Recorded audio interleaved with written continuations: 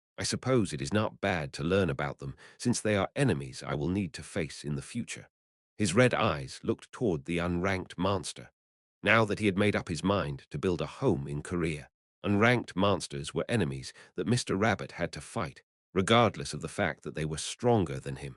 Until later then, cute children Nims. He gave a gentle goodbye before moving past Kim Min Ah and Bay Pa Rum. He then jumped up looking as light as a flower petal before swinging his damn ears toward another dirt pillar. Bang, bang, bang. Dirt pillars were crumbling all around them. There was a dark tiger that was continuously charging forward through the crumbling pillars. Do I just need to keep charging forward? He asked Cal, who was on his back, and Cal grabbed the mane tightly as he calmly responded. Yes. Hyung Nim, I will destroy anything that gets in your way. Ha ha ha, Albaru laughed at that response. He then mischievously asked back, and I just carry my dancing to that monster. That's right. It was a very easy job. Albaru started to speak as he continued to charge toward the yellow-headed monster. Cal, there's something you need to know. What is it, Your Highness? Cal lowered his head to look at Albaru. Albaru responded in a calm voice. We failed to destroy the sculptures. Really? Cal also responded in a calm voice. Yes, they were transforming dead mana into something before feeding it to the sculptures as nutrients. Is that so? From where no, who did they kill to get dead mana this time? Cal shook his head and continued to speak as if he had come to a conclusion. What a crazy bastard. He sure is. Oh, also, Alberus' voice was still calm. I don't know whether it will be the sealed guard or the sculptures, but it looks like the White Star is planning on barging into Puzzle City to cast some kind of summoning ritual. Cal started to speak immediately. That crazy trash-like son of a beach, I guess he wants to get ducked up. I couldn't have said it better myself. Clench. Cal clenched Alberus' mane. Puzzle City, that was a part of the Roan Kingdom. It was extremely close to the Henitus territory in the Roan Kingdom's northeastern region. Cal started to recall the memories associated with that location. The city of rock towers disowned by the gods. A city that made rock towers not for the gods but for themselves. The place where Cal got his vitality of the hot ancient power and first met Taylor and Cage. The White Star was planning on barging into that place. He would need more details to understand all of what was going on, however. For now, let's take care of this quickly. I agree. Albaru started to move even faster. Bang, bang. There were explosions still blasting all around them. That, plus the sounds of the dirt pillars breaking, made it difficult for the yellowhead to move. Cal was the person who was moving closest to the yellowhead. Cal. Yes, Your Highness. Albaru and Cal were casually chatting, even though they were charging forward and getting close to the enemy. I might wake up in the middle. I told Priestess Cage to wake me up if there was an emergency. How did she say she would wake you up? She said she wouldn't make me bleed. Then it should be fine. That's right. Both of their gazes were cold, unlike their peaceful conversation. Ah, Cal, we also informed the Henitus Duchy. What did you tell them? I just told them an appropriate amount. Cal nodded his head. Albaru would have known what was appropriate to tell them. Cal trusted Albaru. Of course, the fact that the Henitus Duchy was placed in a state of emergency with Duchess Violan at the center after hearing Albarus' message, and the fact that Duke Deruth Henitus was busy summoning the nobles for a meeting to rally them together. Cal had no idea about anything. Ah, I also informed our allied kingdoms with a short but thorough explanation of the situation because the White Star might be coming to the Western continent. Cal nodded his head. That was something they had to do. Having even one more person helping them out would be beneficial. I left Miss Rosalind to take care of the details since I didn't have time to plan before coming here. I thought Miss Rosalind would do a great job of explaining things to them. Miss Rosalind would indeed do a great job. Rosalind was perfect for the job to deal with the representatives of each kingdom since she was originally a princess and would become the future tower master of the magic tower. It also helped that Rosalind knew the situations in each kingdom very well. That's right. Iruheba Nim and Sherit Nim are by her side as well. They will help Miss Rosalind with whatever she needs. That's an even more reliable group. Albaru and Cal both smiled. It was because they were thinking about their trustworthy friends. At that moment, Rosalind was quietly looking at the representatives of each kingdom who were visible through multiple video communication devices in front of her. Most of their allied kingdoms, other than the Margaru kingdom that was busy with other issues, were participating in this video call. Iruhaben and Sheret were standing behind her covered in robes while looking like mages who were guarding her. At on one of the video screens, Litana, the queen of the jungle, was speaking as if she couldn't believe what she had heard. Is that true about young Master Cal? Rosalind slowly nodded her head. Yes, your majesty, it is the truth. Ho, Crown Prince Valentina was shaking his head in disbelief. Ha ha ha, my friend is truly amazing. Commander Tunka of the Whipper Kingdom was banging on his desk and laughing out loud. But he was frowning at the same time. It looked as if he was having a hard time holding in his anger. They heard quiet laughter at that moment. Rosalind turned toward the screen with the person who had laughed. It was a man with white hair and green eyes. Guardian Knight Clope, who was here as the representative of the northern kingdoms on the western continent, was smiling as he continued to speak.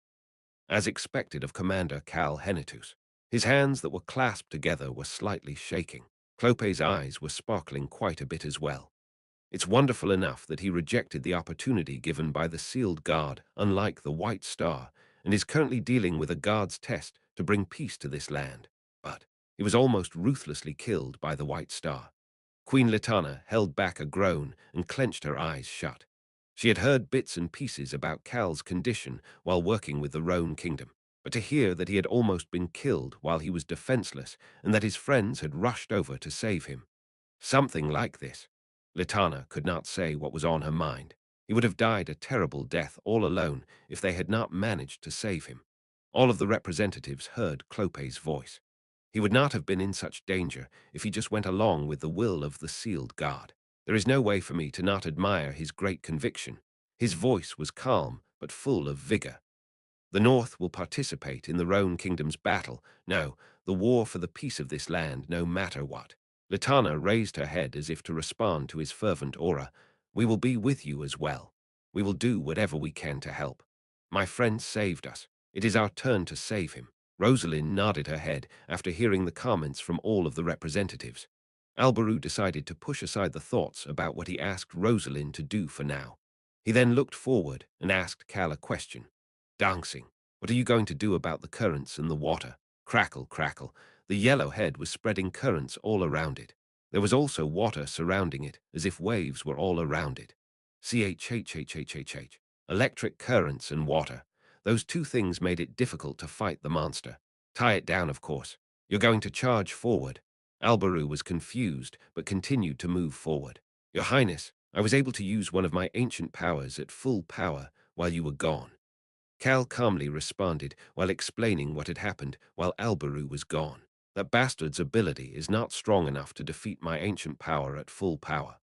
He knew that that was the case because his trees had been able to tie the yellow head down even when he had been in a terrible condition.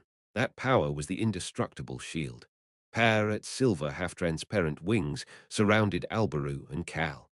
The silver shield appeared in front of Alberu. That bastard's powers are not strong enough to break through my shield.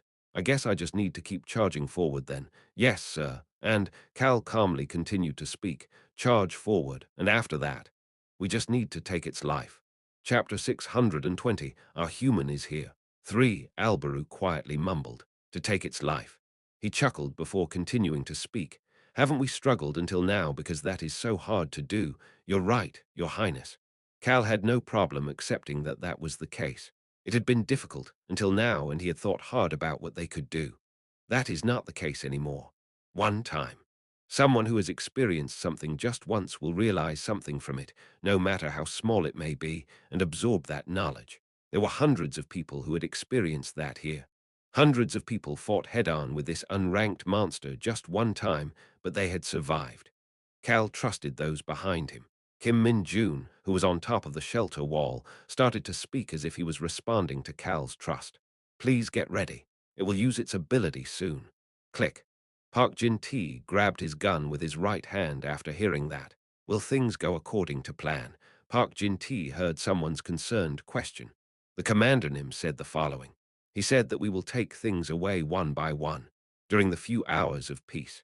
At the strategy meeting inside the Grand Assembly Hall, we have currently taken away its poisonous fangs and its sight. We will soon make the rest of its abilities useless as well. All of you will need to do it similarly to how we took away the other two things. Someone else added on, do you think we can do it? It was at that moment. Shut the hell up. The concerned person closed his mouth after hearing Park Jin-Tee's annoyed voice. Click. Park Jin-Tee's arm that was holding the gun was moving around as if it was flowing water. I can't focus. Go to the rear if you want to run your mouth. He then pointed the barrel at something. It was aimed only at a single moving target. Kim Min-jun, who was standing next to Park Jin-Tee, quickly opened his mouth to speak. It's time. It was because he heard Cal's order. Kim Min-jun started to shout, stop the long-distance attacks. There were numerous attacks being launched from the shelter wall into the air. All of those attacks instantly stopped. CHHHSSSSSS. As for the yellowhead that had not been able to do anything as the crumbling dirt pillars and the numerous explosions took away its hearing and sense of direction, it could not miss this opening when the noises had stopped. It needed to make these humans who were bothering it and causing it chaos to stop for a moment. It needed to calm this situation down. It would need to make all of these humans unable to move in order to do that. The yellowhead had a wide area attack to do just that. The yellowhead's mouth slowly started to open. The sound attack. It should be able to take down most, if not all of the humans with this attack. Scree as it opened its mouth and was about to launch the attack. Smile. The corners of Park Jin-Tee's lips twisted up. I was waiting for this. He pulled the trigger as he said that. Tang. The sound of the bullet was the only noise in this moment of silence. Crackle. Crack. There were still the electric currents coming out from all over the yellow-headed monster. The small bullets dodged those currents, and someone else started to move. Bay Pa Rum. I know. Bay Pa Rum's wind was added to the bullet. CHHHHHHHHHHHH. The wind created a small hole in the water surrounding the yellowhead. The bullet used the power of the wind to fly past the hole. It was even faster now. It was even stronger now. The bullet continued to fly toward its target. It worked. It then arrived at its target. Park Jin-Tee lowered his gun. Barang Skrikek. Inside the open mouth. The bullet that had aimed for a spot inside the smooth mouth that was not covered in scales pushed into the smooth skin within and then exploded. Ruwa, ruwa. The yellow head rolled on the ground and roared as if it was trying to throw something up. Smile. The corners of Park Jin-Tee's lips twisted up. Looks like I took one of the things away. Kim Min-jun looked toward Park Jin-Tee with a sharp gaze as he started to speak. Are you sure you hit the target? Park Jin-Tee did not respond to that question. He put his gun away before turning to someone else instead of Kim Min-jun. It was one of the people who had been concerned earlier. I could see well thanks to you. Excuse me. Ah, thank you very much. An ability to increase a person's sight is quite helpful too. Park Jin-Tee's sight was currently fortified with a different ability user's ability. It was only a temporary fortification. Park Jin-Tee then looked away from the ability user, who looked embarrassed at his praise, and started to speak to Kim Min-jun, who was looking at him. The moment it was about to use its sound ability, Park Jin-Tee had seen it. There was a light in one part of its open mouth. There was a faint blue gold-colored light that had appeared in its now poisonous fangless mouth. Park Jin-Tee had aimed for that spot. Ruah, Ru, SHHH, SHHHHH, Ruah. The monster could not make many sounds anymore. This sight fortification ability was an ability that could be used once a day to temporarily amplify someone else's sight for 1 hour. The person with that ability looked toward the monster before opening his mouth. Ha ha ha, I guess my ability has its uses as well. Of course. Park Jin-Tee nonchalantly responded. It's obvious that all abilities have their uses. He then made eye contact with Lee Jin-ju, who was next to Kim Min-jun. The two of them looked at each other with odd gazes. Park Jin-Tee, when he had been the leader of one of the original shelters, he had split the group into ability users and regular people, as well as ability users with useful abilities and those with useless abilities. Park Jin-Tee had considered Lee Jin-ju and Lee Seung-won to be ability users with useless abilities. Lee Jin-ju started to speak. Everybody has their roles. They just might not know what it is yet. Park Jin-Tee looked away from Lee Jin-ju. He looked toward someone who was constantly looking around and moving his hand to record something instead of responding to Lee Jin-ju. The person writing something on a piece of paper was Lee Seung-won. Park Jin-tae made eye contact with the person with the recording ability. Are you not going to record it? Lee Seung-wan snorted at Park Jin-tae's question and turned away. He then started to speak. The dirt pillars were easily destroyed, and the monster's ability to handle dirt has become useless. That was followed by Park Jin-tae's attack, which took care of the yellow-headed monster's sound ability. Lee Seung-wan stopped for a moment before continuing in a voice that was full of confidence. Our allies' abilities have gotten stronger since the battle last night. It was the truth. He could see it. I believe that this is the result of each ability user's ability growing stronger, as well as the fact that they were able to figure out where their abilities would be most effective after facing off against this monster once last night. Lee Seung-wan looked down at the paper where he had written down the things he had seen and felt before continuing to speak. Everybody is staying in position and doing the tasks they were assigned to do. Everybody was busy. The people with battle-type abilities are on the shelter walls and outside, using their abilities in their respective locations. Also, the non-battle type ability users are either supporting the battle type ability users or using their abilities in different locations, which are most suited for them. In addition, those without abilities are helping to take care of those with minor injuries, defending the damaged parts of the shelter walls, cooking, and other tasks to support everyone. Lee Seung-wan's voice sounded firm as he continued to record. Using this as the background, the next step of the operation is, he stopped for a moment. He turned his gaze somewhere. He could see someone's back in the distance. Next is, in order for the commander to get closer. Their commander had coughed up blood and shivered in pain, but had suppressed it all to tie down the monster last time. This time, we will be the ones to tie down the monster's body. Things were reversed this time, and it was their turn to do what their commander had done last time. Their commander had said the following: just a few seconds. You just need to hold it down for a few seconds. Then the others and I will take care of it. Outside the shelter wall, there were multiple people quickly approaching the yellow monster that could no longer make any noises. Mr. Yi Hyung, Jo Min Ye, the spider web fisherwoman. The woman who had her blue hair up in a ponytail shouted while looking at Yi Hyung. Yes, ma'am. Yi Hyung responded and scattered his seeds. Water, I'm on it. Someone else poured water where he had scattered the seeds. It was a pretty ineffective horticulture ability. This ability looked as if it would have no uses on the battlefield. However, when this ability was used with Yi Hyung, Krarak, although it wasn't as strong as Cal's ability, trees quickly started to grow. Actually, it was only tree roots that were growing. The tree roots traveled underground. They were traveling underground to avoid the yellow monster's currents and water. Squad leader Nim. Yeah, Jo Min Ye's hair turned white, and her long hair quickly started to stretch out and move. One person descended from the air and landed behind her. I have faith. Ju Hoshik. I will focus all of my faith on Miss Jo Min Ye and Mr. Yi Hyung. Krarak. Yi Hyung's tree roots shot up out of the ground. They were emerging pretty close to the yellowhead.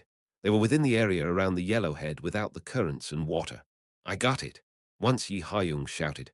Crack, crack, the tree roots started to crumble one by one. Shh. The yellow monster suddenly felt something.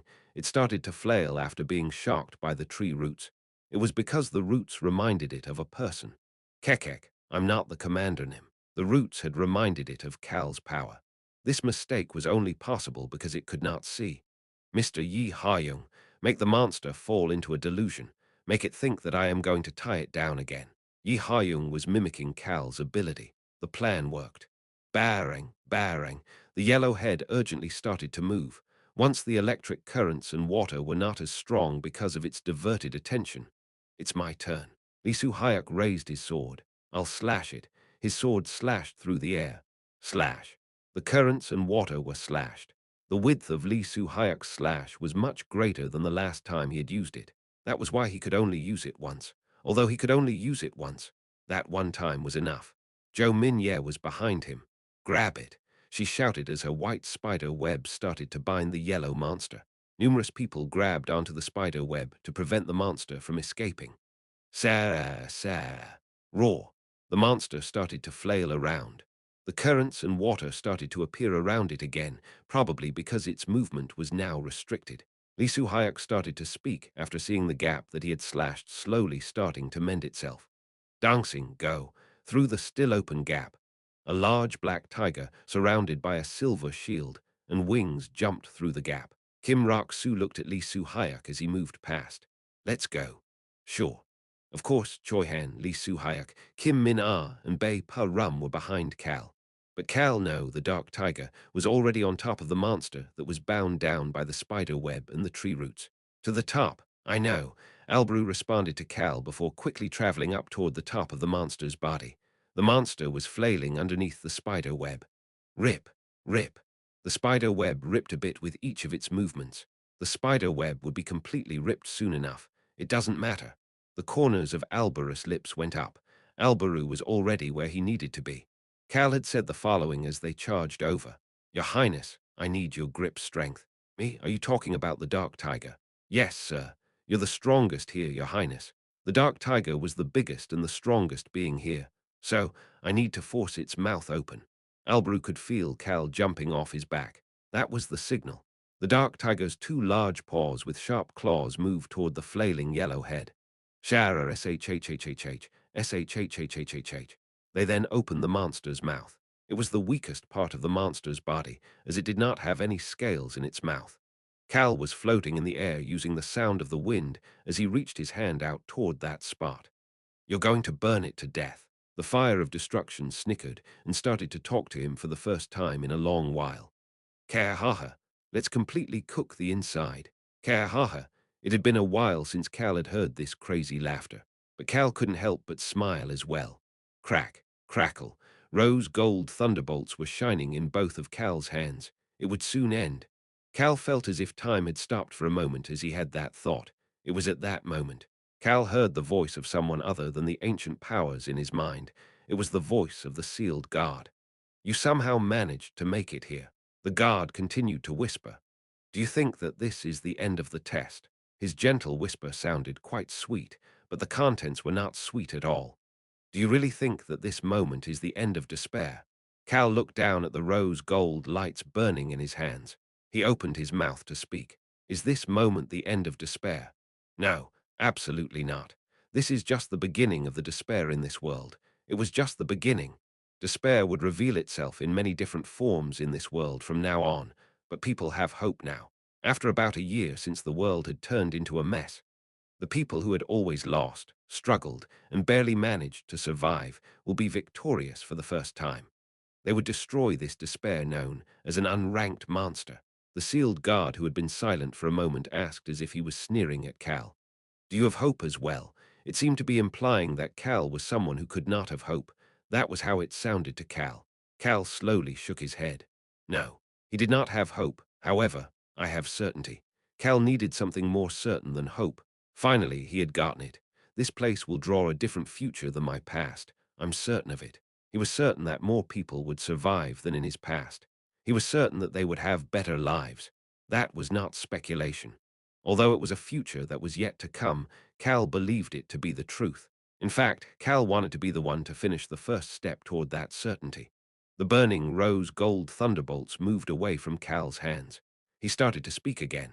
This is the first time I'm saying this to a guard, toward the silent sealed guard, to the guard who had tried to give him despair. Cal said the following. Thanks, he really meant it. My memories didn't end in despair thanks to you.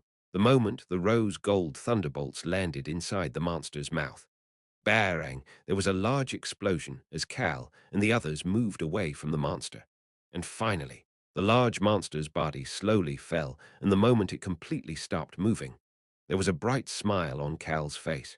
Thank you very much. Now that he had thanked the sealed guard, that was the thing that had finished Cal's complete victory. Chapter 621, Our Human is Here. 4. It was everyone's victory. The moment this victory was finally achieved was silent. Nobody could dare to open their mouths. They could only look at the yellow monster that had burnt to death. The people who had been running across the shelter walls. The people who had been swinging their swords and spears outside the shelter walls. The people who had been preparing to cast more long-distance attacks. Everybody was looking at the battlefield without making a sound. The last few days flew through their minds as if they were watching a movie. The memories weren't just a blur. Their hearts were beating wildly the more they thought about everything that had happened. and as their emotions were stirring up so much that they were about to shout, one person quickly started to speak. Finally, the unranked monster has fallen, and it was Lee Seung-wan. He remembered the commander's orders to record everything and barely managed to speak. Finally, the humans, have won. The moment those words were recorded, people could finally release everything they had pent up inside at this victory that could have been their first victory in a long while, or their first victory at all in this post-apocalyptic world. Woo woo woo woo wah. Some were shouting with joy while others were crying. They were all showing emotions in different ways. The fog is disappearing. Dot, dot, dot, it's the sun. The fog started to disappear, and the sun slowly became visible, as if it was congratulating them for their victory as well.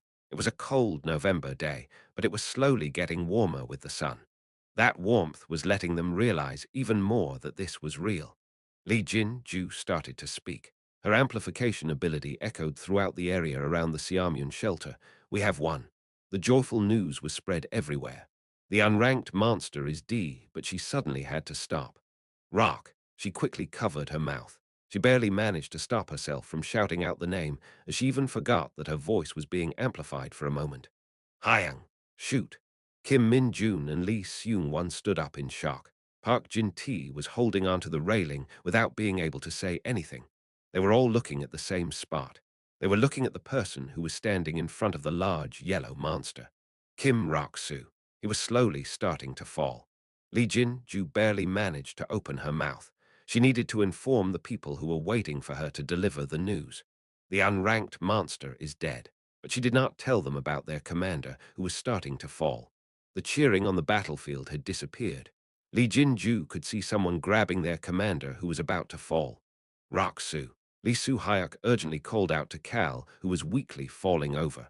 He then raised his head and looked at the person supporting Cal before starting to speak again. Han. Choi Han was supporting Cal and quietly looking at his pale face as Cal closed his eyes. He then raised his head. Kim Min-ah, Bae Pa-rum, Jo Min-ye, Yi Ha-young, and some other people were running toward them. Choi Han started to say something to Lee Soo-hyuk before they arrived. It looks like our time to head back to our world is coming up. Lee Soo-hyuk's gaze sunk down. He could see Kim Rok-soo, who was extremely pale and looked like a mess, as well as Choi Han, who looked just as terrible. These two punks had worked the hardest in this fight. Let's go somewhere quiet. Sure. Choi Han tried to carry Cal. I will move him. The dark tiger who walked up next to them offered his back. Choi Han put Cal on Alberus' back and entered the shelter with Lee Soo-hyuk. Alberu and Choi Han made eye contact. The two of them could tell what was going on. They knew that Cal was finally at the end of this test. I guess it's back to this place. Cal slowly looked around the dark area. Of course, he couldn't see anything through the darkness. He then looked forward. I guess I underestimated you. A set of red eyes appeared in front of him. It was the sealed guard. There are absolute laws in matters between guards and humans. Cal quietly listened to the sealed guard, but he flinched after hearing this next part. Did you not hear about it from the guard of death, the sun guard, or the guard of war? The sealed guard snorted after seeing Cal flinch. Did you really think I wouldn't know about the guards roaming around you? Cal started to speak. You can't change the contents or methods for a test you've already created. You're talking about that, right? Choi Han had delivered the message from the guard of death regarding that matter. One of the absolute rules for the guard of death is to make a vow of death. Similarly, this sealed guard can create tests per his absolute rule, but he cannot mess with the contents of that test. The sealed guard could not mess with the content of the test. The contents of a test naturally included the conditions for passing or failing the test. That was the reason the sealed guard, who couldn't do anything about Cal's test on this side, tried to move the white star to shake Cal from the other side. That attempt had failed thanks to Cal's friends. There is something I can't understand. The sealed guard truly sounded confused. Why are you rejecting an opportunity from a guard? Why are you rejecting a chance to gain power and get stronger? Furthermore, Cal Henitus, you truly look like you need my power. The sealed guard had watched Cal throughout the test. Aren't you tired? Cal, who had become the 20-years-old Kim Rok-soo, could not even sleep properly. Wasn't it difficult? He couldn't even eat 3 times a day, and he had to live with the weight of numerous people's lives on his back. Wasn't it painful? He had used the white star to cause Cal Henitus pain. That pain would have been something Cal had never felt before, as it was pain directly at the soul. Even he could not imagine the amount of pain that would have caused, and he was a guard. But Cal persisted through it. The sealed guard was truly curious. Why? It would have been so much easier if you just asked me to take care of it. Why didn't you do it? Ha! Cal let out a laugh. It's my life, not yours. He shook his head from side to side. I'm only happy if I live doing what I want to do. In addition, who the hell are you to take control of my life? Who says that you are even qualified to do that? What saved him was not the bastard who gave him this test of despair, but the people in his memories and the people by his side. He had saved himself as well. The god of death had said the following. He had said that Cal's fate and the laws of nature had changed. Qualifications. The sealed guard scoffed in disbelief. It's quite laughable that you are asking a guard about qualifications. Aren't you tired of living a life working so hard to achieve things? Cal sighed in disbelief. Have you thought about why I've been tired recently? Huh. If the test was over, couldn't this guy just tell him the results? Why the hell did he need to babble on like this? I'm a busy person who has a lot to do. Hey, you. Cal had an expression on his face that no, Rayan would have said was beyond disrespectful, to the point of being closer to that of a delinquent. Damn, you're still a guard. I was trying to speak respectfully to you, but you just had to ruin it. Hey, moron, you were the one who forced me into this damn test and made me clean up after your mess. Cal took large steps toward the red eyes. He stood right in front of it and pointed right at the middle of the two eyes. You were the cause of it. Are you going to keep acting like an idiot? Cal was extremely annoyed. Working so hard. Who the duck does he think he is to say shoot like that? This guard truly was a mother ducker. And he wants to talk about it being difficult, it being tiring. He was right. It was difficult and tiring. But not every moment had been tiring and difficult. It was tiring after achieving victory at the end of a fierce battle. But peace also comes at that moment. The peace could be short or long, however. That peace was one of the driving forces that pushes him forward. There were times he had lost, was defeated, and lost things extremely important to him. His memories were enough to remind him that the people and things of the past could not come back, but those were not the only moments in his memories. While recording everything did mean that sorrow, frustration, defeat, and despair remained on his mind.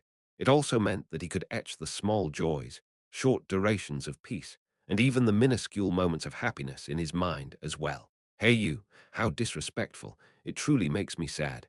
Cal didn't care about the sealed guard's bullshit. Just tell me the results. The red eyes furrowed toward Cal, who was standing there with his arms crossed and leaning on one foot. I don't really want to tell you. How petty. You truly are a disrespectful bastard, this son of a beach of a god. Cal started to frown and opened his mouth to give a piece of his mind to this guard who was dilly-dallying, but he ended up flinching. Crack, the area he was in was starting to crack. Human, you have won. Cal started to smile. This was the expected results. It was the results of everybody working hard. It is not because you defeated the unranked monster. It is also not because the results were different than the past you remember. What? Cal's eyebrows slightly rose up. That wasn't the contents of the test. Then what did I do to win? How did I complete the test? He heard the sealed guard's voice at that moment. You did not oppose the despair that is to come, at that final moment. What had Cal said to the sealed guard? This is just the beginning of the despair in this world. You were anxious because you thought that trials and despair would head their way. This place will draw a different future than my past. I'm certain of it. But you had faith that it would be better than it was now. No, you were certain of it. The sealed guard continued to speak. It was your heart that defeated me. You have overcome this test. Crack, crack. The darkness in the area started to crack even faster. The end. The true end of this test was headed his way. It's over. Cal calmly said out loud. The red eyes quietly observed him for a moment before starting to speak again. Let me show you some goodwill. Goodwill. Cal started to frown. It was his way of saying that he didn't need anything like that and that he didn't want it. There's no need to frown like that. The sealed guard's eyes curled up as if he was amused. He then continued to speak in a gentle voice. It will still be November 8th when you open your eyes. You will still be in the 20-years-old Kim Rock-Soo's world. Cal's shoulders slightly flinched. It'll still be Kim Rock-Soo's world. I'm not going back as Cal Henitus. You will return to your original world at 0 am on November 9th. That should give you enough time to say your goodbyes. The red eyes noticed Cal's expression and continued to speak as if he understood what Cal was thinking. You're wondering why I am showing such goodwill. Krarak, Krarak, the area was quickly crumbling down. From within this darkness, the red eyes were still shining bright and clear. Do not think that my test ended with this. What? Cal started to frown even more. I will always be watching you. The red eyes curled up before a low laughter filled the area. It was the type of laughter that gave Cal the chills. The sealed guard quietly whispered through the laughter. In the moment of despair that is to come, it was as if he was talking about the future. The moment your mind is swayed or changed, he sounded certain that this moment would happen. I will come and find you. This chilling statement, no, for warning, gave Cal chills all over his body. Cal slowly raised his hand and brushed his face, as the red eyes laughed at his action.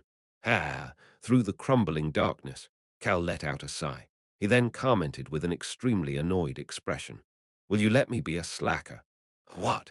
He could hear the shock in the sealed guard's voice, but Cal continued to say what was on his mind. My dream, no, my goal is to be a slacker who can relax in peace and eat all I want. It was truly a stellar dream and goal. Oh, right, he would also do just the slightest amount of farming in there. Cal shared his wishes out loud. If I choose your power, will I be able to roll around on my bed all day and still be in my bedroom no matter how much I walk? Will I be able to eat 3 square meals a day, take a nap, wake up, eat some snacks, and relax like that until I die? Silence filled the area for a moment. Only the sound of the area crumbling continued to be heard. It was at that moment. PFFFD, the sealed guard scoffed. You are trying to confuse me with such nonsense. How cute. It sure was interesting. Human, I will see you in the future. Cal started to think, I really mean that. It was not nonsense. He wanted to open his mouth and say that, but he could not do that. Clang. The darkness that had been slowly cracking made the noise of a window breaking as it shattered into pieces. A bright light swept over Cal, and he clenched his eyes shut. He then slowly opened his eyes. Both the darkness and the red eyes were no longer visible. Rak Su Hyang. He heard Choi Han's voice. Blink, blink. Cal's eyes slowly focused. Rak Su. He could also hear Lee Su Hyak's voice. Cal's eyes slowly headed toward the wall of what seemed to be a bedroom. He could see the clock. The sealed guard had said that he would give Cal some time to say his goodbyes.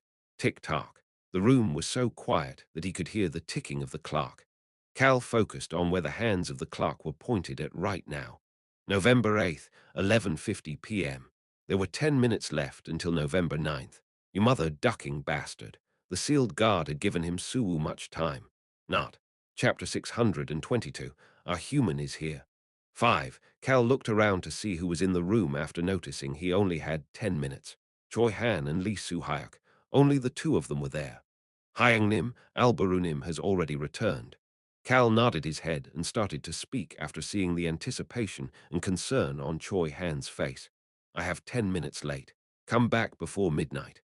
Ah, Choi Han quietly gasped. 10 minutes. He needed to go back if Cal went back as well. There were 10 minutes left until they went home. It was obvious why Cal was telling him the time that was left. Choi Young-soo. Choi Han immediately headed toward the door. He heard Cal's voice behind him. Call the other people here. Yes, Hyang, the other people. Cal didn't need to specify who he meant by that. He was talking about his allies, who had been waiting for him to wake up, and Choi Han immediately understood without needing an explanation. It'll be quick, because they are in the next room. Click. Choi Han's movements seemed oddly urgent. Cal looked at Choi Han leave before turning his gaze to Lee Su Hyuk. There was a gentle smile on Lee Su Hyuk's face. Rak Su, the yellowhead is completely dead. I am aware. And that bastard's scales were left in pretty good condition, so I'm thinking about using it to create some weapons. That is a good idea. Right. There was also a Sintamani-like orb that came out from its body. Really? I guess it really was like an emugi. Their conversation was peaceful. I guess you didn't know about the Sintamani. I didn't know. My past has no records of such a thing. Really? Anyway, we're thinking about researching that along with the scales. It'll probably help in some way. That is a good idea. Please ask Lee Seung-won to record everything you find out. That's the plan. Lee Soo-hyuk definitely heard that there was only 10 minutes left, and Cal knew that as well, however. The two of them were acting the same as usual right now. Of course, things were much more peaceful and quiet than before with no present danger in sight. Rock-soo, yes, Hyung. Are you not hurting anymore? Cal turned toward Lee Soo-hyuk. Yes, Hyung, I'm not hurting. I'm relieved. Lee Soo-hyuk nodded his head and continued to speak. Rock-soo, yes, Hyung. Should I say that I'm relieved you didn't immediately head back? Smile. Lee Soo-hyuk smiled again. I'm not going to tell you the long story again. Okay. Lee Soo-hyuk looked at the clock. It had already been a few minutes. Han is a bit slow, even though they are just next door. I'm sure they'll be here soon. The two of them enjoyed this short duration of peaceful silence. Choi Han entered the next room and started to speak. Rock Soo-hyang. He has woken up. Really? Ah, I'm so relieved, so relieved. Sigh. Everybody looked relieved even if they responded in very different ways. He asked everyone to come over. Really? Bay Pa Rum, let's go. Okay, let's go, Min Ah. Choi Han slowly observed every person who left through the door he was holding open. Kim Min Ah and Bay Pa Rum were the first to leave. Then it was Lee Seung Wan and Lee Jin Ju. After them was Grandma Kim, Dr. Kang, Ju Hoshik, etc. A lot of people walked past Choi Han. There were a lot of people not here right now as well. For example, Hyo Suk Ya and Kim Woo were currently busy keeping the Siamyun shelter safe. Some of the ability users from other areas had quickly left, saying they needed to go back to their shelters.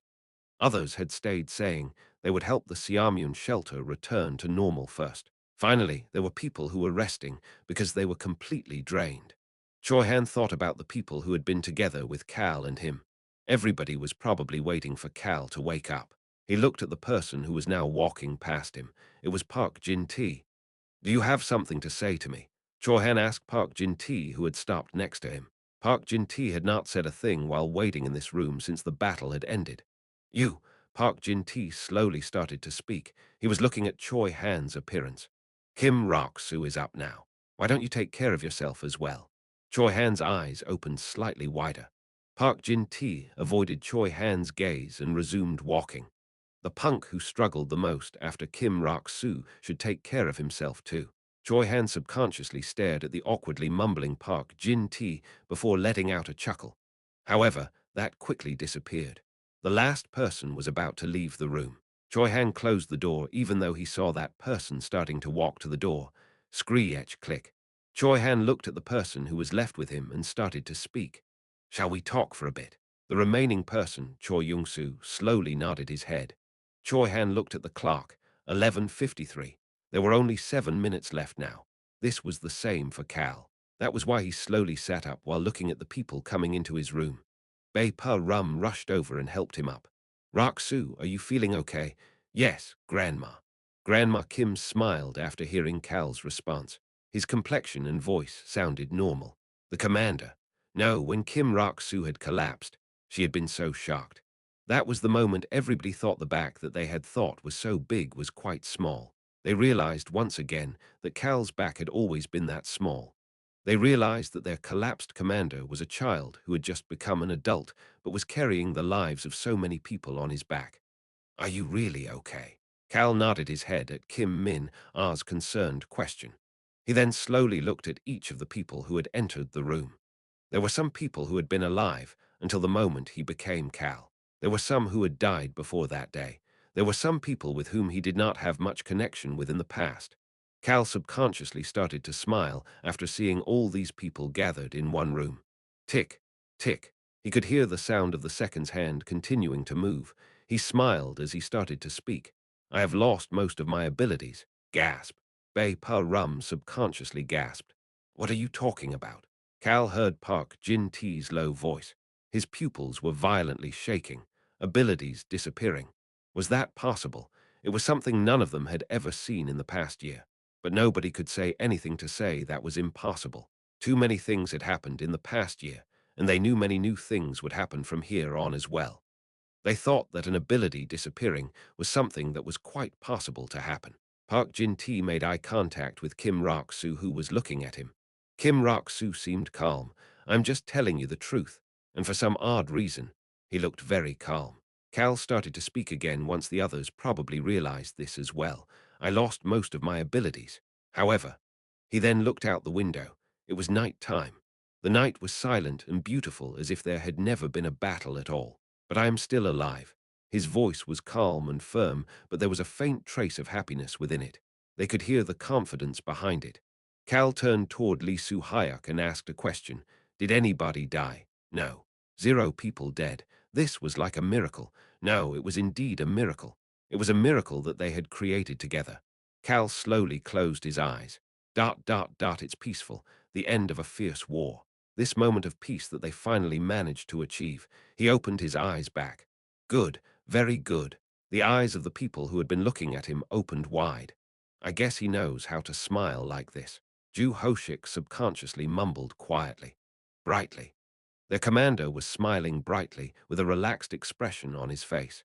That was why Ju Hoshik and the others couldn't say anything to him, even though he had just told them that he had lost the majority of his abilities. Cal started to speak at that moment. I'm tired. That short statement changed the atmosphere in the room. His complexion was better and his voice was peaceful, but he was still someone who had just woken up after fainting. How had he been until the moment he fainted? Everybody couldn't help but become tense after thinking about that moment. Cal quietly looked at them before starting to speak again. I'm going to get some rest now. I will tell you all the rest after I get some rest. Cal laid down on the bed again, and the others quickly agreed with him. Yes, that sounds good. That's right. Hyang, please rest well, rest very well. See you later. Let me know when your condition gets better. I'll rush over right away. They all headed back out without any complaints, even though they had only been here for a short time. They heard Cal's voice behind them as they were leaving. By the way, have you all eaten? They walked out of the room, and some of them turned their heads back, and others turned around once they were in the hallway. They could see the nonchalant look on their commander's face. You must make sure to never skip a meal. Their commander was talking to them with the most serious expression they had ever seen. You must eat before you work. Oh, and all of you look even worse than me. Please go get some rest. Eat well, sleep well, and rest well. Those 3 things are very important. Eating is especially important among the 3. Do you understand? PFFFD. Juhoshik chuckled before responding back. Commander Nim, you should make sure that you don't miss a meal. We take good care of ourselves. That's right. We are taking good care of ourselves. Kim Min Ah mischievously smiled before agreeing with Ju Hoshik. Park Jin Ti, who had been the last to leave, made a comment as well. You make sure to eat. He then said the following as he closed the door. Get some rest. Click. The door closed again. Raksu, make sure to keep Jin Ti's words to heart. Cal nodded his head at Lee Soo-hyuk, who was the only person to not leave. I will make sure to eat. Cal suddenly started to think about apple pies. He was actually thinking about the moment that the tear-soaked apple pies had been shoved into his mouth. He was also thinking about the lemon teas that Ron had handed him in the past. Wow, I'm even thinking about that dreadful lemon tea. Cal wondered why he was thinking about that, but closed his eyes for a moment after seeing Ron's face appear along with the tea. There are 2 minutes left. I know. Screech. The door opened. Yurei here. Cal could see Choi Han, who was walking in with a calm expression, as well as Choi Young-soo, who was standing outside the door without being able to come in. Choi Young-soo's expression looked terrible. No, it looked as if his mind was a chaotic mess. At the same time, it looked oddly calm. He seemed relieved about something. Cal did not ask Choi Han and Choi Young-soo about their chat. It was because although Choi Han's face was calm, his eyes were red. It didn't look as if he had cried, but there were numerous emotions floating in Choi Han's eyes right now. Choi Young-soo, come in or stay out, but make up your mind. Choi Young-soo flinched before walking into the room, and Lee Soo-hyuk closed the door. Choi Young-soo, yeah, make sure you eat properly and rest well. You Choi Young-soo could not finish his sentence. He then looked at Choi Han before turning back toward Cal and starting to speak again. Okay, make sure you eat properly and rest well too. He then opened and closed his mouth over and over for a moment, and then Cal looked toward Choi Han. He then heard Choi Young-soo's voice, and see you again. Ha! Cal quietly observed the ha coming out of Choi Han's mouth that he couldn't tell whether it was a sigh or a laugh before closing his eyes. It seems Choi Han pretty much told him everything. Choi Han seemed to have made up his mind after hearing him tell Lee Soo-hyuk quite a lot of things. It was at that moment. Rak Soo. He heard Lee Soo-hyuk's voice. There is something I want to tell you. Lee Hyuk hesitated for a moment before continuing to speak. You've been through a lot. Cal clenched his eyes shut. He never expected to hear such words from Lee Hyuk. He heard Lee Hyuk's voice again at that moment. And see you again. Cal opened his eyes and looked toward Lee Hyuk. He wanted to say that that would be hard to do. He wanted to tell him not to have such unrealistic expectations. However, Lee Hyuk was a bit faster. Just like you did it. Maybe one day, I or any one of us might be able to go help you out. Lee Hyuk started to smile. See you again someday. Cal started to smile as well, but he could not respond back. Choi Han, he called out to Choi Han instead. There was less than 1 minute left. What do you need to do to go back? How was Choi Han supposed to go back? Unlike Cal, Choi Han had entered Cal's test thanks to the God of Death. Hyung, you just have to say something to me. What do I need to say? Cal looked toward Choi Han, who was smiling without telling him what to say, and started to frown. But he soon started to speak. The thing he needed to tell Choi Han, there was only one thing to say right now. Let's go home. Going back. Going to the place where people were waiting for them. That was the only thing to say. It was at that moment. Ah, Choi Young-soo gasped. Crack, crack. Choi Han's body was slowly breaking and turning into dust. I'll be heading back first. Choi Han said that and motioned to Choi Young-soo with his eyes before closing them. His body quickly disappeared from this world. There's less than 30 seconds left. Cal said goodbye to the Kim Rock-soo of this world last. Dealing with things will be easier thanks to you. Are you talking about how I told them I lost my abilities? Yes. It's not like I can keep using your ancient powers. Kim Rock-soo's voice was calm, but sounded disappointed as well. Cal, the other Kim Rock-soo, knew this was the case. Don't worry. I might not be able to use the ancient powers, but I will quickly figure out the other abilities you used. I'm not worried. Yao'll do a good job. Kim Rock-soo could not respond to Cal before barely managing to say something. Goodbye, bye, 5 seconds, 4 seconds. Rock-soo, travel safely, 3 seconds. Cal opened his eyes and looked at the two remaining people. The two people who had died in his place. Please live well. 2 seconds. Cal slowly closed his eyes. He should be in the other world once he opened his eyes now. 1 second. It was time to leave. Ah, blood started to drip out of Cal's mouth. Rock-soo. Hey, Cal could see the anxious look on Lee Hyuk and Choi Young-soo's faces. But Cal was clutching on the bedsheet while continuing to cough up blood. Cough, cough. What is going on? He could hear Kim Rock-soo's anxious voice in his mind as well. The Super Rock awkwardly mumbled at that moment. It looks like he is in pain, while his soul is trying to break the connection with this body to head back. Cal started to frown. This cough. Rock-soo, Kim Rock-soo. Hey W, why are you in so much pain unlike my paternal cousin once removed? My thoughts exactly. Cal was flabbergasted that only he had to deal with such pain as Choi Young-soo mentioned. Couldn't he have sent me off looking cool? Ah, cough, sealed guard. Why, you mother-ducking son of a beach. The Super Rock and Kim Rock-soo mumbled in pity. Stay strong. Cal, I'll wait for you on the other side. My goodness, you just suffer all the time. I knew that sealed guard is a son of a beach we can't thank. He's sending me back like this. Couldn't he let my goodbye be cool? The world slowly turned black. Cal saw the world turn completely dark as pain shot throughout his body. Ah! He let out a short groan before falling back. Then he blacked out. Cal's eyes closed on their own in the darkness. It was at that moment. You managed to overcome the sealed guard's test in the end. He could faintly hear the guard of death's voice. His voice was oddly warm. Human, do not think that this is the end. That voice slowly became quieter and quieter. You never know when you might be reconnected with people you know. Fate is something even the laws of the world cannot fathom.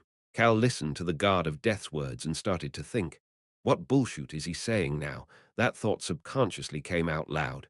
What kind of bullshit is that? It was at that moment. Human.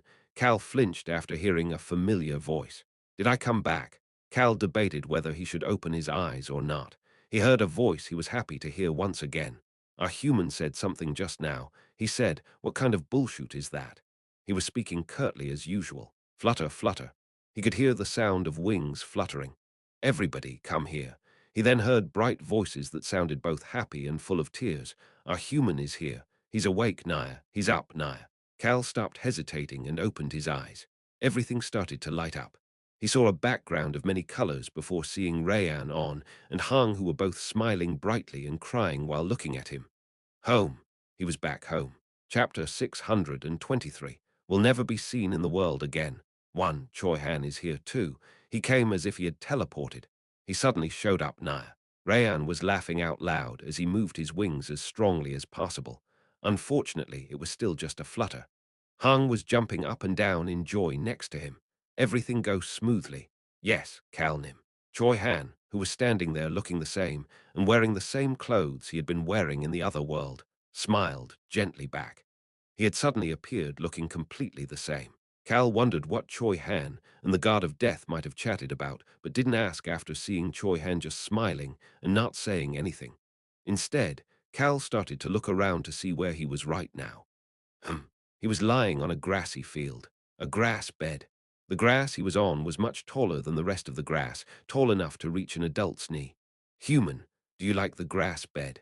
I don't like altars, so I put the black orb on top of a grass bed. Cal started to speak. I don't see the black orb. That's right. We just saw what happened. The black orb suddenly disappeared and left you behind. You looked terrible. The black orb disappeared without a trace, Naya. It's gone so we can't see it, Naya. Cal ignored the ramblings of the children averaging 9 years old and looked around. The black orb was gone, however. What is this? He could see numerous half-transparent barriers surrounding him instead. Black, white, gold, and red. 4 different colors were mixed together to surround Cal. No wonder everything looked weird. Rayan on and Hang were outside those half-transparent barriers, and Rayan was rubbing his chubby, steamed bun-like cheeks on the barrier. Hang was moving in circles around Choi Han while smiling. It was at that moment. I want to know if you are okay, Naya. Cal lowered his head after hearing a quiet and calm voice. On was looking at him from just outside the barrier. Cal answered her cautious question without any hesitation. I'm always okay. On's ears twitched, and Rayan started to shout with vigor. I knew you would say that, human. Did you completely crush that test, or whatever? Of course. His calm response made the children, averaging 9 years old, look at him with admiration. As expected of our human, he's good at crushing things, Naya. On quietly nodded her head with a satisfied expression on her face. Cal chuckled while looking at Hang and Rayan being excited at his response, and on moving to join them, before turning toward the direction of footsteps. Ran, Beacrux, Iruhaben, Lord Sherritt, Rosalind, Lark, Mary, etc. His friends were all quickly approaching with happy expressions on their faces. Cal nonchalantly commented while looking at them. It really is home. He was getting emotional. That was why he got up from the grass bed and started to walk toward the barrier. He wanted to greet his friends too. Cal took a few small steps toward the barrier. Young Master Cal. Rosalind called out to him louder than ever before. As a gentle smile was about to appear on Cal's face, Rosalind shouted even louder. Stop, as Cal flinched. You'll die if you touch the barrier. Excuse me. Iruhaben urgently shouted as well. Cal, stop moving. Stop moving if you don't want to die. What the hell? Cal stopped and looked at the large dome barriers surrounding the grass bed. He subconsciously made a comment. What the hell did you guys do? Rayan and Hang excitedly responded back. The black barrier is the work of the great and mighty Rayan Muru. If you touch it in the wrong way, hundreds of black arrows will attack you. The white one is Sheretnim's, Naya. You'll be squished to death by a shield if you touch Sheretnim's, Naya. Cal flinched. On calmly continued to explain. The gold one is Iruhaben Nim's, Naya. You'll probably turn to dust if you touch that one, Naya. The red one is Big Sis Rosalind's masterpiece, and you will leave this world by being melted by lava if you touch that one, Naya. On then added on. There are the attack spells they place to protect you and to attack any enemies who try to touch the black orb, Naya. Of course, it shouldn't harm you at all since you are inside the barrier, human. The gentle Rosalind probably told you to stop just in case something goes wrong. You can just walk out. Cal stood firmly without moving. He had no intentions of moving. Young Master Cal, well undo them right away. Rosalind walked over and got rid of her red barrier. Iruhaben and Sherritt then removed their barriers. You unlucky bastard. It must have been hard on you. Are you okay? I'm sure the test of a guard would not have been easy. Good job. They then saw Cal's eyes moving toward Choi Han. Choi Han. Ran had a benign smile on his face, but his gaze was vicious as he looked over Choi Han's condition from head to toe. He then started to speak. Looks like you returned alive without getting hurt. Choi Han made eye contact with Ran without saying anything. Ran patting Choi Han on the shoulder once before walking past him toward Cal. Get some rest since you're back home now. Of course, Choi Han started to smile after hearing those words from Ran, but that smile quickly disappeared. Tusk. Beacrux clicked his tongue as soon as he saw Choi Han. Alberu started to speak with a stiff expression on his face. What is it? Tusk. Beacrux clicked his tongue once more before taking out a completely white handkerchief without a single blemish out of his pocket and tossing it to Choi Han. At least wipe your face. Beacrux then walked past Choi Han as well. Choi Han started to speak. I'm hungry. There are things for you to eat. Smile. Choi Han started to smile. He looked a bit more relaxed as Lark and Rosalind then walked up. Actually, Choi Han and Cal. Their friends were surrounding both of them as they took turns sharing their happiness. You have returned. I am happy, Mary. I heard you were the one who stole me from the White Star. Yes, sir, you are correct. I grabbed you and flew away. Cal didn't recognize the stiff tone in Mary's voice and continued to speak. You're the best. Totally amazing. Yes, sir. I am the best. I am amazing. Cal looked around after his short conversation with Mary. He then walked over to Choi Han. Once everybody's gazes were focused on them, he opened his mouth to speak. We made it back safely. Cal's heart slightly stirred with emotion as he said that. It wasn't a bad feeling. In fact, the warm feeling made Cal smile as he looked toward Choi Han. Isn't that right, Choi Han? Yes, Kara's Choi Han smiled and tried to respond. That doesn't seem to be true, young Master Nim.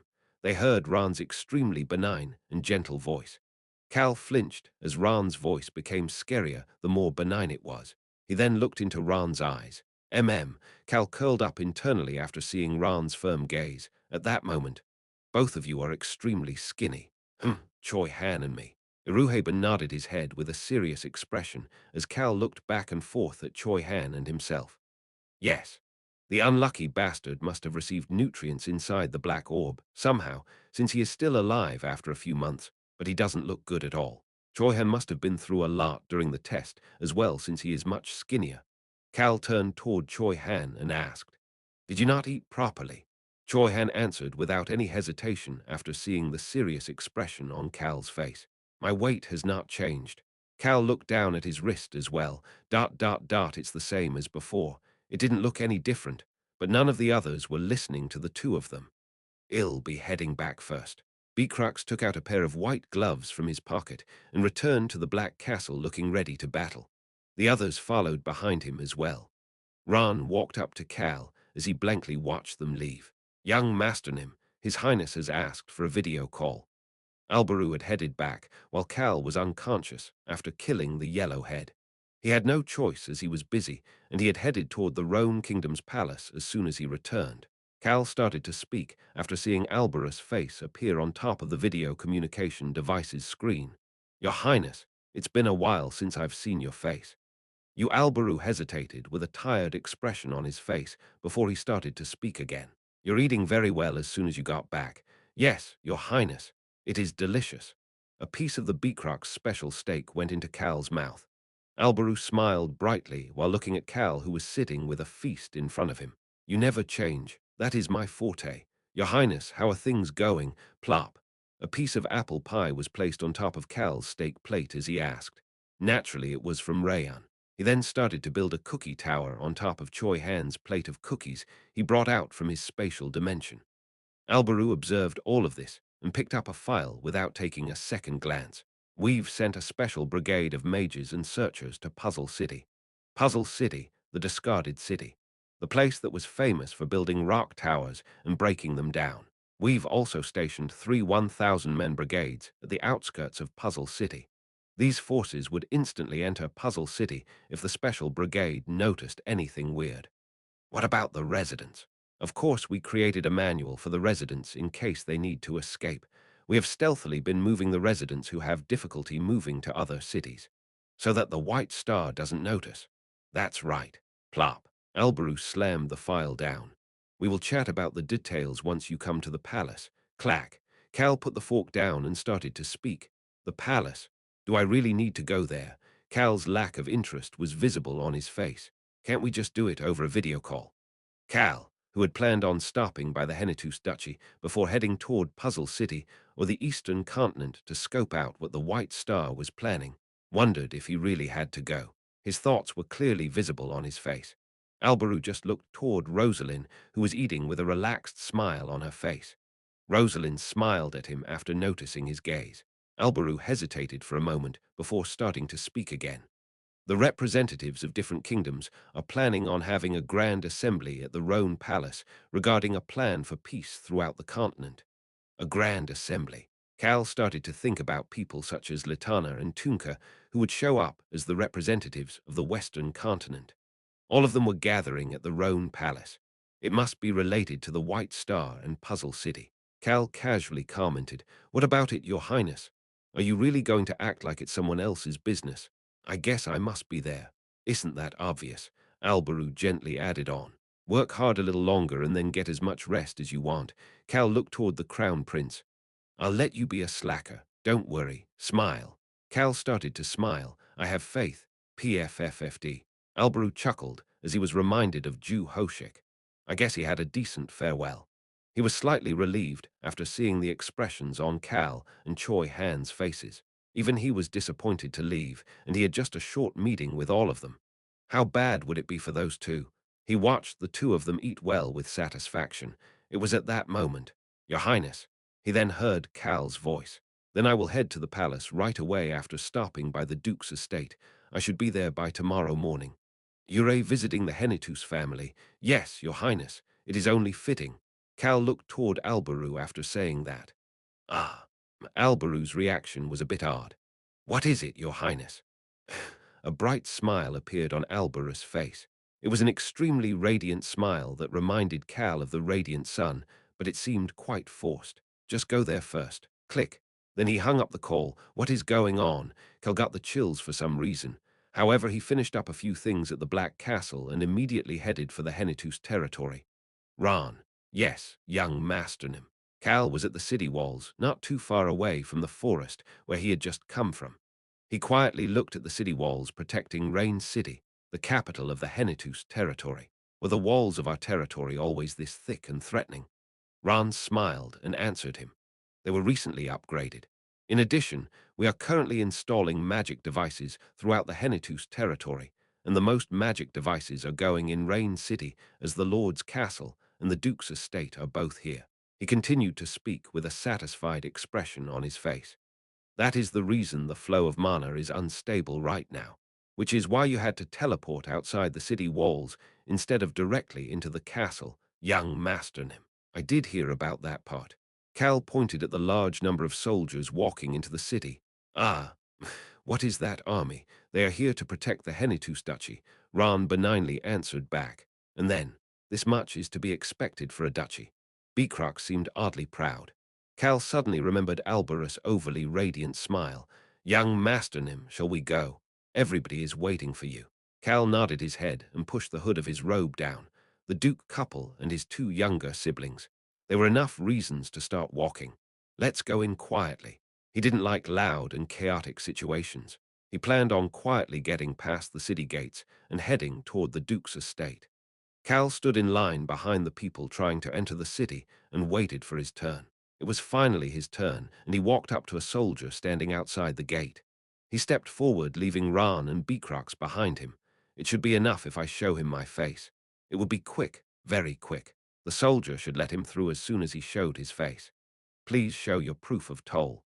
"What is your name, and where did you?" Cal slightly lowered his hood so that only the soldier, who had been repeating the same thing like a robot, could see his face. The soldier's eyes opened wide, and he stopped talking. Cal put on a gentle conversational smile as it looked as if the soldier had recognized him right now. "I want to quietly vis." Cal was trying to tell the soldier what he was planning on doing. He wanted to be let in quietly as he was secretly visiting. However, he could not finish his sentence. Tang! The soldier dropped the pen and papers he was holding. Why, he then stuttered for a bit before barely managing to speak. Why him?" As Cal asked back in confusion, the soldier didn't even pick up the pen and papers before lifting up both arms and starting to cheer. "Why, young Masternim. My goodness, the young Masternim is back alive." Cal became anxious at this extremely intense reaction. What the hell? Why is he acting like this? I was just trying to enter quietly. Cal's shock made him subconsciously let go of the hood he was holding back to show the soldier his face. Sharara! A gust of wind blew over at that moment and pushed against the hood that it came off before Cal could do anything. His sunset red hair became visible for everyone. Everybody focused on the red hair that stood out. As Cal flinched after seeing all of the gazes being focused on him, once silence filled the area for a moment. Boom! The knight in charge of the city gate dropped the large spear in his hand to break the silence. Numerous voices filled the area outside the city gate at that moment. Young Masternim! My goodness, our young Masternim! Oh, Lord! Thank you for returning our hero to our side. Thank you, Luward. The young Masternim, the shield young Masternim is back. The knight who had dropped his spear started to shout to the soldier next to him. Immediately head over to interim territory Lord Violenim. His face was full of admiration. His voice was full of joy and pride as he gave the order in a vigorous voice. The pride of our home, the hero of the continent has returned. Inform Violenim right away. What? The hero of what? Cal heard the invisible Rayon's voice in his head while his pupils were shaking in shock. Human, they all seem so happy to see you return. Hee, Mio. On and Hung meowed with joy in Beakroc's arms. A chill that Cal did not get even when he was face to face with the sealed guards swept over him. Chapter 624 will never be seen in the world again. 2. Cal had no time to focus on the chills on his back. Human, it's a carriage. Cal's pupils started to shake. Young Masternim, please get on. A knight and a group of warriors came over with a carriage. It was a carriage with the Henitus family crest, but it's too fancy. It was an extravagantly fancy carriage. Why was a carriage like this by the city walls? Cal subconsciously looked toward the knight who answered as if it was nothing. Lord Deruth had this carriage built for when he was to go to the capital, however. Lady Violin insisted on building a carriage that showed the duchy's wealth off even more, so this carriage was left by the city walls as a spare. That meant that they had created an even more extravagant carriage than this already too luxurious carriage. That carriage was currently at the capital with Duke Deruth. Cal started to speak. Anybody who takes a look at this carriage would say that Lord Deruth is extremely wealthy. Ha ha ha! Isn't that the truth, young Masternim? We are an extremely wealthy territory, and the family has been saving money for multiple generations. The knight responded as if it was normal. He then opened the door of the carriage. I will escort you right away. Please get on, young Masternim. Blink, blink. Cal blinked twice. He heard Choi Han's voice at that moment. Choi Han, Ran, Beacrox, and the children averaging 9 years old were currently with Cal. Calnim. Over there Choi Han stopped talking. Cal looked toward where Choi Han was pointing. Just a moment ago, there had been some soldiers who had entered the city not too long before Cal. They had turned around and were walking in formation toward Cal. Hilsman, young Masternim. Cal noticed that the knight leading the soldiers was Hilsman. Vice Captain Hilsman had been with Cal when he first went to the capital and knew all about Cal and his friends. Young Masternim. Sob. Hilsman started to cry as soon as he saw Cal. What the hell? Why is he like this? Cal anxiously took a step backward. Hilsman didn't care as he got off his horse and ran over to him. Young Masternim. You look so terrible, shabby now. I am so sad to see you looking like this. Suwuwab. Cal thought Hilsman looked extremely sad right now. I'm so glad that you returned safe and alive, young Masternim. He was holding back his tears now, but Hilsman's eyes were red as he clenched his fists and continued to speak in a shaking voice. I knew that you would even overcome a guard's test, young Masternim. You're always, for our territory, for the kingdom. No, you're always on the move to protect both the eastern and western continent. Cal was at a loss for words. Hilsman thought he could see the pain and suffering in Cal's eyes that were still stoic despite his pale complexion. Of course, that was just his own thinking.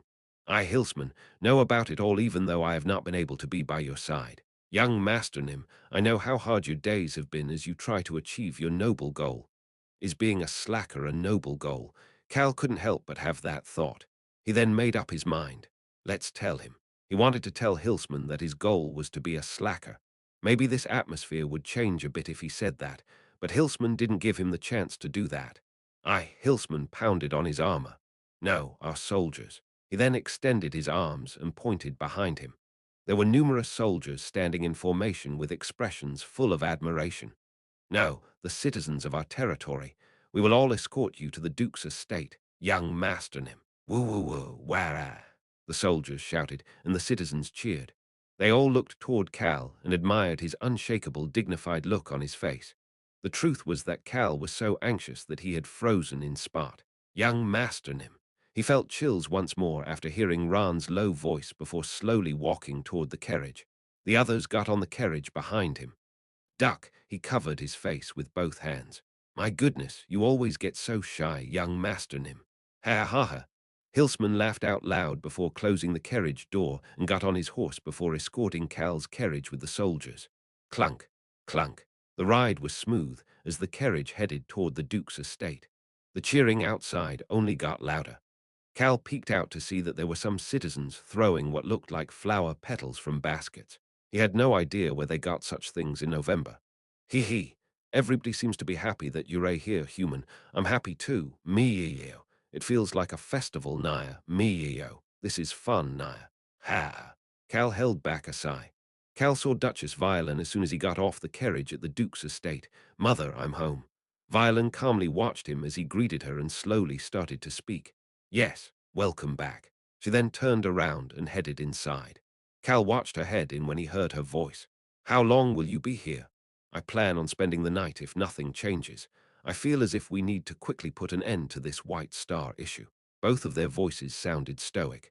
Violin stopped moving and asked a question, and after that, "Of course I would come back home. Here, yes. I plan on moving back and forth between here and the villa, but Ya'll be staying within the Henitus territory." "Yes." Cal could see Duchess Violin's back and her hair that had been twisted up. Her hair was still perfectly made with not a single hair sticking out. Cal looked at it for quite a while. He then heard Violin's voice again. "That's good to hear." Cal walked up next to her as she answered. They then started to walk toward the door together. He nonchalantly made a comment. "Please make sure to watch your health as you work. Please eat well and sleep well. Those are very important issues. I wish to tell you the same thing. There's no need to overwork yourself. That is what I wish to say to you." Cal hesitated for a moment before starting to speak again. "Where are Basin and Lily?" "Basin is handling some documents while Lily is training with the soldiers outside the city walls. Basin should have already heard that you are here while Lily is probably hearing about it now. What is father doing at the capital? What you usually do? What I usually do? Flipping the palace over." "Ah." Cal looked toward Duchess Violin at a loss for words. "Smile." Violin started to smile. She continued to walk while looking forward. "Cal." "Yes, mother." Screech. The door to the estate slowly opened. She looked at the opening door and continued to speak. "You know, those things called guards or roan or whatever. Ignore them all if they are harmful to you. You don't need those things. Smile." Cal started to smile. She still did not look at Cal and simply continued to walk forward. Screech bang, and through the open door. Hyang Nim. Basin was rushing out. "Basin, you escort Cal to his room. I need to go back to work." "Excuse me." "Ah, yes, of course." Duchess Violin turned toward the Lord's castle instead of the estate. Cal realized that she had walked back to the house with him just to greet him. Violin finally turned back toward Cal. "Make sure to rest properly." Her voice was calm, and she had no smile on her face, but Cal slightly bowed toward her after looking into her eyes. Eyes often told more than things that could not be expressed through words. "I'm leaving now." Violin also did not say anything and walked away from them. Cal slowly turned his gaze. Basin had been constantly looking at him without saying anything. "Basin, I don't need an escort to my own room. This was also his house, and it wasn't like they had built a new home. He didn't need an escort. I'll still come with you." "Well, whatever then." Cal nonchalantly nodded his head and stepped into the house. "It's the same as usual." Basin quietly smiled after hearing Cal's remarks. He looked much calmer now. There were no reasons for it to change, don't you agree? "I guess that is true." Ran, Choi Han, and Beecrox entered the house in that order, and all started to move in different directions. Their movements were very natural. They each had their respective places in this house. The people inside the estate greeted Cal as usual, unlike the citizens outside. They were as calm as if they were looking at the young master of the house who had just gone out to play. Cal liked their attitude, and it made him really feel right at home. He liked this peaceful atmosphere. Violin probably made it this way knowing Cal's personality.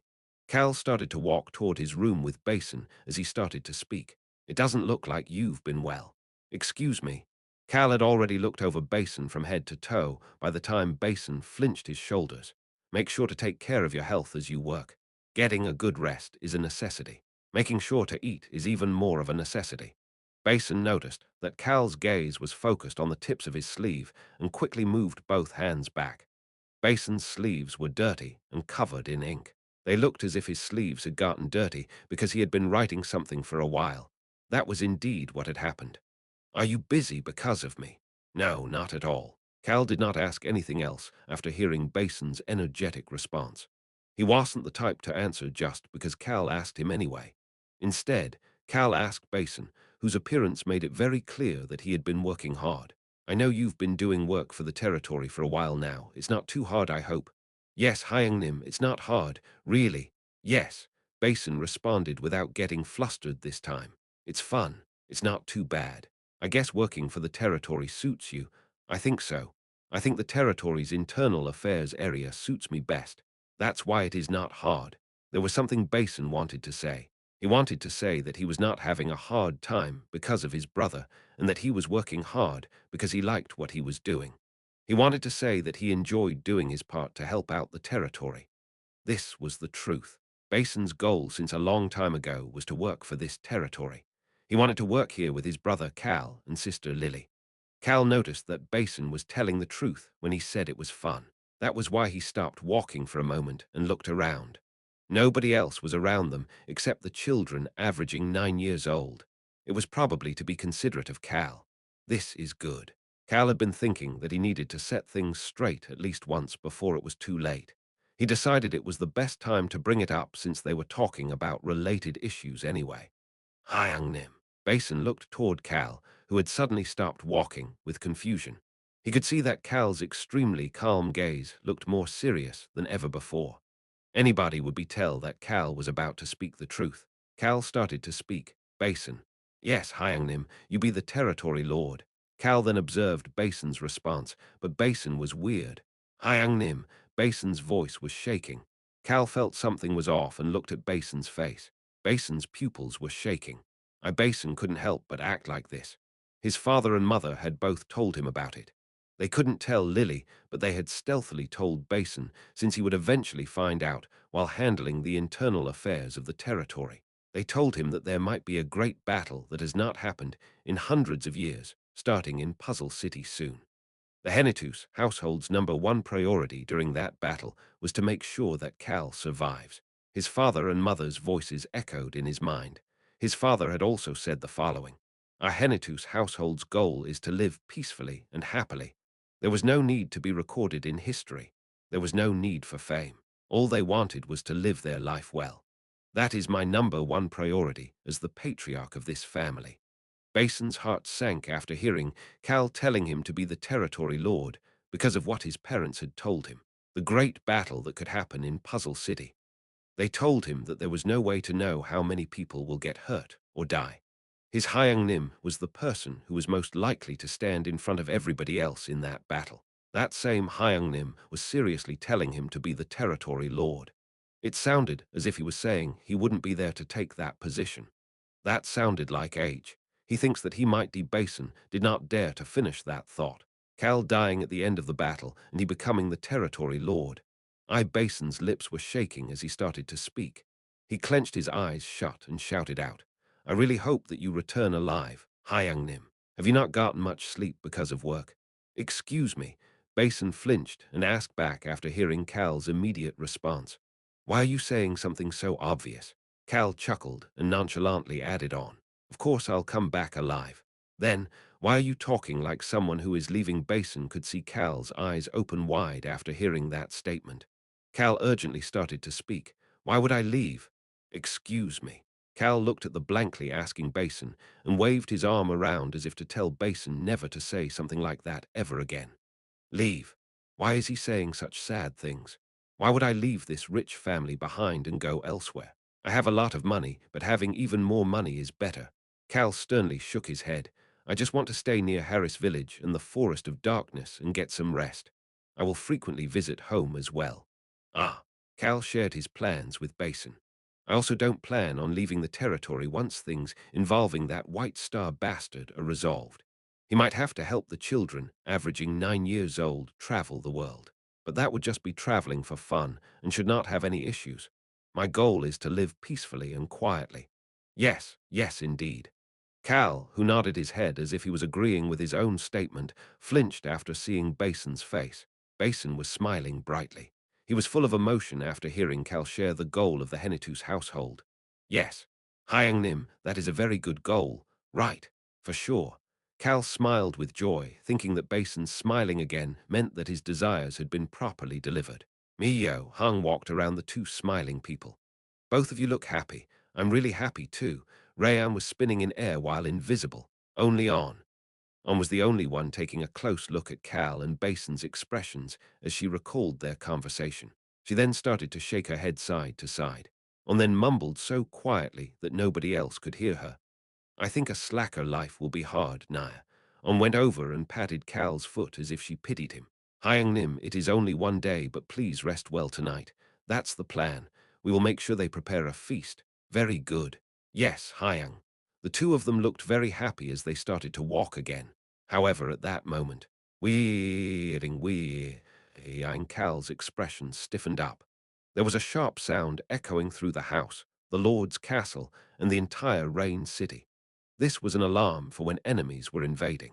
It was a special grade warning. Cal's first battle. This alarm had been heard during that battle at the Henitu's territory. What the hell? Is it the White Star? Who could it be? What son of a beach is trying to mess with our territory again?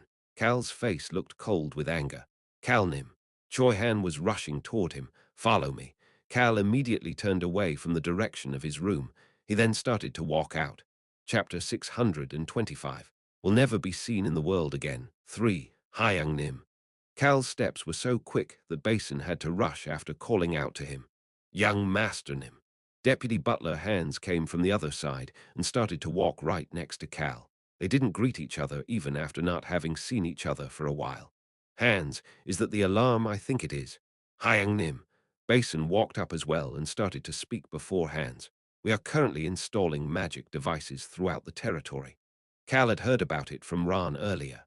Although the alarms were only used by scouts or knights who noticed enemies invading, it is different now. Some of the magic devices we have installed react when special powers such as magic or aura are detected to be acting abnormally. Magic, aura, or similar types of power. It would naturally be difficult to detect if a highest grade mage or sword master hides their powers, but it will detect it from anybody under those levels. Of course, anybody releasing their strength will be immediately discovered. Hands nodded his head at Basin's explanation. That's right. They are quite the sensitive magic devices, as the little young Masternim mentioned. Hands was breathing heavily after having quickly walked over but thoroughly answered Cal's question. Furthermore, the alarm level is dependent on the level of strength that was discovered. Then is this the highest level? Hands gulped after seeing the cold gaze on Cal's face. Yes, sir. Young Master Nim. This is the highest level alarm. Who the hell is trying to invade our territory? Cal's eyes looked as if they were on fire. Is it the White Star? Or maybe it is his subordinate bastards? Who could it be? Who is here because they want their lives to be over? Cal did not share those thoughts out loud and calmly asked another question. The magic devices are that sensitive now. They had no idea when someone might try to attack the Henitu's territory.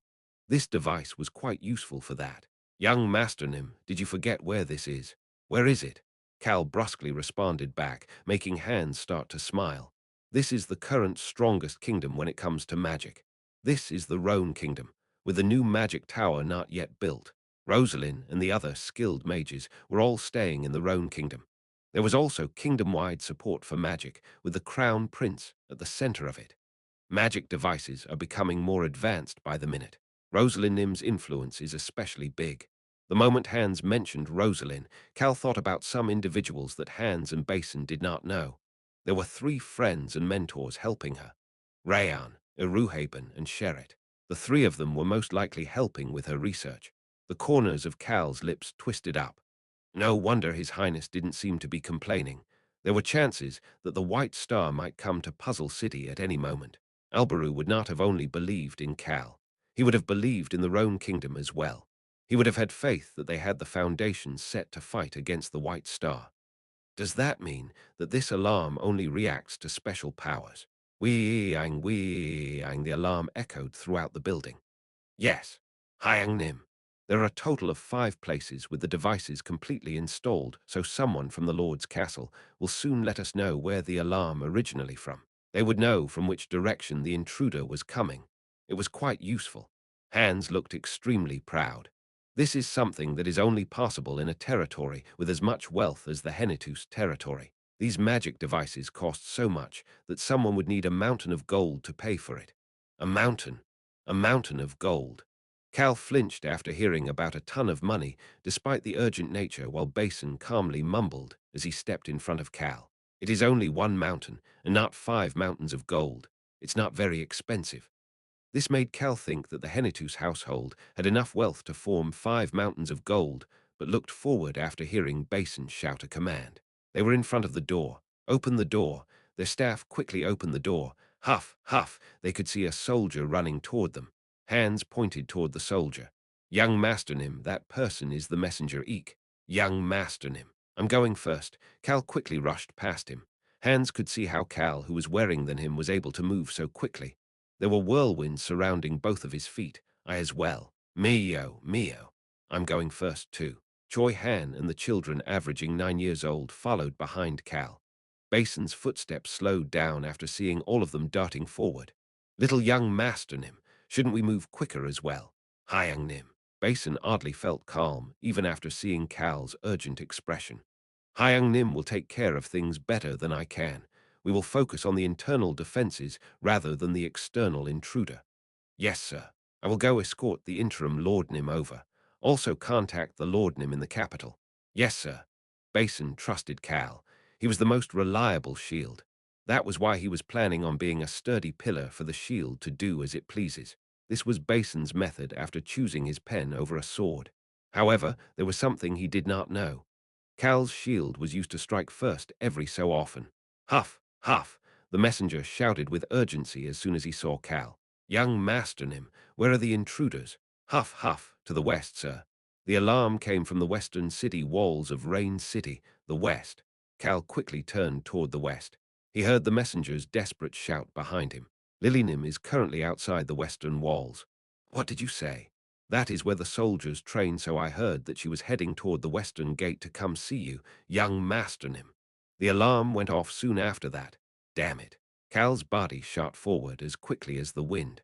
The current alarm had come from the western city walls. I'm sure of it. He was sure that Lily would have headed for the city as quickly as possible as soon as she heard that Cal was home. Even Cal knew that Lily listened to him very well. He was sharp enough to notice that. She's also weak. Lily had a lot of potential, but was still quite lacking compared to Cal and the others. Everybody get ready. He gave the order without even looking back. Mio, Mio. Fog and poison slowly started to rise from On and Hung's bodies.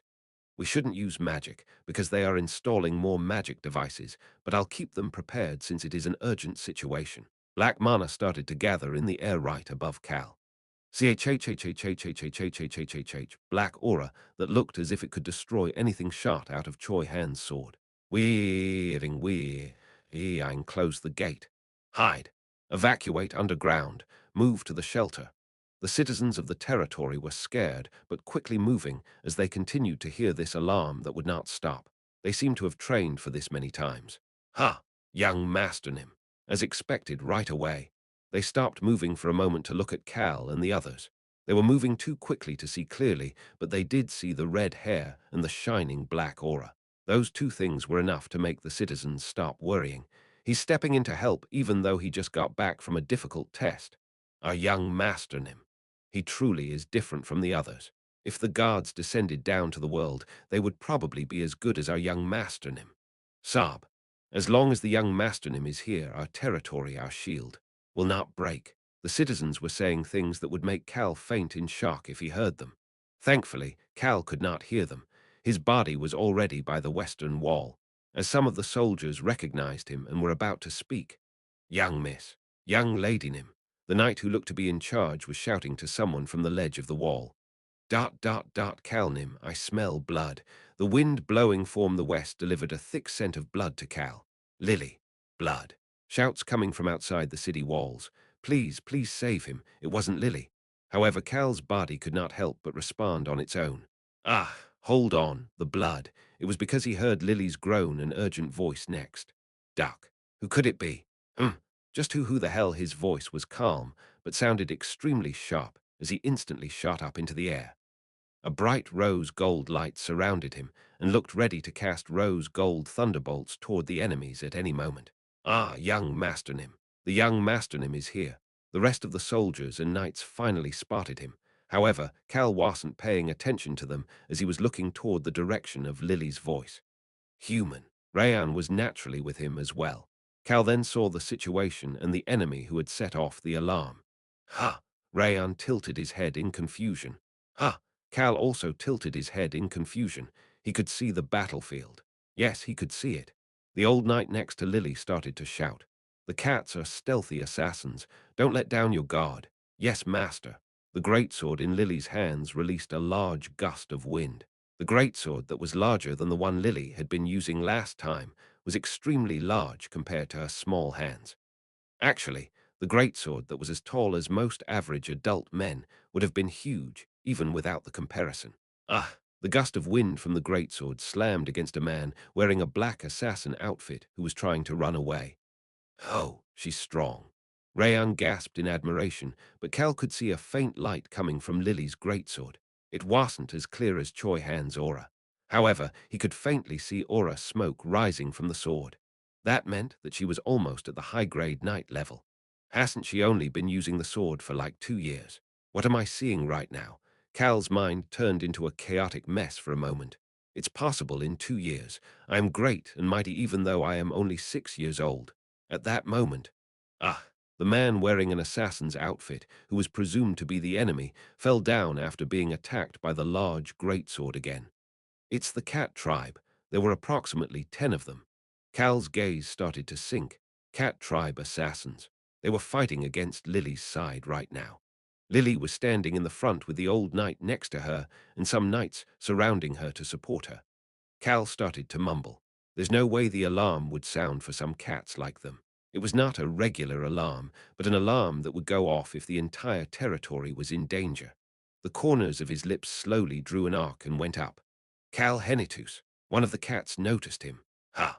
Lily turned her head and her eyes opened wide. Unlike Basin, who was getting lighter by the day like Cal, the healthy Lily, who had bronze skin, subconsciously lowered her greatsword. Lily, I told you never to put your guard down. The old knight jumped toward Lily. I'll kill you. One of the cats had used stealthy movements to arrive right in front of Lily. Barang. He was then sent flying. Gulp. Lily's master, the old knight, gulped. Here was an idol of the knights. The black aura of their esteemed sword master had instantly sent the cat flying. Choi Han, who had arrived at some point, stood in front of Lily. He then pointed toward the cats. Tap, tap. On and Hung then jumped down from Choi Han's shoulders. Those mutants, how dare those trashes? Two of the cats pointed their blades at On and Hung. HMPH. On snorted at them. Hung was smiling like Cal. I don't know how you freaking cowards got the courage to get here, but you're all just rats in a cage now, Naya. Hung. Freaking cowards is not nice to say, Naya. That much is okay, Naya. On and Hung were casually chatting with each other. How did things end up like this? The one who seemed to be the leader of the cats started to frown. He tried to stealthily look around to find an escape route. SHHHHH. However, an old man's eyes flashed from the shadows of the forest opposite the city walls and stared at him. It was Ran. Furthermore, his assassins started to appear from different shadows all around the forest and prevented the cat's escape path. They were some of the people of the Marlan household who had followed Ran to the western continent. They won't be able to escape. We will get them all now that Ran is here. I can use magic since I'm outside the city walls. Duck. When the hell? Hundreds of black arrows appeared and were pointed at the cats. The intruders felt as if their bodies would be pierced into pieces from these hundreds of sharp arrows. However, they all then looked toward Cal. Cal Henitus, who was covered in rose gold light, descended to the ground with his hair fluttering. He then walked toward Lily. He did not pay any attention to the cats. The alarm was still going. Long time no see. He walked over to Lily, who was standing with a blank expression, and nonchalantly rubbed her hair. Her now short hair looked quite cute like a chestnut. Lily could not say anything and just looked up at Cal. It looks like you've been working hard. Well, go home and eat in a moment. Lily vigorously nodded her head as she started to tear up. Cal patted Lily's head once more and started to walk to the spot behind Lily and the knights. The reason Lily and the knights were standing up front, it was to protect someone. Ah, hold on. The blood. Lily had shouted those things while looking at someone. Cal's eyes looked toward the person who was covered in blood and barely breathing. The person who was carrying that bloody person was barely speaking as she had a gasp across her neck. Cal had not noticed her voice because her neck had been injured. Please save him, young Masternim. This woman who was calling him young Masternim. He would have normally recognized her voice. Cal knelt down next to the woman who was kneeling on one knee without falling down. He then made eye contact with the man who was on her back. Weaving, weaving. This magic device that reacted to special powers such as aura and mana. It had sounded the highest level alarm because it had detected a dangerous power. The magic device had reacted to this man's power. The man who was barely breathing was still releasing his power as much as possible. The reason was obvious. Realize that I am here. This man would not have known about the magic device in the territory. He must have done this hoping for Rayan or Eruhaben to notice. Cal slowly started to speak. Duke Frido, the leader of the vampires, the man who was always elegant, as if he wanted to show the demeanor of a true noble, looked like a mess right now. He was barely alive and had been carried here by his loyal subordinate. Alberu said he had lost contact with Duke Frido after that last static video call. Duke Frido had stayed behind at the Endable Kingdom. Duke Frido, what the hell happened to you? Chapter 626. Will never be seen in the world again. 4. He asked Duke Frido, who was in no condition to respond. Ah. Ah. Duke Frido was barely breathing as he looked toward Cal with dim eyes and faintly smiled before releasing his aura that he had been forcing out until now. Plop. His hand limply fell to the ground. Young Masternim, please. Solna, who was carrying Frido, was still begging Cal for help in a raspy voice, as if something was wrong with her vocal cords. Choi Han. Yes, Calnim. Bring them inside right away. I am on it. Choi Han moved toward Solna as soon as he heard Cal's order. I will escort Duke Frido. Choi Han could feel his body getting wet as soon as he carried Frido. It was blood. The problem was that there was so much blood and dust on Frido to tell where he was bleeding. Frido was in an extremely dangerous condition. Lily. Yes, sir. Over here. Please take care of Solna. I will. Lily headed over to Solna without asking any questions after hearing Cal's request. A knight by her side moved with her and helped her support Solna. Why? Young Masternim during the time Cal was working with Duke Frido in the Endable Kingdom. Solna had been the one to help him by his side while he was transformed into young Master Naru. That might be why she was calling Cal young Masternim right now. Cal looked toward her. I don't know what is going on, but I'm guessing you guys came here hoping that we could help. It was a hope for survival. You can rest now. You survived. Solna sighed in relief and closed her eyes. Her body grew weak and limped over. Young Master Nim, she seems to have lost consciousness. Orabuni, shall I call a priest over? Cal shook his head after hearing the knight and Lily's comments. I will take care of the treatment stuff, so just move her. Yes, sir. Cal started to speak into the air after seeing that the two vampires were moved. Rayan. What is it, human? Vampires. They were beings that Cal could not just openly show to priests or healers. Potions might end up being poison for them. Please call Mary over. Oh, call Iruhaben Nim as well. Also contact Tasha. It's for their treatment, isn't it? Do not worry. I will take care of it all. Cal nodded his head. Now that he had brought the two vampires in and contacted the people who could heal them, now that he took care of the pressing issues. Ron. Yes, young Masternim. Get them. I understand, young Masternim. The only thing left now were these cat tribe bastards. They were gathered together with the cat who seemed to be the leader at the center. Boss, what do we do? What else? We have to run. Ah, we lost a chance to kill a traitor. Shut up.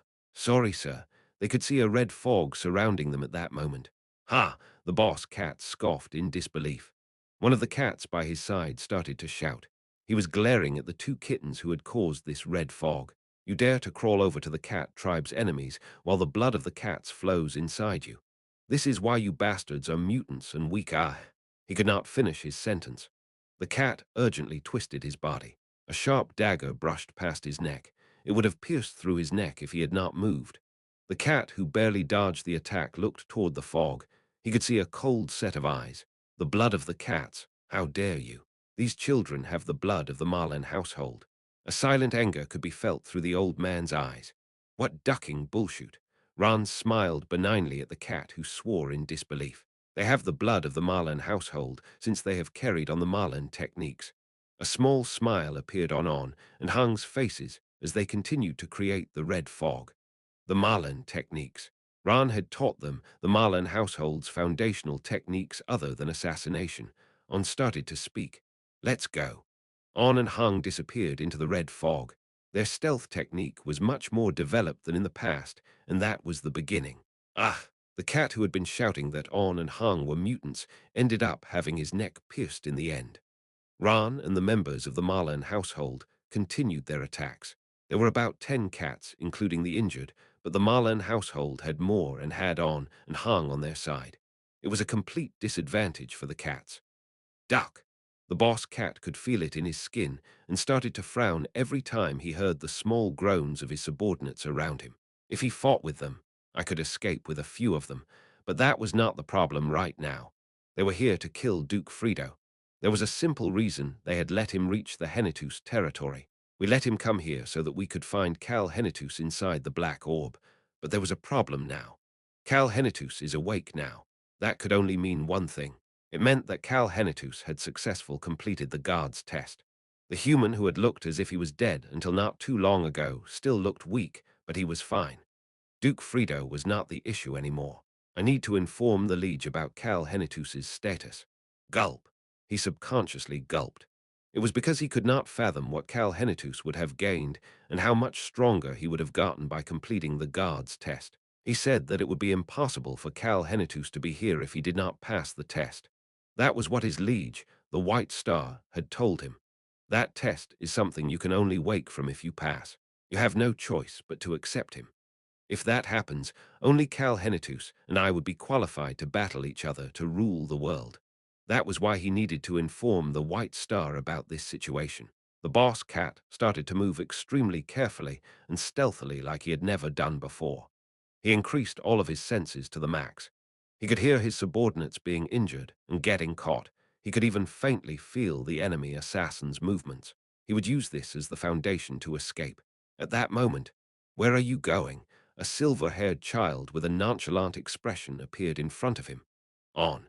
He then heard an old man's benign voice behind him. "You must capture him before you ask questions. I understand, grandfather." Mio. The boss cat felt a hand strike the back of his neck before his whole body went limp. And no, he couldn't lose his consciousness like this. I need to let him know. The boss cat had a lot of things he wanted to say, but only managed to say one thing before he fainted. I must inform the leech that Cal Henitus has woken up. Squeeze. Hung left a paw print stamp on the fallen boss cat's cheek. It was a green paw print stamp with sleeping poison on it. Young Master Nim. It seems that he wanted to escape to inform the White Star. Ron carried the boss cat over by the collar and reported to Cal, who started to frown. Ron continued to speak in a benign voice after seeing his reaction. It would have been useless anyway. The citizens of our territory have seen your return, so the information would quickly spread throughout the western continent anyway, young Master Nim. Ron was right. The White Star would learn of Cal's return, whether this cat ran away to report it or not. Cal was upset, but started to walk toward the gate without saying anything because he knew Ron was right. Throw all of the cats into the underground prison. Figure out what happened. I understand, young Master Nim. Cal left the rest to Ron and carried on and hung as he walked toward the Duke's estate. Human, Mary and Goldie Gramps will be here soon. I contacted Tasha, and she said she would look into it before calling me back. Cal stopped for a moment and looked up at where he presumed Rayan to be. Ron. Yes, young Master Nim. Cal looked at the thick city walls and stealthily gave an order. Find out if there are any more rats in the city. He had a feeling the cats would not be the only ones. Yes, young Master Nim. Cal started to walk toward the Duke's estate again. We have taken care of the basic treatments. They should regain consciousness soon. Good job, Mary. Mary shook her head. I am familiar with dead mana, but I did not dare to proceed with thorough treatment because they are vampires, so I only did the basics. Cal looked toward Duke Frido, who was lying on the bed. Mary continued to speak. It is just that Duke Frido's restoration ability is quite strong that he should quickly heal if we do some basic treatments and support him. The problem is Miss Solna. Is it serious? Iruhaben started to speak instead. He could not treat Duke Frido because of dead mana, but he was helping Mary and imparting his wisdom to her. She has fewer injuries than Duke Frido, but she is lacking in immunity and restoration ability. She also seems to have used up a lot of stamina to carry Duke Frido here. She is in danger for multiple reasons. Cal nodded his head and looked down at the back of his hand. He could see his veins. He thought about his blood that should be flowing through those veins. Looks like this bastard Frido won't need it, but it might be needed depending on Solna's development. He asked Mary to take care of her. Please take care of Solna. Let me know if she wakes up or if she's in danger. Yes, I understand. Solna was not in this guest bedroom, but the other guest bedroom next to this one. What a headache. The atmosphere in the room changed after Iruhaben quietly mumbled. Only Iruhaben, Choi Han and Cal were now left in the room. Cal had sent the children, averaging 9 years old, to Beecrox to eat, as it was dinner time. Children needed to eat properly. Calnim, do you think the White Star found out about Duke Frido? Iruhaben said something as well after hearing Choi Han's question. If it is Duke Frido, he would have planned a few different escape routes in case the White Star found out. That is probably why he chose to stay behind at the Endable Kingdom. The fact that he ended up this injured and barely managed to escape is a big deal. He was certain. It was something unexpected. Something unexpected must have happened. It must have been something Duke Frido could have never even imagined. Choi Han's eyes sank down after hearing Iruhaben's statements. They already had a headache with the issues regarding Puzzle City, and now their concerns were worse seeing the strong Duke Frido looking like this. It was at that moment. Knock, knock, knock. They heard someone knocking on the door. Who is it? Choi Han walked to the door. It's me. It was Duchess Violen's voice. Cal nodded his head and Choi Han opened the door.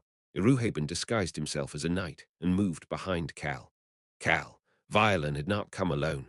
Hyang Nim, Orabuni, Basin and Lily were looking at Cal while standing behind Violen. Violen let out a short sigh before pointing to the two children. They were so adamant that they come with me. That is why we all came together. Can we come in? Of course. You are in charge of everything right now, Mother. Duke Deruth was at the capital right now. That was why Duchess Violen was in charge of the Henitus territory and the Duke's estate, and it was only natural for her to know about the cats and these unfamiliar visitors. I heard that you threw the cats into the dungeon. Ron said that they are the White Star's subordinates. Yes, that is correct. As for this person and the person next door, Cal flinched and turned his head while trying to explain about Frido and Solna. Ooh, ooh, oh, oh. Duke Frido had let out a quiet groan. The way he was frowning made it seem as if he would wake up soon. Iruhaben immediately looked toward Choi Han. Choi Han, go call Mary. Yes, sir. Choi Han started to move past Violen and the children to head out. Duke Frido's eyelids slowly lifted and revealed his eyes. You're awake? Cal asked while making eye contact with Frido. Duke Frido's mouth slowly opened. Low. He was having trouble speaking, but sounded as if he was very happy to see Cal. Long time. No see, my son. It was a joke. Duke Frido was showing his joy by bringing up the time Cal had spent as young Master Naru. Gasp. Eek. Basin and Lily heard him, though. Son. Son. The two of them repeated the same thing over and over, and what they were thinking was clearly visible on their faces. What bullshit is that? Who the duck is this guy? Cal flinched and turned toward his siblings after hearing them using such words for the first time. That was why he did not manage to look at Violen. Choi Han, who had been walking past Violen, subconsciously stopped walking after seeing her hand. Violen's hand was slightly shaking. Choi Han raised his head to look at her face. Her eyes were so focused on Cal and Duke Frido as if she didn't even notice Choi Han looking at her. Why does she have such an expression? It looked as if tens of years were instantly passing through Violen's face. It was an impossible to explain type of expression. Choi Han found this to be weird because Violen was always flawless with her expressions. It was at that moment. You must be fine since you can speak such bullshit. Duke Frido chuckled at Cal's comment. My son, how can you say that your father is speaking bullshit? Your son, my ass. Just sleep if you're only going to keep bullshitting. Cal completely ignored Duke Frido's statement and looked toward his two stiff siblings. There's no need to pay any attention to this bastard's bullshit. Basin smiled and nodded his head after hearing Cal clearly call Frido a bastard. Yes, I knew that it was complete nonsense. It was just so unexpected that I wondered if he was someone you treated like a father, Hyung Nim. Ahaha Lily removed her hand from her in-house sword she carried around instead of her greatsword and quietly mumbled. I thought a weird enemy had infiltrated our house. Choi Han could see Violin's mouth starting to open. Ah, of course. What delusion, she let out a short but deep sigh. She seemed to have been shocked by what she just said and flinched before turning her head to look around. Choi Han noticed before she moved and quickly looked away from her as if he didn't see anything and headed toward Mary. Hoo-woo. He heard Violin sigh again behind him. Choi Han stealthily peeked back. Violin looked normal again. Violin was looking at Cal's bright red hair that had grown quite long. There was a lot of affection in her stoic gaze. Duke Frido started to speak at that moment. Cal, yeah, soon. Frido looked as if he was in pain. He barely managed to calm himself down and continued to speak. The sacrifices will be moved to Puzzle City soon. Cal started to frown. Everybody in the room was looking at Frido. There will be two different summoning rituals. Frido continued to speak looking as if he wanted to cry. Why are you here in the middle of the night after saying Yao'll be here tomorrow? Albaru nonchalantly commented as if he could not believe that Cal was here. You truly are disrespectful. Nice to see you again, Your Highness. Ha! Albaru was shaking his head side to side. You and my instructor are the only ones who visit the Crown Prince's bedroom through the window. He looked toward Cal and Choi Han, who were entering through the window with disbelief. Cal smiled brightly and started to speak with an extremely well-oiled glib tongue. Your Highness, you are as radiant as the sun in the middle of the day despite being in your pajamas. Sigh. Albaru could only sigh, wondering what Cal had done now. Chapter 627.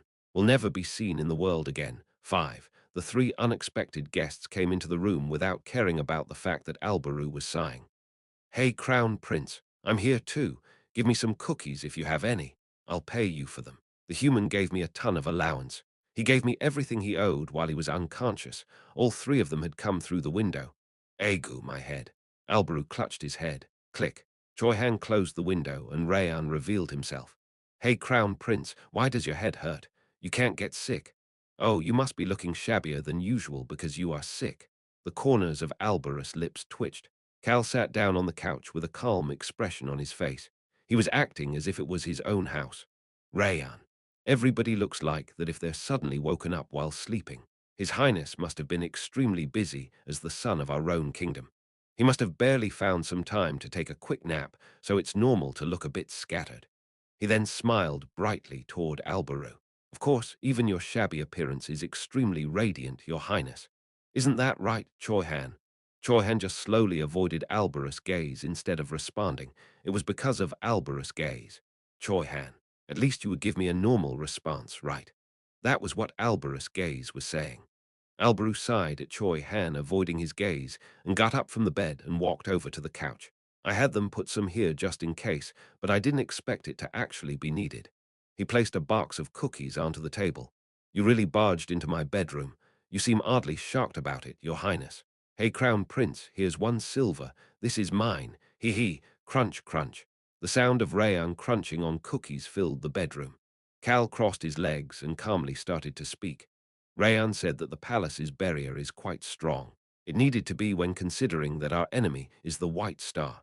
Albaru brushed back his disheveled hair. We made it so that the barrier would not activate for certain people.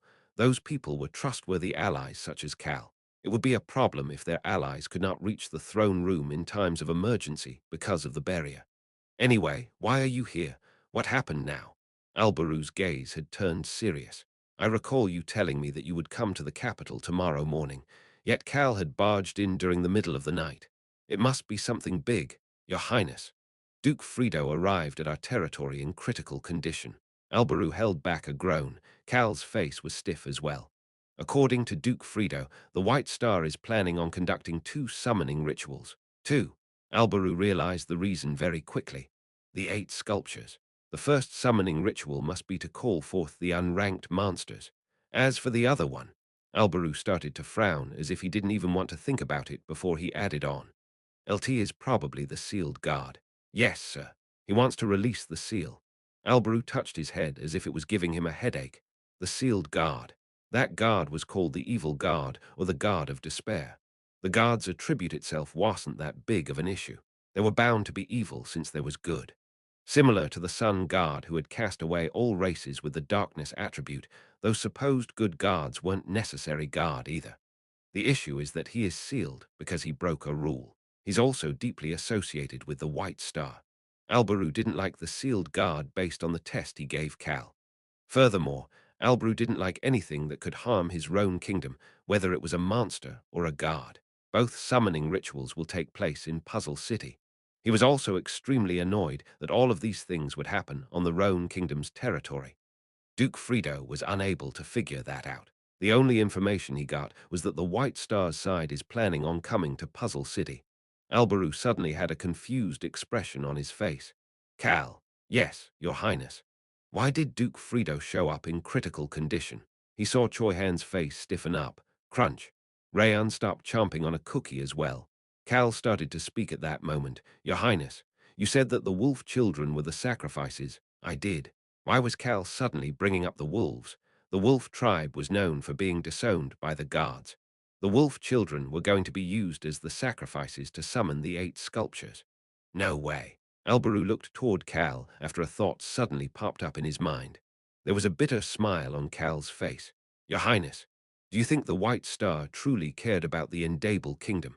That bastard was cursed so that anything he cared about would be lost. Everybody here knew about that. I'm sure he didn't. Everything the White Star did was a calculated plan so that he could gain power and become a king or guard or whatever he wanted to be. Alberu had expected this as well. However, his hypothesis had seemed to vastly underestimate the White Star. Alberu slowly started to frown. Your Highness, this is what Duke Frido told me. Cal repeated the things Frido had told him earlier. We were substitutes prepared for any unexpected situations.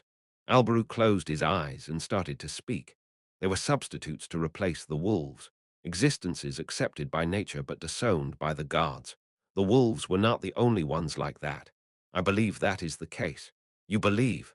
Frido didn't tell you everything. Duke Frido fainted again after telling me a few things. Duke Frido had an extremely high fever and had not been able to wake up again. Mary and Aruhaben were working together to nurse him after this sudden change, but they had no idea when he might regain consciousness. That was why Cal had rushed over to the capital instead of waiting for him to wake up. Cal shrugged his shoulders while Alberu clenched the armrest of the couch. Tap, tap, tap. Alberu's index finger tapped on the armrest. Alberus' mind was a complicated mess. The Endable Kingdom, the freedom and liberation he had felt there was still vivid on Alberus' mind. What happened to the other vampires? What about the Dark Elves? Did you not hear anything about them? The vampires and Dark Elves. They were races that absorbed dead mana, unlike the wolves, but they were also accepted by nature, but shunned by the guards, making them unable to use potions from the temples. The sacrifices would be these 2 races. It would be the regular civilians who had been peacefully living in the Endable Kingdom. Cal started to speak after receiving Alberus' gaze. They are not dead. That makes sense. The summoning ritual has not happened yet. Cal took a few documents out of his pocket and placed them on the table. I recorded everything I heard from Duke Frido. I'll reference these to set the direction of the meeting. The list of things for Alberu to do kept growing. However, Alberu could not complain about that. Only thorough preparation would guarantee peace. That sounds great, Your Highness. That is why I came over now. I thought I should give this to you as quickly as possible. Good. I'm glad you came. We would not have had enough time if you came in the morning, since the meeting is scheduled for tomorrow during the day. Excuse me. Alberu looked up from the documents after hearing Cal's confused voice. What is it? There's a meeting tomorrow. Correct. Alberus' expression seemed to be asking what was wrong. It is a grand assembly with the representatives of the different kingdoms for the peace of the eastern and western continents. The meeting is planned for noon tomorrow. It was a grand assembly with quite the ambitious name. Your Highness, didn't you say that we would have a meeting soon during our call? That's right. I said soon. Tomorrow at noon. Ah, it's past midnight. So then, today at noon. Is that soon? Alberu shrugged his shoulders. It's quite the urgent issue, and everybody is busy. They all agreed to meet at noon once I told them you were coming in the morning. Rayan raised his front paw. It was a gesture to show that he had a question. Hey, Crown Prince, will the human have to go to the meeting without eating if it is at noon? Gentle Beacrox told me to make sure the human eats his meals on time. Please don't worry, Rayanim. I will have food ready for Cal Henitus at around 11 am. Oh, okay. I will drag the human here by 11. Choi Han had a smile of satisfaction while hearing their conversation. Only Cal didn't look happy. Your Highness. No, Hyangnim. Yes. I think I should go to the eastern continent to scope out the current situation. Can I skip out of the meeting? Ah, don't worry about that. I'll let the mercenary king know about the information Duke Frido brought over. The Marlan Patriarch should be able to gather a lot of information if you ask him as well. You have a tendency to making things bigger wherever you go, so it's probably better to ask the two of them to gather information. Since when do I, Cal opened his mouth to complain, but his voice was drowned out by Rayan and Choi Han's voices. Rayan and Choi Han were nodding their heads in agreement. The Crown Prince is right. If we need to make a hole on a cliff, the human being there will make it so that we have to destroy the entire cliff. You truly are wise, Your Highness. Alberu nodded his head at the two of them before starting to frown after seeing Cal's expression. Why do you have such a delinquent expression on your face? ... It's nothing, Your Highness. Anyway, it'll be a quiet meeting, so you don't need to worry about unnecessary attention. We got rid of all of the burdensome procedures due to the current situation. I understand. Cal stood up from his seat. Then, I'll be here by 11 am. Good. Are you heading to Duke Henitus's estate in the capital? Yes, sir.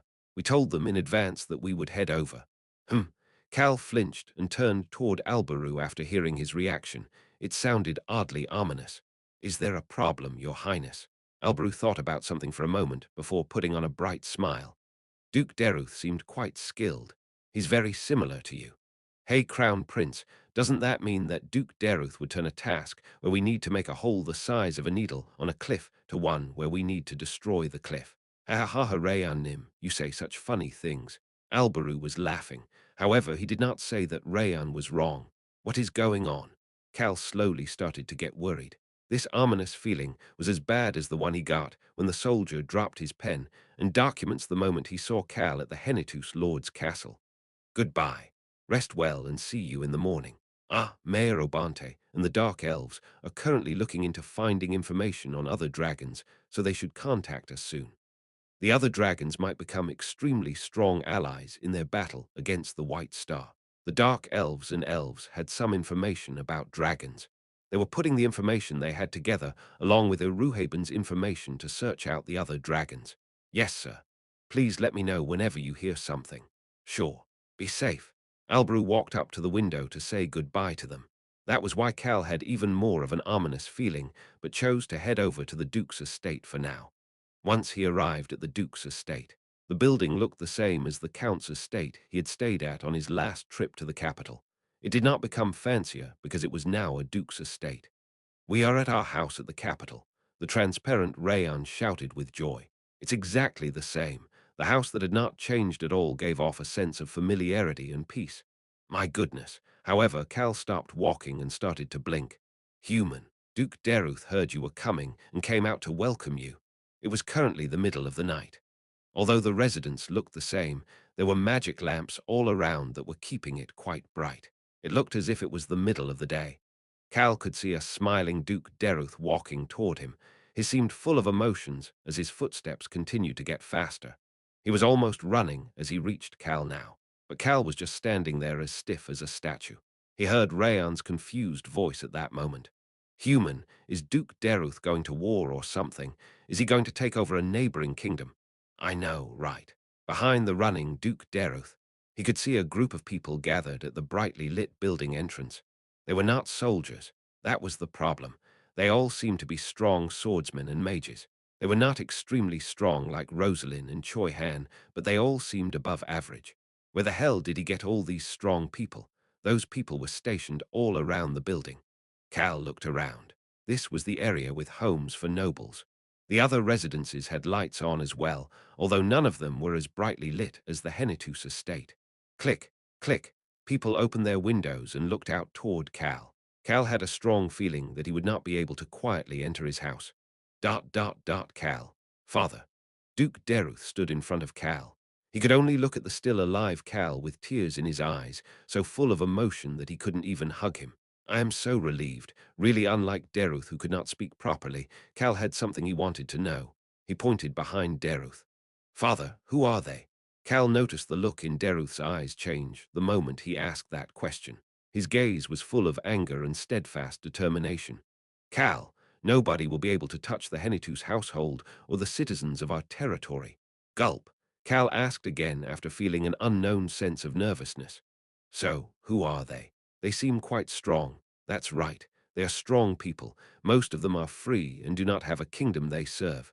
How did you gather such people? Ah, you wanted to know how I gathered them here. Deruth's firm gaze had disappeared and he was now smiling. How else? I hired them. They all came once I told them I would pay then 10 times the basic pay and that the contract was only for 6 months. Ha ha ha ha. 10 times. Yeah. Cal, just trust your father. I will gather any and all strong individuals throughout the Western continent. Ha ha ha. How much money does he really have? Cal wanted to ask but could not get himself to do so. There was a simple reason for that. Human. Rayan urgently reached out to Cal. There's a dragon over there. What? Human, inside your house. There's a dragon among those people. There was a dragon among the people Duke Deruth had hired. The dragon is pretending to be weak. What? He has a delinquent-like smile while looking at us. A dragon had come to find them on their own. Chapter 628, but Cal felt chills on his back for some reason. It felt as if he would have to carry on some extra baggage. Cal, did you say something? And no, it was nothing. You must be tired. Let's go inside. Yes, father. Cal looked as if he was grumbling as he walked behind Duke Deruth, who was walking with his shoulders opened wide, and each step full of his steadfast conviction. Duke Deruth started to frown after seeing the way his son was walking. There's no strength in his step. It makes sense. He must be really tired. Deruth made up his mind to quickly erase that terrible bastard called the White Star from this world as violin, and he discussed. He needed even more strong individuals to do that. Would it be difficult to hire the whale tribe, or are there any dragons anywhere? I can give them as much money as they want. As Deruth was thinking hard about it, father, are you certain about the identities of the people you've hired? He quickly stopped concentrating and happily responded to Cal's question. Of course. I used every information network our duchy has available to select only those with verified identities. Don't worry. We at least know where they were born and how they grew up. We were so thorough that we would even find out if there were any dragons. It doesn't seem that way. Father, there's a dragon here. Cal put on an awkward smile because he could not tell his father the truth, while Deruth looked sad after looking at Cal's smile. How tired must he be to force a smile like that? Duke Deruth was so upset that he wanted to choke the White Star and shake him around. He suppressed his sorrow at his son's condition and walked past the garden to the estate. Cal observed the strong individuals in the garden as he walked past. He wanted to know which of them was the dragon. He could not ask Rayan who the dragon was because there were so many people there. However, all of their gazes look a bit odd. The numerous strong individuals' gazes were odd as they looked at Cal and Choi Han behind him. Cal then made eye contact with an old knight. The knight, who seemed to be in his 80s, walked over to Cal and reached out his hand. Young Master Calnim, excuse me. The old man looked full of admiration as he kept his arm out. May I please shake your hand? Ah, this is Sir Babala from the Breck Kingdom. He's been a central figure in the Breck Kingdom's monster clearing plan since about 50 years ago. Why is such an amazing person here? Cal wanted to ask that question. This esteemed knight is here not for the money, but to help you. Deruth had a satisfied smile on his face. Many of the others are here for the same reason. A lot of people did come because of the money as well, but there were many others who were also here because wanted to work for Cal or help him out. So Babala nodded his head. The Duke Nim is correct. I wanted to do what I could do to help the hero on his difficult path. Cal's expression stiffened up. He got the chills. Absolutely not. I am not a hero. Cal sternly shook his head and looked toward Choi Han. I am not much. If anybody is a hero, it would be my friends. My friends are the ones who truly deserve the honor. Ah, Sir Babala gasped. How could someone be so modest? Cal's face, when he said that he was not a hero, was serious. He also didn't forget about his friends, and is trying to make sure they share a part of the spotlight. This old knight had not seen many people who truly wanted to push their friends and subordinates into the spotlight throughout his 80-plus years of life. The ones who had truly meant it like this had all ended up great individuals who would go down in history. I just wish to live a quiet life. I am thankful that you still came to assist such a simpleton. Cal gave a short remark before letting go of Sir Babala's hand. He then slightly bowed toward the other hired individuals. Cal started to think. Choi Han should get more of the attention now, right? I told them that I want to live a quiet life. Cal was quite satisfied with himself for what he considered to be an appropriate response. Young Master Nim, you truly, Sir Babala could not finish his sentence. He stopped himself and looked at Cal with a calm expression before saying something else. Please get some rest, young Master Nim. I am sure that you are tired. Thank you very much, Sir Babala. I guess it worked. Cal thought that Sir Babala letting him go immediately like this meant that he had chosen the correct course of action. He did not manage to see Sir Babala's fists that were clenched tightly with resolve. This is going to be the biggest battle of my entire life. I will put my everything on the line. The words of the young hero had sparked a giant flame in the heart of the old knight. He was not the only one. Yes, if I am going to fight, it is most meaningful to do it in this historic battlefield. How could anyone be so good? Ah, heroes truly are different. He looks so pale that I can't even be jealous of him because I am too busy pitying him. Just how hard is he pushing himself? He truly is a hero worthy of my respect. Cal didn't know, but the sparks inside all these individuals was heating up the air around the garden. Cal flinched after hearing Rayan say something. Human, the dragon is smiling even more like a delinquent and snorting the more you talk. He's smiling the more I talk. He's standing at your 9 o'clock direction. He has pink hair. Can you see him? Pink hair. Cal turned to his 9 o'clock direction. It was the middle of the night, but the Henitus estate was well lit. Cal was easily able to spot the pink hair. Rayan was right. He could see a person with pink curly hair truly smiling like a delinquent. Cotton candy. Poodle. The curly hair that wasn't even moving with the wind was an afro. The pink dragon was slightly taller than Rosalind and had a bow as tall as him on his back. The area underneath his eyes was covered with a bandana, and his forehead was covered by his curly hair that only his eyes were visible. His eyes that were closer to light purple, unlike his light pink hair, were looking at Cal. It's a pink dragon. I wonder what his attribute is. Cal heard a different voice than Rayan's voice. Yurei finally looking at me. It was an extremely neutral voice. It was a low voice that also seemed high. Cal started to feel nervous as he felt the majestic and overbearing nature of that voice. How did that dragon know to come find me? Mayor Obante, the dark elves, and elves were all looking for dragons. Did rumors get out because of that? No. They were moving stealthily that no such rumors should have leaked. If that was the case, how did this dragon know about him, and why did an egotistical dragon personally make his way here? Dragons truly were difficult to understand. Cal subconsciously felt his shoulders stiffen up. He heard the curly-haired dragon's voice at that moment. Nice to meet you. I am the noble, beautiful, great and mighty, and most importantly, extremely cool Dodori. Ah, Cal suddenly felt as if this dragon was like a neighborhood kid. What was going on? Cal suddenly thought of Rayan for some reason. I will come to your room soon. Leave the door open. Cal slightly nodded his head.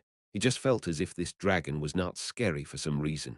You have a dragon by your side contrary to what I've learned.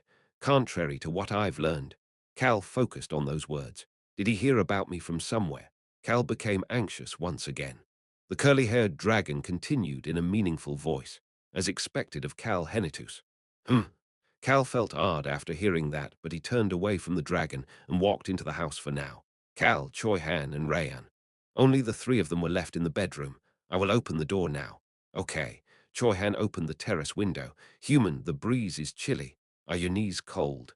The no longer invisible Rayan brought a blanket and wrapped it all around Cal. He then flinched. He's here. I guess being a dragon, he knew right away. Tap, tap. They could see the curly-haired dragon landing on the terrace. The curly-haired dragon, who looked the same as earlier calmly, walked past the terrace and into the bedroom. He then stood in front of Cal. I probably should get up. Cal was about to get up from the couch to greet him. However, Dodori, the pink dragon, was not looking at Cal right now. Hey, what is it? The pink dragon crossed his arms while looking at Rayan. What's your name? Rayan answered brightly, as if he was happy to meet a new dragon. It's Rayan Muro. The human gave me the name. It has the magnificent meaning of telling me to be a joyful dragon. Is that so? How old are you? I am the great and mighty age of 6 years this year. Dodori's stiff expression loosened, and he started to smile. HMPH. So young. He then snorted and shrugged his shoulders. Rayan was tilting his head in confusion, while the pink dragon looked down at Rayan with a serious gaze that seemed to be saying that he would teach Rayan as the adult here. You're too young to know the world. The low voice that also seemed high still carried a lot of weight, making the others have to think about those words. Cal quietly observed Dodori. Duke Deruth had everybody he had gathered was an adult. The pink dragon Dodori had his unique hairstyle and seemed to be Cal's age based on his appearance. Dodori must not have felt Cal's observing gaze as he slightly raised his head and looked down at Rayan. He had a somewhat haughty gaze as Rayan asked, with a bright expression on his face. Pink dragon, I am great and mighty, so I know a lot about the world. But how many years do you think I need to be to know the world like you do? HMPH. Dodori snorted once more before opening his mouth to speak. His gaze seemed to be saying he would make a special exception and teach Rayan something. Cal was waiting for his response. This response would allow him to make a guess about Dodori's age. The age, Dodori thought, was necessary to know the world. I realized it after 14 years of my dragon life. You need to be at least 14 years old to know a good amount of the world. 14 years old. Cal suddenly thought about Basin, Lily, Lark, and the wolf children. Dodori didn't seem to notice as he sternly continued to speak to Rayan. Treat me as your sunbee. You are my Hubi dragon. Rayan dropped his jaw and blankly stared at him, but Dodori ignored him and turned toward Cal. His eyes were sparkling. Cal couldn't help but think of this pink dragon as a kid next door. Ahum, ahum, Cal Henitus. Dodori peeked toward Choi Han and Rayan before continuing with his fake coughs. Cal found this to be odd. He's embarrassed. Dodori was embarrassed right now. The pink dragon continued to let out his fake coughs at Cal's confused expression. Ahum, your biography was a hum, truly. Ahum. The curly-haired dragon's cheeks turned a bit flush. Ahum. It was truly inspirational. Ahum. Cal didn't really understand what he had just heard. The pink dragon seemed to have gained courage after speaking once, and his voice became a bit louder. Step. Dodori moved right in front of Cal and pounded his chest. That was why I personally came to see you, Cal Henitus.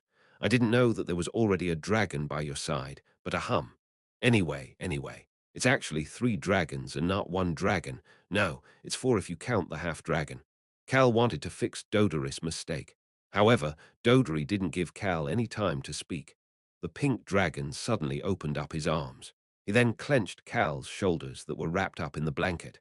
A majestic voice full of resolve came flowing out of Dodori's mouth. Just trust me. I will turn you into the greatest hero in human history. What the hell? Who is this crazy dragon? Cal truly wanted to cover this nonsense, spitting curly-haired dragon's mouth for a moment. Human. He heard Rayan's shocked voice in his mind. Rayan couldn't help but be shocked. His human was already the greatest hero in Rayan's mind. There was no need to turn him into it. That pink curly-haired dragon is weird. Do we really need to work with him? I know, right? Cal barely managed to say that out loud and said something else.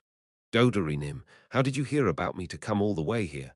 Dodori let go of Cal's shoulders and asked back in a slightly confused expression. You don't know. His gaze seemed to be asking how Cal didn't know about it.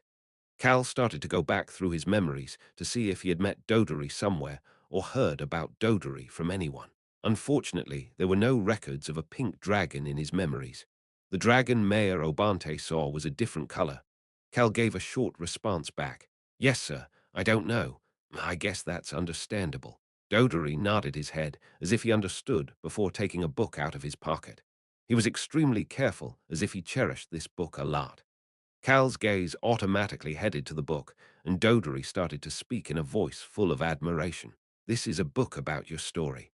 It was the most touching book of all books I have read in my life. He must have read it quite a bit as the book was getting worn. Cal questioned his eyes after looking at the cover. The book's title was Young Master Silver Shield Cal Henitus, a kind of hero who will never be seen in the world again. Dodery started to speak quickly.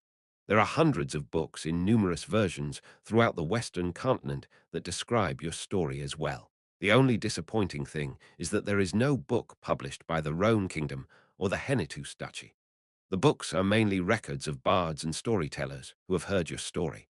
Dodery was empathetic, but disappointed at this situation. The pink dragon shared his disappointment out loud. I'm sure all of these books are being printed for the numerous citizens of the continent who are curious about your story, despite your lack of consent.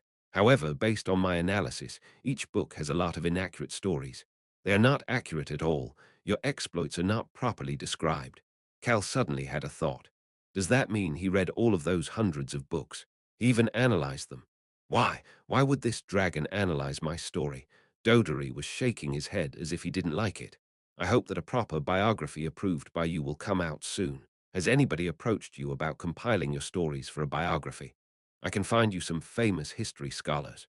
They will create a 10-volume minimum series with a high-quality hardcover, substantial content, and realistic illustrations. The first edition can be a limited edition with a video recording device that has an interview with you. There's also the distribution route throughout the entire Eastern and Western continents. I can prepare all of that for you. Dodoris' eyes were sparkling as he looked at Cal. Human, his gaze is really weird. Egu, my head. Cal had no choice but to clench his head with both hands. Chapter 629, Not a Chaotic Field. One Dodery tilted his head to one side. His curly hair wiggled as his head moved. Why are you clutching your head? Is my offer too thrilling? Human, unlike him, I think I know why you are clutching your head. Cal looked toward Rayan, who was talking to him in his mind. Rayan was looking back and forth between Cal and Dodery with a pitying gaze. Cal felt it at that moment. He's grown. He felt that Rayan, who had already figured out why he was clutching his head, had grown a lot and started to caress Rayan's back. Human, it's because you don't have any faith in the history scholars that Pink Dragon will bring, isn't it? How can you leave the distribution of your biography to a dragon you just met? Don't worry, I have recorded almost all of your exploits on my video recording device. Mary, the crazy Clope, and I will write your biography for you. Do not worry. I feel sorry for the pink dragon. He's so excited about something you're not going to ask him to do. Let's just include him briefly at the end. What the hell are both of these dragons saying right now? Cal looked at Rayan with disbelief before turning toward his last pillar of hope. Yes, he looked toward Choi Han. Please drink some tea as you chat. Choi Han had an innocent expression on his face as he put 3 cups of tea on the table, one for himself, along with juice for Rayan. He had a friendly smile toward Dodery. Cal felt betrayed for some reason. Dodery clasped his hands together while looking at Choi Han. Ah, are you Choi Han of the Black Blade, Cal Henitus's guardian knight and his first ever party member? What the hell is up with those dazzling and useless titles? Cal started to frown, but Choi Han had an embarrassed smile as he waved his hand. I have not done much at all. No, you can't say that. The party member of a hero who will never be seen in this world ever again is also a hero. Rosalind of the Red Flame, the ruler of Mana. Future King Albaru, the spear knight of the Radiant Sun. Mary, the commander of the dead. I know about all of the others as well.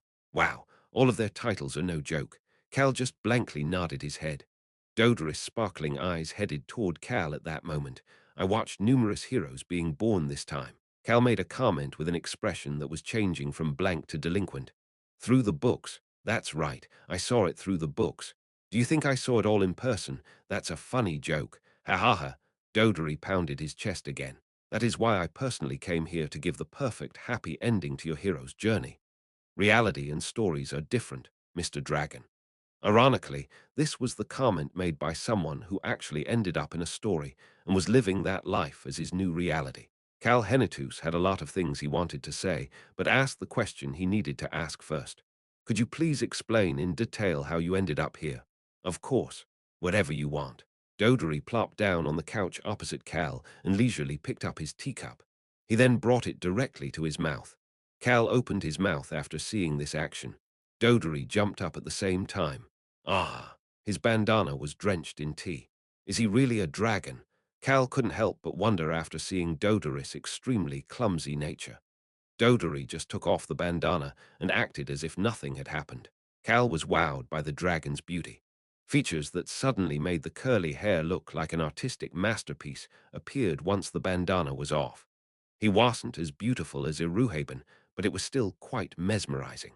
He looked as androgynous as his voice. He started to shout, "Ow, hot, hot, hot, hot. Why is the tea so hot? Tea is usually hot." Cal's voice was becoming more delinquent, but Dodery did not notice at all. This dragon didn't seem interested in that at all. Anyway, I will share my story for a moment. Dodery looked up at the air with a fleeting gaze. I, Dodery, have wandered far and wide because I could not trust anything in the world at one point. I guess you could say that I was searching for the meaning of life. What the hell? Cal opened his mouth to speak because he could sense that the story was going to take a weird turn. However, Dodery was faster. The pink dragon looked toward Rayan. I was quite rebellious when I was about 6 years old. You're going through puberty right now, aren't you? Pink dragon, you truly are peculiar. The pink dragon just ignored Rayan's retort. But on the day that this dragon turned 7 years old, I read a book as if I was fated to read it. Dodoris' heart was beating quickly thinking about that time.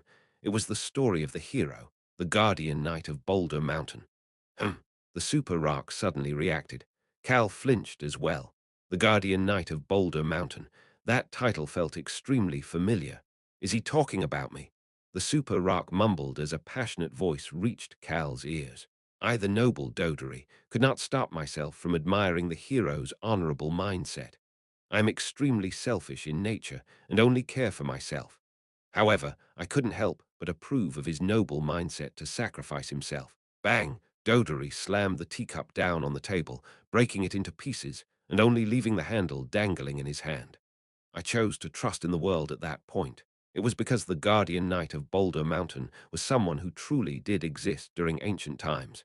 It is not a lie, but a true tale of sacrifice. A hero truly existed. My heart is beating wildly right now just thinking about it. Huo. Dodery took a deep breath to calm himself down. He then continued to speak in an upset voice. However, I have not been able to find another hero who makes my heart beat wildly since then. That is why I decided to find my hero on my own. Dodery quickly turned passionate again, as if he had never sounded upset at all. Hero novels always have positions for party members. Isn't it too obvious for a dragon to be a mage? That is why I picked up the bow, the archer. Doesn't that sound cool? Cal nodded his head with a stoic expression. It's cool, I guess you're good at using the bow. Of course, my mom taught me how to use it. Cal's eyes clouded over at that moment. You have a mother, Dodery, in him. Dodery did not notice the look in Cal's eyes that seemed as if he had found his prey and nodded his head. Of course. My mom congratulated me for overcoming my wandering nature and finding my own path. This is what my mother told me. Dodery, you won't listen to anything I say, so just live however you want. Ha ha ha. My mom accepted me for who I am. It doesn't seem like she accepted you. Cal had a lot of things he wanted to say, but he was satisfied with gaining a new piece of information. There is at least one more dragon. If he added these two dragons to the dragon that Mayor Obante and the Dark Elves were looking for, then there were a good number of dragons by their side. And then, one day, Dodery looked at Cal with a stiff expression. I heard the story of a young master silver shield. He then snorted. I wasn't interested. Why? Dodery looked toward Cal with a haughty expression. He wasn't as cool as my first hero, the guardian knight of Boulder Mountain. The super rock groaned as if he was getting a headache. However, the corners of Cal's lips were slowly going up. Human, are you planning a scam? Cal naturally ignored Rayan's comment. Cal Henitus. Dodery suddenly moved his head very close to Cal. Then one day, I learned that you used the power of Boulder at the Gorge of Death. Boulder. You were the first person who has used the power of Boulder since the guardian knight of Boulder Mountain. Dodery looked as if he didn't know how to act because he was so ecstatic. That is why I deemed you as a second-generation hero and came to meet you. Do you know why? The dragon's purple eyes that had seemed extremely light sank very deep. They became so deep that it reminded Cal of the deep ocean. The eyes looked toward Cal full of numerous emotions. Our noble hero, the guardian knight of Boulder Mountain, did not have a good ending. He lost all of his friends before dying a terrible death. The super rock was silent. His sacrificial mindset was amazing, but there is no need to really sacrifice yourself like that. That is how I feel, although that might be because I am a self-centered dragon. A majestic, heavy, and mysterious voice filled the bedroom. Dodery continued to speak to Cal. Your history is currently in progress. Nobody knows how it will end. A gentle smile appeared on Dodery's face. I like happy endings. Dodery, who had started with the records of the Guardian Knight of Boulder Mountain and had looked into the histories of many other heroes as well, realized that not many of them had happy endings. The world might have ended up with a happy ending, but the hero themselves rarely ended with happy endings. That was why the pink dragon had come to Cal. I will turn you into a happy ending. TL. The pun is too strong with this one. Cal quietly observed the pink dragon. My goodness, I am very thankful to this dragon. The future I hoped for was one where nobody has to sacrifice themselves, and people don't miss the ones who had to sacrifice themselves. It is impossible to achieve, but I'm glad to find someone with the same goal that I had. This is a trustworthy dragon. The super rock praised the pink dragon with a voice full of admiration. Cal felt as if he could trust this dragon for a moment as well. Definitely. Dodery continued to speak as if he was confirming it to himself. No matter what, happy ending all the way, that way, jump. Dodery suddenly jumped up. That way, small dragons like my Hubie over there. Dragons that are still growing. He pointed to Rayan. These small dragons can read the stories and become a magnificent dragon like me without wandering. I'm already magnificent, great and mighty, pink dragon. My Hubie dragon, just trust me. I won't trust you, pink dragon. Ha ha ha. Are you already in your wandering phase? Human, he's weird. That short moment of admiration that Cal had felt for the pink dragon disappeared after hearing his conversation with Rayan. Choi Han cautiously started to speak at that moment. Dodery Nim, why did you like the guardian knight Nim of Boulder Mountain of all heroes? Cal had been curious about this as well. Why was it the super rock of all people? He turned toward Dodery as well. He was the obvious choice. Dodery confidently responded as if such a question was not necessary at all. My specialty is boulders. Cal's shoulders flinched. Dodery looked down at his hands with an emotional gaze. I ended up wandering because I thought that my attribute was useless. Boulder. My mom did tell me about an extremely strong and arrogant thug of a dragon who took down dragon after dragon with his dust attribute. But still, the only thing I can do is creating boulders human. Isn't that dust attribute dragon he's talking about Goldie Gramps? But Goldie Gramps is no thug. He's a very good dragon. Dodery lowered his head. His curly hair started to shake. I thought I was amazing because I realized my attribute pretty quickly for dragons. But I lost my way because my attribute was useless, yes. I was drifting without a cause, however. Dodery suddenly raised his head, and his eyes were sparkling. I am no longer useless. Dodery grabbed both of Cal's hands. Join me and let's destroy everything with boulders. I thought you were going to be an archer, Dodery Nim. I'm going to do that too. SHHHHH. Cal slowly pulled his hands away. He then crossed his arms and his legs. Cal's nonchalant gaze headed toward Dodery. Dodery subconsciously became a bit tense after noticing that Cal did not seem scared of him at all despite the fact that he was a dragon. Cal started to speak at that moment. Dodery Nim, do you know about Puzzle City? Dodery immediately responded back confidently without any hesitation. Not at all, I see. It is understandable that you don't know about it. Cal's voice slowly became quiet. Puzzle City is a city where they stack quite a lot of rock towers. There are a lot of rocks there. Even though the Roan Kingdom is known for having a lot of rocks, that city has quite a lot of rocks, even compared to the rest of the Roan Kingdom, the home kingdom of the Guardian Knight of Boulder Mountain. Huo, is that so? Dodery seemed quite interested after hearing about rocks. Cal threw bait once he had Dodery's full attention. The White Star is planning on charging into Puzzle City. What? Are you talking about that terrible villain bastard who deserves to die? Cal calmed the pink dragon down before he became too excited again. Please calm down. Okay, I became too angry for a moment.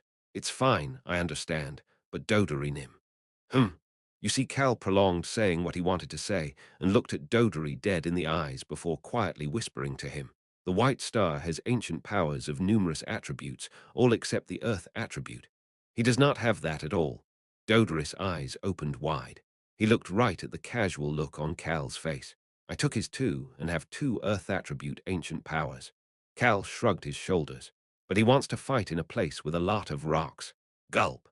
Dodery imagined the battlefield, using the information Cal just gave him as the foundation. He couldn't help but gulp multiple times. Smile. Cal's mouth looked quite villainous for a supposed hero, but Dodery waited to hear what he had to say next. Did you know? He threw another bait. I am the successor to the Guardian Knight of Boulder Mountain. That esteemed hero's power, the power that the esteemed hero left to protect this world, I have carried on its legacy. Oh my goodness. My hypothesis was correct. Unbelievable. Mommy, I think I'm going to become a hero. Dodery was blurting things out subconsciously because he could not calm his wildly beating heart. Cal calmly continued to speak to the excited pink dragon. In Puzzle City, a city full of rocks, fighting against the white star who has no earth attribute ancient powers at all. Oh my. On the other hand, I have the power of the Guardian Knight of Boulder Mountain. Gulp, gulp. Dodoris' eyes were burning up with anticipation. And if Dodri Nim is there with me? A magnificent dragon with the power to create boulders just happened to appear in front of me. Cal reached his hand out.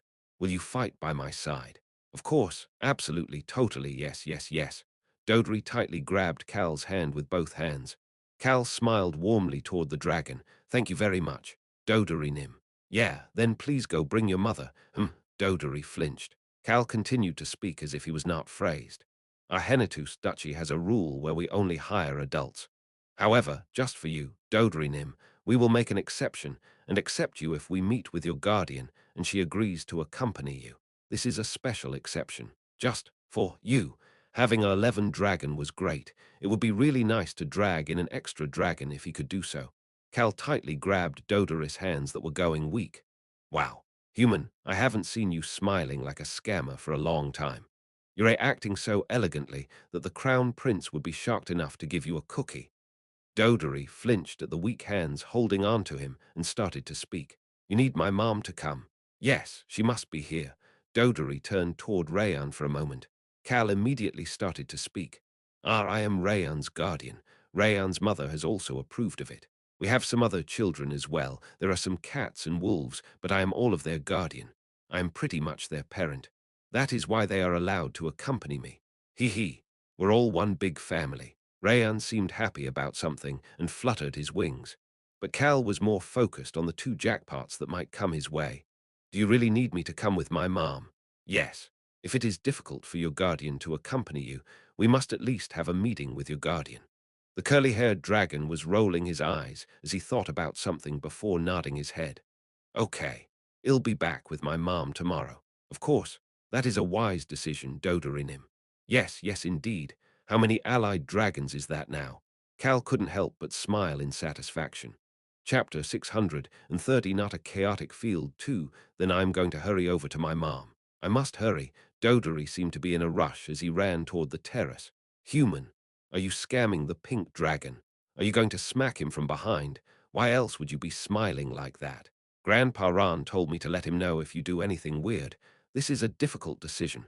Cal still had a gentle smile on his face as he warmly continued to speak. Dodery Nim, there's no need to be in such a rush. No, no. My mom might not open the door to the farm for me. I stole a box of fruit from the orchard to pay for stuff when I ran away from home. Ha ha ha. A farm, an orchard. Human, he said, a farm. It's a dragon that runs an orchard. I can't believe there's a dragon that grows food. What a truly magnificent dragon. Cal turned to the side after oddly feeling a heated gaze from next to him.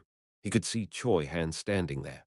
Choi Han had his usual innocent-looking face, but his eyes were burning up. Cal thought about Choi Young-soo and Lee Soo-hyuk's little hope for him. Choi Han was looking at Dodery with a somewhat sad gaze. Cal suddenly got the chills. He felt as if he should quickly send Dodery on his way. Dodery Nim, please have a safe trip. Dodery was now standing on the terrace railing. He smiled brightly and waved toward the two humans and one young dragon who were there to say goodbye. Bye, I'll make sure not to die from my mom's beating and come back alive. Parat. Dodery left those scary words behind as he disappeared. Rayan flew back inside and made a short comment about the meeting they just had. Human, the pink dragon seems about 50% similar to the crazy Clope. I really want to go visit the farm and orchard. I truly wish to go visit it as well. Cal brushed aside Choi Han's determined comment. He was quite happy right now. The Crown Prince had been stealthily searching for dragons for a while with the help of the dark elves and elves. Iruhaben and Sherrit were helping him as well, but they had had no results until now. It's impossible to find all of the dragons. Now that the White Star might attack Puzzle City or somewhere else in the near future, it was better to gather the forces they had right now. That was why Cal was focusing on other issues over finding the dragons. But a dragon walked in on his own, and there are two of them. He started to think about Dodoris Mom. Iruhaben Nim is the most ancient dragon. The fact that she could call Iruhaben Nim an arrogant dragon must mean that she is younger than Iruhaben Nim, but still about the same age. He had no idea as to how strong she would be. The smile on Cal's face only continued to grow bigger. Human, your smile looks fishy. That was why he ignored Rayan's comment and prepared to sleep. Then I will see you tomorrow, Cal Nim. Please don't forget about the orchard. Choi Han left as well, and Cal laid down on his bed. He could only curl up on the side because Rayan had already taken the center of the bed. Heh! Cal could not help but laugh. Deruth had a lot of strong individuals gathered here by using his money. There were also two dragons. He didn't do much to gather all of these extra pieces, but Cal was very happy about the increase in their forces. Heh! He continued to chuckle as he fell asleep. He had not slept so well in a long time. The next day, 10 a.m., it was still pretty warm for being in the middle of November. What is that? Cal had woken up from his first good sleep in a long time and was now sitting on the couch looking outside.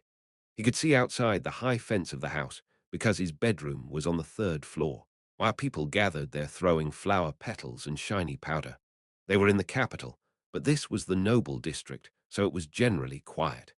Most of the houses here were generally empty because they all stayed within their own territories unless they worked in the capital. This area was usually much quieter compared to the market or plaza where all residents traversed on a daily basis. It's supposed to be a quiet place. That's how it had always been. However, the area in front of the Henitus estate and the nearby area felt as if it was the middle of a festival. There were close to 200 or 300 people out there. Human, can I go see what's going on? Sure. All right. I'll be back in 30 minutes. We need to go to the palace together to eat. Rayan turned invisible and quickly flew out while Choi Han brought him a cup of tea. Cal flinched for a moment. Beacrux told me to make sure you got your tea. He said that this lemon tea was made with newly preserved lemons. Ah, sure. Oh, and here is an apple pie. Rayan took some out for you. Ah, sure. The large pile of apple pies made Cal's pupils start to shake. However, Cal drank the lemon tea first, feeling a sense of longing and joy. At that moment, human, all of them, he suddenly heard Rayan's urgent voice. Hem. Cal jumped up after hearing Rayan's pressing tone. The lemon tea almost spilled from the cup. Human. Rayan continued to shout. Everybody is saying that you are great and mighty. They are saying that the hero who will never be seen in this world ever again has returned. That's why they've all run out onto the streets with joy. Last night, Cal had noticed the numerous open windows when he had arrived. Cal didn't know it, but the hired help and nobles of each residence were looking through the window and had immediately informed the people they knew about Cal Henitus's return. Those people then informed other people, and pretty much everybody in the capital knew of his arrival by 10 a.m. this morning. Cal was the only one who didn't know about it. Human, they said that they are cheering for you because that is all they can do for you. That is why they are throwing the red flower petals around. Cal then noticed that, while the area outside the Henitus estate was full of people, everywhere else looked quite desolate. Gasp. Rayan gasped, and Cal got such chills that he felt as if someone was rubbing his back with ice. They're saying there is a group gathering here. Over half of them are members of a group called YHW. What? A group gathering. Cal's fingers were slightly shaking as he held the teacup. He felt as if he heard an acronym he shouldn't know. YHW. He didn't want to find out what it stood for. However, Rayan was feeding Cal information non-stop. It is a gathering of people who are cheering for and wishing to help young Master Silver Shield, a hero who will never be seen in this world ever again. TL note. Korean uses the first word for world never seen again, and shield, so it is young Master Silver Shield, a hero who will never be seen in the world again, so YHW. There was no English equivalent based on structure of the language. They also said they won't tolerate people who are envious and speak badly of you. Oh my goodness. Human, I want to join this group too. Oh, but I have an odd feeling that we shouldn't let Clope find out about this group. Cal started to think, does this make any sense? The common folks generally could not easily approach the nobles. In addition, there was bound to be envy if someone achieves something big and becomes very successful. That was why numerous heroes throughout history ended up losing their power and fame. But there is a group cheering for me, a noble, and there are more than 100 members in that group. Forget being shocked. Cal was thinking that this was unrealistic. But there was something he did not know. The best-selling books in bookstores throughout the Roan Kingdom were all books related to Cal and his group. These people were seeing war throughout the Western continent for the first time in a long time, just as they were getting used to the peace that has been here for tens of years. This was extremely difficult for people to handle, and they needed someone or something to help them remain calm. People would naturally seek out heroes, even if nobody forced it on them. The people at the capital responded more sensitively to information about Cal Henitus the hero than Cal would expect. Why were they not envious of him? Over half of the members of this group were people who survived Arms Plaza bombing terrorist incident in the past. They were the people who had been saved when Cal first used his indestructible shield. How could people who were saved by Cal during that incident or through his other exploits during the war with the Indomitable Alliance be jealous of him? Cal Henitus did not personally gain anything for everything that he did. The Henitus household did become a duchy, but aside from that, Cal had not personally benefited from everything he had done for the Roan Kingdom and the Western continent. They all knew that his commander title was only a temporary title, and that he had not even gotten a territory, nor a title, something most people who had achieved far less than he had done would have received a long time ago. Furthermore, he seemed to be living a quiet life other than when he was protecting everyone and fighting for their safety. He was someone who seemed to not care about fame nor power at all. Cal Henitus's public image made it so that people couldn't help but respect and follow him. It was just like how numerous strong individuals had come to work for the Henitus Duchy, with others currently on their way to do so. Oh, there's also a fan group for Choi Han, Rosalind, and Mary. Oh, human, I want to join all of these groups. Egu, my head. Cal, who had no idea about any of this and just wanted to be a rich slacker in the future, could only sigh in disbelief. He was at a loss for words as he stuffed apple pies and lemon tea into his mouth out of habit. He had no idea that Choi Han was looking at him with a satisfied expression on his face. Albaru had a confused look on his face as he put his fork and knife down. My little dancing, why are you barely eating anything? A light meal instead of a feast was on the circular table. However, this supposed light meal was full of extremely luxurious and beautiful-looking dishes. Your Highness, yes. Albaru started to frown after seeing Cal barely eating anything and not speaking as if he wanted to cry. I'm full. Ho. Albaru was shaking his head side to side. He could only click his tongue after seeing Cal say that he was full after eating only 2 bites of steak. He turned his gaze and looked toward Choi Han and Rayan. He had sent his servant away, and only the 4 of them were here. Hey, Crown Prince, the palace chef cooks as well as beecrocs. It's delicious. Rayan looked very cute with sauce all over his mouth while Choi Han was smiling and eating non-stop. Albaru turned back toward Cal with a suspicious gaze. Our palace chef made his best dishes after hearing that my dancing was coming. Why don't you eat some more? It can't taste that bad, can it? He then looked at Cal's feeble body. Your Highness, yes. Do you know what I saw on my way to the palace? Do you know what kind of gazes I saw once I entered the palace? Albaru quietly gasped after seeing the look in Cal's eyes. Ah, Cal had come to see Albaru through normal means this time. That was why numerous servants, maids, and administrators in the palace saw him enter. Albaru couldn't help but think about what was probably going on right now. Your Highness, have you heard of a group called the YHW? No, what is that? Albaru feigned ignorance for now. Hara. Cal let out a deep sigh before looking at Albaru with a sparkle in his eyes. His eyes seemed to be on fire. Your Highness, you must let me be a slacker in the future. Of course, of course. I'll let you be a rich slacker. a slacker who doesn't have to worry about anything. You truly are the radiant and magnificent son of the Roan kingdom. Why are you saying something so obvious? Just eat. Cal shook his head after hearing Alberu telling him to eat. No, I really am full. I ate some apple pie and drank some lemon tea earlier. He probably ate 3 full apple pies. He might have drunk 1 liter of lemon tea along with it. Ha! It was now Alberus' turn to sigh and shake his head. He's saying he's full after having a cup of tea and 1 slice of pie. Those were probably small snacks they gave him in the morning. Alberu felt as if he knew the reason behind Cal's feeble nature. Pitiful bastard. Cal suddenly got upset after seeing Alberu look at him with a pitying gaze. However, he started to snicker since this future king said that he would be allowed to be a slacker. Alberu looked at him with an even more of a pitying gaze, and Cal was about to get even more upset when knock, knock, knock. They heard some urgent knocks on the door. Your Highness. They heard the Chief of Staff's pressing voice. Commander Tunka of the Whipper Kingdom and Queen Latana of the Jungle have arrived. There was still a lot of time until the meeting. However, these 2 key players had arrived much earlier than expected. Come on in. Alberu slowly got up from his chair.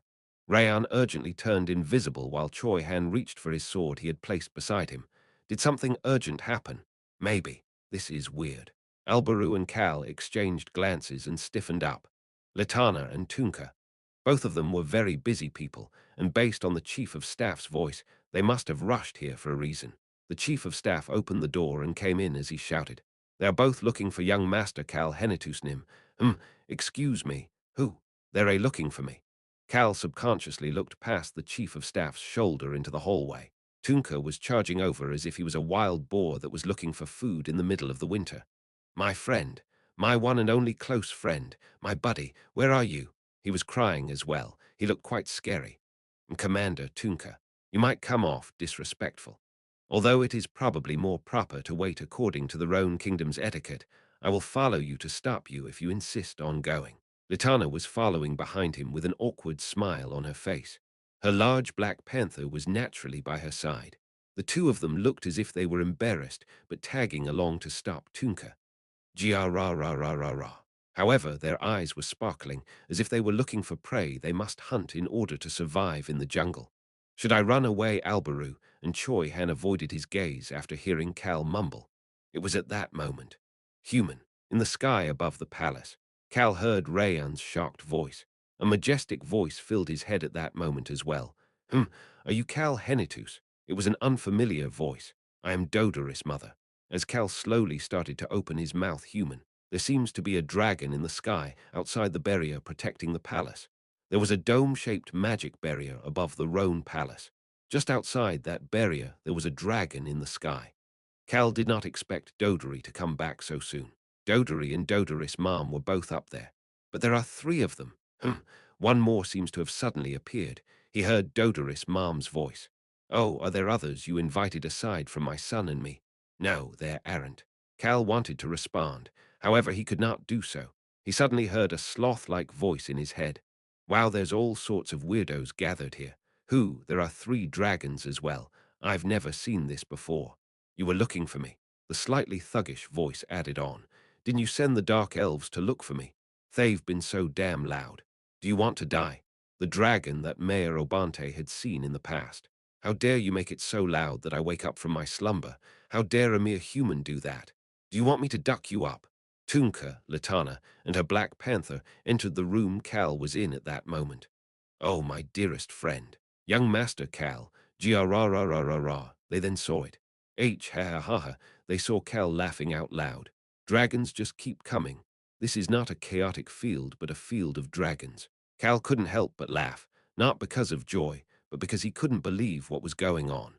Chapter 631, Not a Chaotic Field 3, How dare you not run out barefoot after hearing my voice? A thuggish voice echoed in Cal's mind. Wait right there. You need to be punished for waking this great and mighty dragon's slumber. Human, I will personally walk over to you, so you better wait right there. Wow, he wants me to wait. He's going to come find me. Cal couldn't help but laugh louder and louder. I don't know what is going on, but I will just watch what happens for now. Cal nodded his head at Dodoris Mom's majestic voice. He was still laughing. Why is he laughing like that? Tunka hesitated and stepped back after looking at the loudly laughing Cal, as if he was looking at some alien life form. It was completely different from the energy with which he had walked in.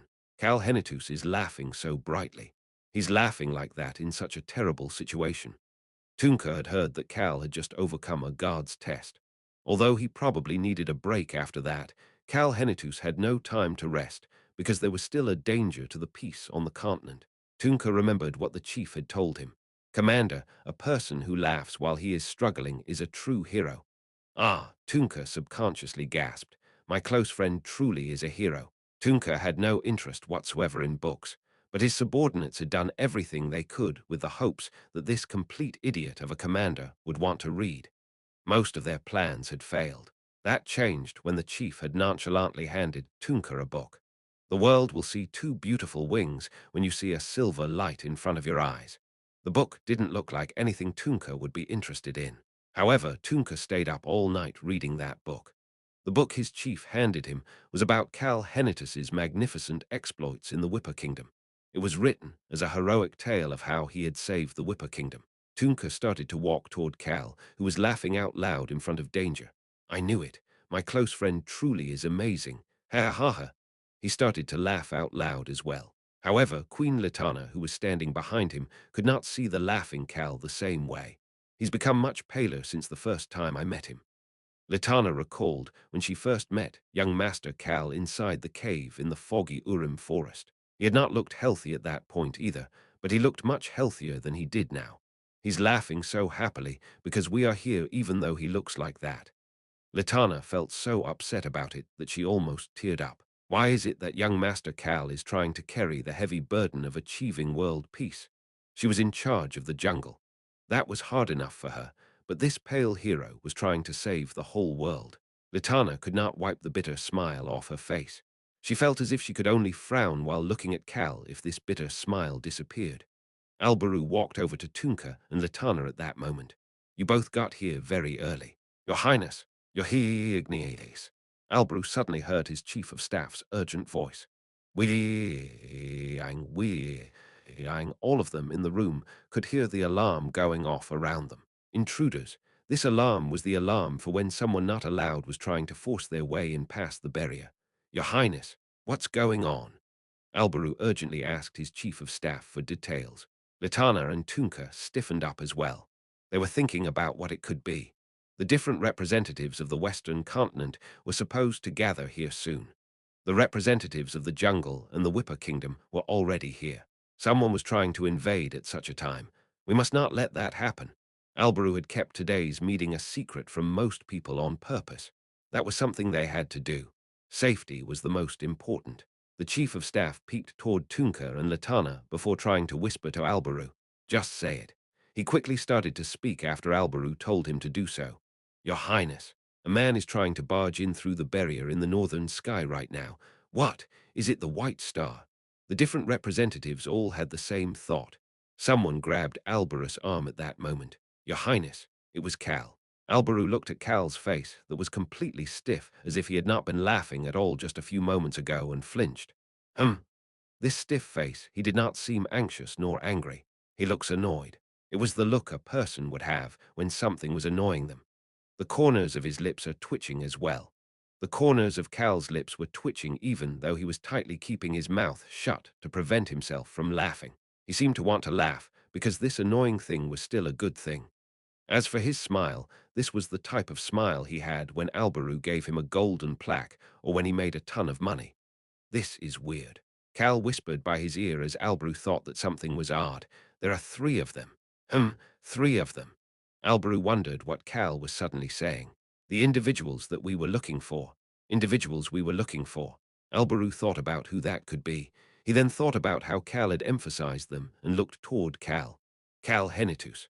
Cal had shocked Albaru so many times since they first met, but it was a bit different this time. There are 3 of them, 3 of the individuals we were looking for. Is he talking about the dragons? He's saying 3 dragons showed up on their own.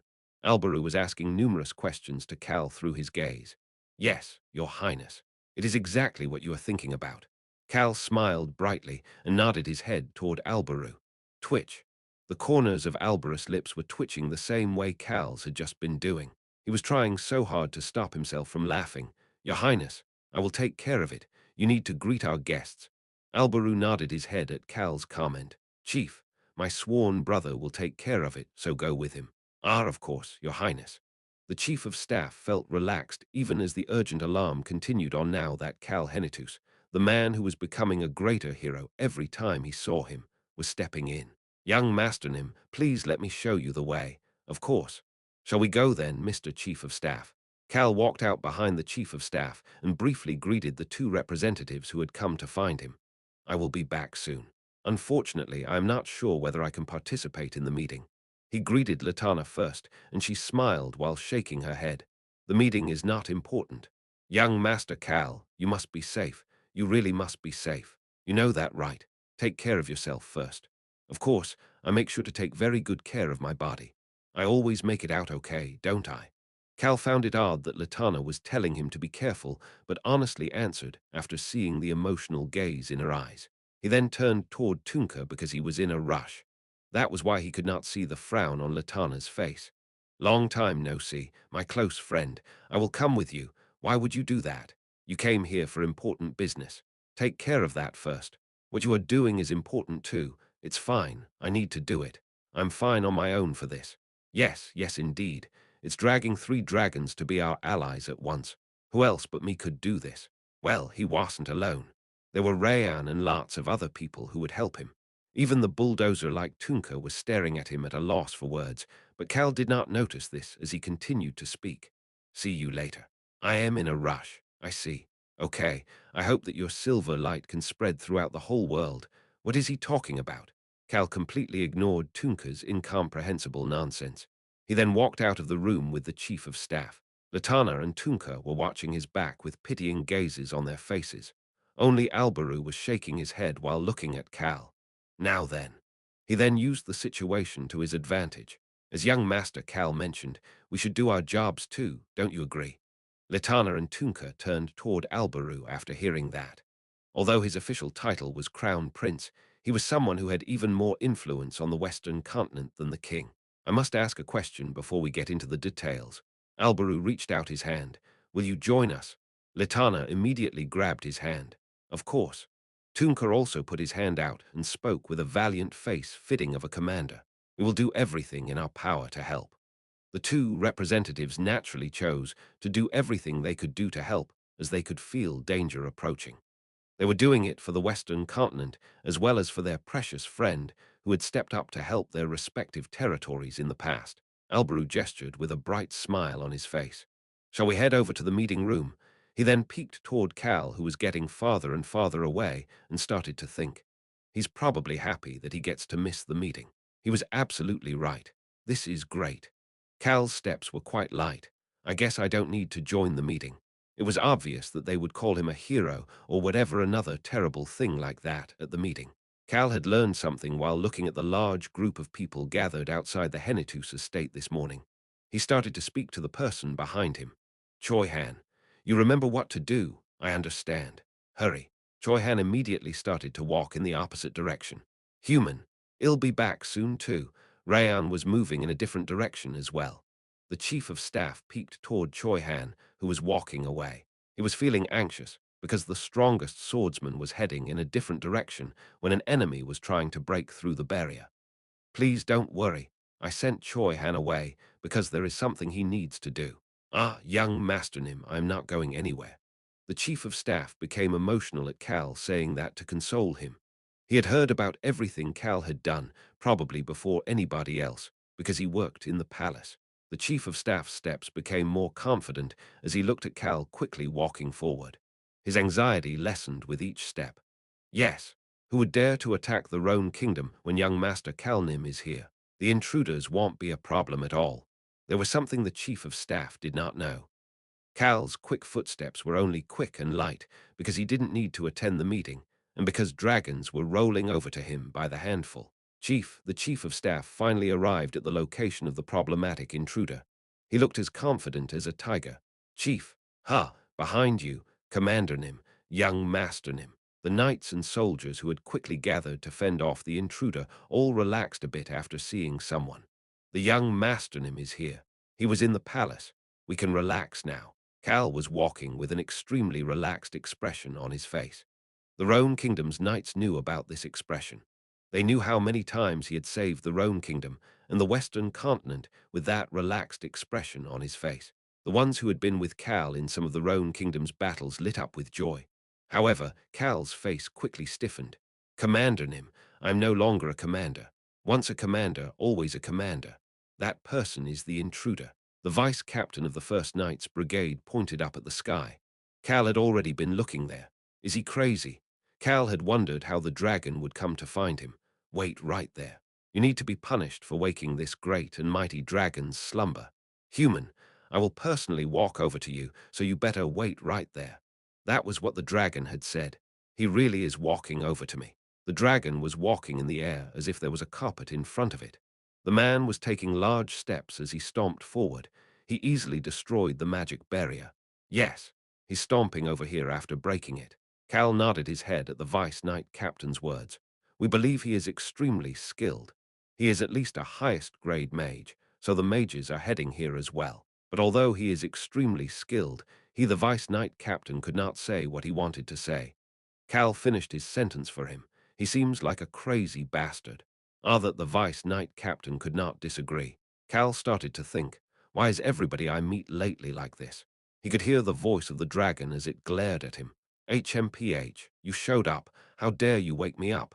It does seem that way. He really seemed to have been sleeping. The dragon had walked over. He was barefoot. He was also wearing pajamas. On his side was a long and comfortable-looking pillow. Cal looked at the pajama-clad dragon whose feet finally touched the ground. He had a buzz cut. However, there were some patterns that looked like scratches on both sides of his head. There were some patterns in his eyebrows as well. On the other hand, the pajamas had a really cute design on it. Was the birth of a hero wrong? Cal had recently been thinking that the birth of a hero had been wrong about dragons. I finally see the face of the bastard who dared to disturb my slumber. The buzz-cut dragon, with a gangster-like voice, was brusquely walking forward with his bare feet. Protect the commandernim. Stop him. Cal raised his hand. It's fine. He is someone I know. Everybody instantly stopped being chaotic. Sir, he's someone you know. Cal quietly observed the buzz-cut dragon after hearing the chief of staff's question. The eyes glaring at him seemed extremely annoyed. Cal found it oddly welcoming to finally see someone look at him as if he was annoying. It was because this dragon was a giant piece of gold that had rolled in on its own. Who knows? I may or may not know him. What? The buzz-cut dragon scoffed in disbelief at Cal's response before stopping right in front of Cal and glaring at him. His long vertical pupils were glaring at Cal so hard as if they wanted to pierce right through him. You are a very unique human. The human in front of him had so many things inside his body that the dragon could not figure him out so easily. However, you still need to be punished for the crime of waking me up from my sweet, sweet slumber. The Vice Knight Captain looked at this shouting pajamas-clad dragon as if he wanted to swear at him. The Vice Knight Captain had no idea that such a crazy bastard would be a dragon. However, you seem somewhat entertaining. The dragon started to smile. I think I understand why the other two outside were observing you. The buzz-cut dragon recalled the two dragons who seemed to be family. The older of the two dragons had been quietly observing this human in front of him right now. Smile. The corners of the buzz-cut dragon's lips were fully curled up. I will give you special treatment and forgive you after just breaking your arms and legs. He thought that it might be fun attacking this interesting bastard on different parts of the body to force him to use the different powers inside him. How can he say such ludicrous statements? Oh, Lou Ward. The dragon's comments made the soldiers and palace staff shout in astonishment. The knights were only staying in place with their mouths shut because Cal had not given them any orders. Their hands were shaking in anger. However, Cal looked calm. He slightly tilted his head and looked toward the pajamas-clad dragon. Sir, did you not hear why I was looking for you? That question made the dragon frown even more. Why would I care about that? Those damn elementals were so loud looking for me that they woke me up. I then heard that you were the one looking for me, you little bastard. That was enough for me. Why the hell would I care that a mere human like you was looking for me? HMPH. He snorted and channeled his mana. Uwuang, grey mana started to gather around him. Clang, clang. The knights around Cal all drew their swords. They had forgotten about how Cal had told them to stay put and pulled their swords out of reflex. That was how destructive this mana seemed to be. You're going to punish me? Cal tilted his head a little more. That's right. I'm going to punish you, human. You're going to regret it. Ha, regret. Did a punk like you just tell me I'm going to regret it? Cal started to think while looking at this dragon who truly seemed baffled. There was a reason Mayor Obante was so scared of seeing a dragon. How scared must he have been after seeing a dragon like this? Cal understood Obante's feelings as he calmly responded to the mana-channeling dragon. Yes, sir. You're going to regret it. How dare you tell my esteemed self that I am going to regret? The buzz-cut dragon suddenly flinched mid-sentence and quickly turned his head. Something was coming. Something was coming from the direction that this human named Cal Henitus had come from. Someone who was extremely strong was getting closer. It's a dragon. He was certain it was a dragon. The buzz-cut dragon heard a calm voice in his mind at that moment. It looks like it is already too late for regrets. It was the old dragon he saw outside the barrier. That dragon was strong, but its power seemed to be on the gentler side. However, the dragon approaching him was different. It had an extremely ferocious power like he did. He could see the white gold hair. It was a swordsman with a slightly peculiar aura. The white gold-haired knight was following behind the young man with black hair who was quite strong for a human. Going back to last night, Cal had asked Rayan to get Eruhaben to come after his meeting with Dodori. He had a feeling that Dodori's mom and Eruhaben might know each other. Rayan had urgently contacted Eruhaben again earlier as things had changed, and Choi Han had gone to escort Eruhaben over. Eruhaben, who was dressed like a knight, swept his white gold hair back and looked toward the buzz-cut dragon. It sounds like you are the one who wants to be beaten to a pulp. The buzz-cut dragon got the chills for the first time in a long while now, for quite possibly the first time in his life, after hearing Eruhaben's cold warning. It was at that moment. He felt the aura of a dragon from a different direction. This was definitely the power he had felt next to Cal Henitus earlier. I will destroy everything if you put even a finger on our human. The voice was a young voice, but the power it was gathering was quite fierce. Then there was a third. The dragon raised his head. Tap. Someone who descended from the sky pointed his arrow at him. I won't let you harm our young master Silver Shieldnim. The pink, curly-haired dragon that had been with the other dragon earlier was huffing as he glared at the buzz-cut dragon. This was the third dragon. The buzz-cut dragon's anger was slowly subsiding as he thought about how there were too many dragons here. He had never seen so many dragons in one place throughout his life. It also looked as if all three dragons were taking a human side. That was something he had never seen nor heard about throughout his entire life either. The dragon heard the white gold-haired knight's voice again. Do you want to die? Do you want me to beat you down until you turn to dust? Should I turn you into dust? It's been a while since I beat someone up until I felt refreshed. It's a gloomy day, so Yow'll probably need to be beaten for quite a while if I want it to cause some dust. The human standing in front of the buzz-cut dragon walked up to him and whispered, The Lord is looking for you. Lord, Dragon Lord. There was a Dragon Lord. I'm sure there wasn't. What's going on? It doesn't look like he's lying. The buzz-cut dragon was sweating bullets now that he was completely awake and his anger had subsided. He looked at the human in front of him. Are you regretting it yet? Cal asked as he gently smiled at the dragon in front of him. Chapter 632. Not a chaotic field for do I regret it. The pajama-clad buzz-cut dragon did not like this human who was speaking to him disrespectfully despite the gentle smile on his face. However, the situation was not good enough for him to complain about that. Seeing an arrogant little dragon like you reminds me of when I was young. The white gold-haired dragon was focusing the entirety of his vicious aura on him. I will destroy everything if you touch our human. I will destroy the entire world. The darkness boiling inside me will haunt you forever. There were two extremely young dragons spewing some nonsense at him as well. How about you stop? There was also the aura that was not as strong as the white gold-haired dragon's aura, a gentle yet strong aura that was focused on him. That aura had been revealed once the pink curly-haired kid appeared. The buzz-cut dragon did not dare to attack after four dragons were showing him their hostility. Furthermore, he had heard this human talk about the Dragon Lord. someone who should not exist anymore. Cal reached his hand out and gently patted the pajama-clad dragon's shoulder as he started to speak again. We have a lot to discuss. You bastard, how dare you speak so informally to this great dragon? Look at this young bastard, acting so pompous. You look like you haven't even lived half as long as I have lived. You're the one who should come over and greet me, you little punk. It'll make you pay if you try to harm our human. Do you know how great of a hero our young master Silver Shield is? Shut up if you don't. Go to the bookstore and learn to read, you damn idiot. He could not even finish his sentence.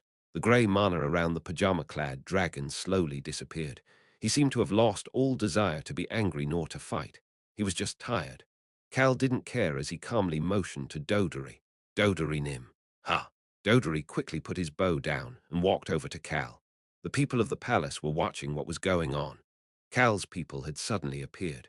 The enemy's demeanor had calmed down at that point, and Cal was even smiling while speaking in a friendly tone with the intruder. The situation seemed to be quickly settling down. They didn't really understand what was going on, but there was one thing they could tell. The vice-captain of the Knights Brigade mumbled. The palace barrier can handle up to highest-grade magic spells, but that barrier had been pierced by this pajama-clad enemy and the pink-haired archer.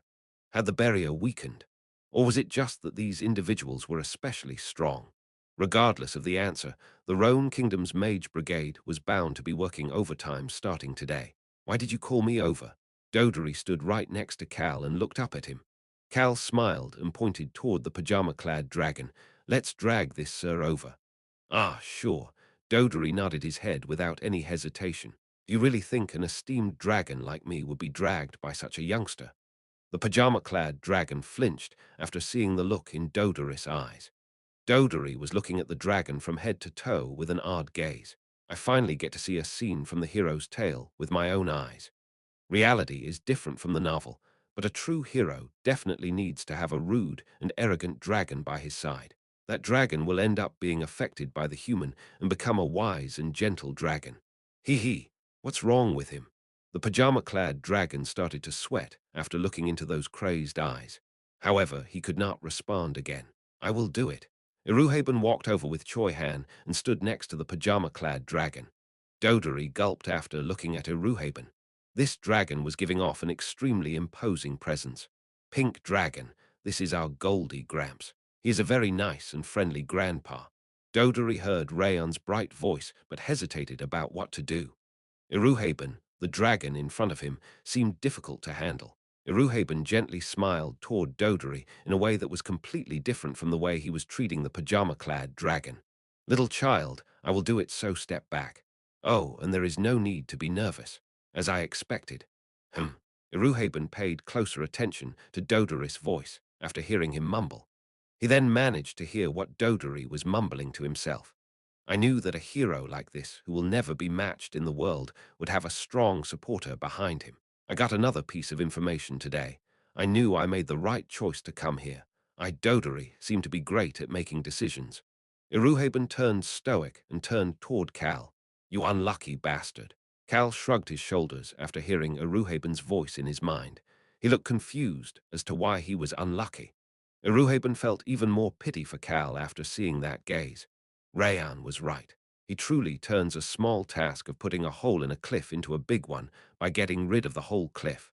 No wonder he has all these things happen to him. He raised his head to look at the sky. Why don't we leave the children out of it and the two of us drag him together? He was looking at the dragon, who was the strongest of the dragons here after him. This was not a dragon he had met in the past. However, this dragon should be the reason Cal had asked for him to come here last night. He called the imposing dragon, who was much stronger than this arrogant dragon that was talking about ripping Cal's limbs off, down to the ground. Cal gulped while looking at someone descending from the sky. Oh, Choi Han quietly gasped. Cal got the chills for some reason after seeing the sparkle in Choi Han's eyes. Human. It's the farmer dragon. Dodori's mom, who had braided her beige-colored hair, was wearing an outfit covered in dirt. She was also wearing boots that had dried mud on them. And most importantly, human. It's a scythe. She had a small scythe in her hand. She seemed to have come directly here while getting some work done in the morning. It was obvious that Dodori had urgently dragged her over. Dodoris, bronze-skinned, Mom quickly walked over to Cal once she landed on the ground. My name is Mila. I would like to chat with you in a quiet spot. Her voice was warm and majestic. Madam, I've wished to chat with you as well. Cal treated this rational dragon with the respect she deserved. Ha! The pajama-clad dragon scoffed in disbelief after seeing him acting so respectfully, but nobody cared about him. Dodoris Mom Mila stood to the right side of the pajama-clad dragon. Iruhaben was on the left side. Mila made eye contact with Iruhaben. It's been a long time. Iruhaben's eyes opened wide after hearing what Mila said. She was not someone Iruhaben had met in the past. Why don't we go somewhere quiet first? He did not ask anything because Cal had started to move. Iruhaben was following behind Cal before he looked back. Are you not coming? He looked at the pajama-clad dragon with an extremely annoyed gaze. Iruhaben and Mila, the two dragons, were both simply walking and did not actually drag the pajama-clad dragon. Ha! However, the pajama-clad dragon sighed and started to walk next to them. He didn't have the balls to run away from these two dragons. That would lead to his death. Walking between Iruhaben and Mila, that was enough to bind him down, even without any physical restraints. But this beige dragon seems a bit weak. Although she seemed to have more years of experience than he did, her aura seemed very gentle. His attribute was probably stronger than hers, which meant that he should be able to overcome the difference in their strength with his extremely ferocious offensive power. The pajama-clad dragon was waiting for a chance to escape. He had no intention of suffering under this terrible treatment. I will definitely pay them back for this shame. The pajama-clad dragon's fiery gaze was focused on Cal's back. Unfortunately, there was something he did not know. He didn't know that four dragons and Choi Han were all quietly watching him stare at Cal. Cal was the only one who didn't know about this vicious moment. Screech, the door opened, and they walked into a room. You should be able to chat here, young Master Cal. The chief of staff led Cal and the others to the closest room that was quiet enough to chat. There is soundproof barrier magic in this room, so nobody outside will be able to hear your discussion. The smart chief of staff had given Cal the type of room he was looking for. Thank you, sir. Not at all, young Master Nim. The chief of staff's eyes were glowing because he had just seen Cal suppress this crazy bastard who had barged in barefoot and wearing pajamas with just a few words. Please let me know if you need anything at all. I will leave a few servants stationed outside. Thank you very much. Will you please inform His Highness that I am here? Of course. Then I'll be heading out now. Please have a nice chat. The chief of staff smiled brightly before walking out and closing the door behind him. Screech click. The inside was now completely separated from the outside world. Iruhaben immediately turned toward Mila at that moment. Do you know me? Cal watched with a curious gaze. Mila seemed to know Iruhaben quite well, but Iruhaben did not seem to know her. Mila started to speak. Why don't we send the children out first? Cal frowned. Her wanting to send the children out must mean that the things she was about to say contained heavy topics. Choi Han, I understand. Choi Han walked over to Rayan, who was no longer invisible, and Dodori, who was standing next to him. Dodori Nim, why don't we eat some cookies in the next room? Rayan, all right. I'm going to eat cookies. This is very, very disappointing. However, I, Dodori, cannot go against my mother's orders. An excited Rayan and a disappointed Dodori followed Choi Han to the next room. The servant outside would take care of them. Only the adults are left now. Cal said that as he sat down on the couch. Iruhaben and Mila each sat down on a different couch as well. The pajama-clad dragon also started to move toward a couch. Don't sit. However, the pajama-clad dragon had to stop moving after a single comment from Iruhaben. The pajama-clad dragon's scratched eyebrows looked ready to explode at any moment when Mila started to speak. It was a day with a typhoon. I saw a 2-on-1 fight. Iruhaben let out a deep sigh. Cal could see the ancient dragon start to frown. I was very young at that time. Mila recalled a memory from a long time ago. However, it was so clear that she still remembered it as if it had happened yesterday. That day with the typhoon, everything around her looked as if it would be swept away by the wind and rain. At that moment, two dragons were fighting against one dragon. I was around 100 years old at that time, so you were probably about 300. Am I right? Miruhaben covered his face with both hands. Mila continued to speak in a gentle voice. That was the first time I learned that someone could be beaten up so much that dust would fly even during a typhoon. Ahem. Iruhaben avoided Cal's gaze. You were beating them up so badly. You didn't even use your mana. You just beat them to a pulp with your hands and feet. I don't remember. Mila shook her head after hearing what Iruhaben barely managed to say. There's no way that is the case. I even remember what you said before you left those bloody messes behind. Mila repeated what Iruhaben had said that day, word for word. You beaches, if you run those damn mouths of your one more time, the great Iruhaben will stop. Iruhaben stopped Mila from saying the rest. You are that young dragon from that day. Mila calmly nodded her head. That's right. I was hiding in the bushes and watching you. You just beat them up without even caring about the fact that I was there. You knew I was there, but you didn't care. You hiding there had nothing to do with me. Iruhaben finally remembered where he had seen Mila. It was during the time he had been on his adventure to beat up the bastards who looked down on his dust attribute. He tried to recall that moment. Those two bastards deserved being beaten to a pulp. The pajama-clad dragon flinched. Iruhaben didn't care as he asked Mila a question. Mila, why were you there on that day? The weather was terrible. You seem to have been hiding there for a while. Mila calmly responded.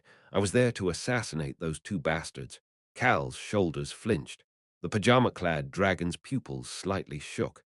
Iruhaben started to speak again. What do you mean? One of those dragons was acting so arrogantly that I got annoyed and went to put a hole in his leg. They looked down on me and picked on me for being young and having a weak attribute. Stupid shootheads like that need to be taught a lesson. Iruhaben nodded his head as if he understood. Ah, I see. I thought you really were going to kill them. Those bastards truly were terrible. I would have beaten them up more if I knew they were picking on a young dragon. I wouldn't kill them. I would just cause them pain. I don't kill for trivial reasons. Every life is precious. That's right. Then did you just leave after watching what happened? Mila slowly shook her head. After you left, they swore at you and called you a gangster dragon. I put a hole in each of their cheeks. Ah, I put holes in their legs as well. Iruhaben closed his mouth as if he was at a loss for words. Even Cal's pupils shook this time. The pajama-clad dragon was subconsciously shaking his legs in fear. Mila smiled toward the three of them. Got you. It was just a joke. It doesn't sound like a joke at all. Cal peeked at the dirt-covered scythe in Mila's hand and held back his comment. This dragon seemed scarier than the pajama-clad dragon and Dodori. He looked toward the pajama-clad dragon as he wanted to quickly change topics. What is your name? Why would I tell someone like you my name? The pajama-clad dragon received a vicious gaze from Iruhaben and a gentle gaze from Mila. He suddenly imagined himself being beaten to a pulp to the point that dust was flying in a typhoon and having holes in his legs. He got the chills. I am scared. He had never seen crazy dragons like this before. He felt oddly sad. The pajama-clad dragon looked ready to cry as he spoke. My name is Rashiel. Cal gently smiled and pointed to a couch. It must be tiring to stay standing, isn't it, sir? Please sit down. Would you like a warm cup of tea? Rashiel felt that this rude human's words sounded oddly warm. His sadness seemed to wash away a little bit. Chapter 633. Not a chaotic field. 5. There was a short moment of silence as everybody drank their tea. Could you please tell me what is going on? The atmosphere in the room changed after Mila asked the question. And what did you mean by Lord? Rashiel's eyes looked a bit warmer as he asked that question, but Mila frowned. Dragon Lord. That was an existence that was no longer in this world. Mila's eyes clouded over before she turned toward Iruhaben. Did you become the Lord? No. Click. Iruhaben elegantly put down the teacup in his hand and looked at the two dragons. This will probably be a very long story. Cal, is it okay if I do it? Iruhaben should be able to explain it better than Cal since the story was related to the dragons. Yes, sir. Please do. Crunch, crunch. Cal bit down on a cookie and stepped back from the conversation for a moment. Then let me start with how I first met this unlucky bastard and the little kid. Iruhaben started to share everything that had happened until now. Drip. Some tea dripped out of Rashiel's mouth. He was so shocked that he didn't notice that his mouth was hanging open. He soon jumped up out of his seat. Holy shoot. How could all this have happened while I was asleep? Rashiel could not say anything else as he looked toward Cal. Iruhaben's calm voice continued to fill Rashiel's ears. As for the current situation, the White Star is planning on summoning the Sealed Guard and some monsters that will be a disaster to this world. Iruhaben gave a short description of the potential ending. This world will be destroyed if we cannot stop the White Star. This world would be destroyed. Rashil used the sleeve of his pajamas to wipe the tea off his mouth before pointing toward Cal. I thought the humans were having some territorial dispute because the elementals called you a damn hero. But what? This. Iruhaben calmly responded to him. It is a kind of territorial dispute in a way. It is just on a much larger scale. How can you phrase it like that? Just a much larger scale. If things went wrong, a God's seal would be released, and the demonic race that worships that God might take over this world. That bastard called the White Star, or White Radish, or whatever might end up becoming a god who rules over this world as well. And you said that the last Lord's soul is still here. And that Lord's child is that cute but somewhat clueless kid who was talking about destroying everything earlier. Rashil slapped himself. Oh, ow, that hurt. That must mean that this is not a dream. How could there be such an annoying situation like this? Ah, ducking hell. The White Star was the last dragon slayer. That man had started an endless loop of reincarnation. The Dragon Lord, her children, a sealed guard, and even the demonic race were involved in his quest to fulfill his wildest desires. Not only that the peace of this land was on the line, there might be a grand battle on a scale that has not been seen since ancient times. No, it might become a war even bigger than during ancient times. Even the do-as-I-please Rashil knew his foundational duty as a dragon. They were to protect this world from outside influences. The divine race, the demonic race, and even the gods were all included in these outside influences. According to the rules of this world, any outside force trying to influence this world was breaking their rules. He clenched his head and plopped down on the couch. Ow, what a headache. What the hell did he wake up to? I should have just kept sleeping. Those mother-ducking elementals. Why the hell did they need to yap so loudly? He had been able to hear the voices of elementals since he was young. This was something unique only to Rashil. Rashil lowered his head. Pat, pat. Rashil raised his head after feeling a gentle hand patting his shoulder. Now, please don't get so riled up and drink a cup of tea. Anger is not good for your health. Urashil had a complicated expression on his face as he looked at the smiling Cal who was filling his teacup again.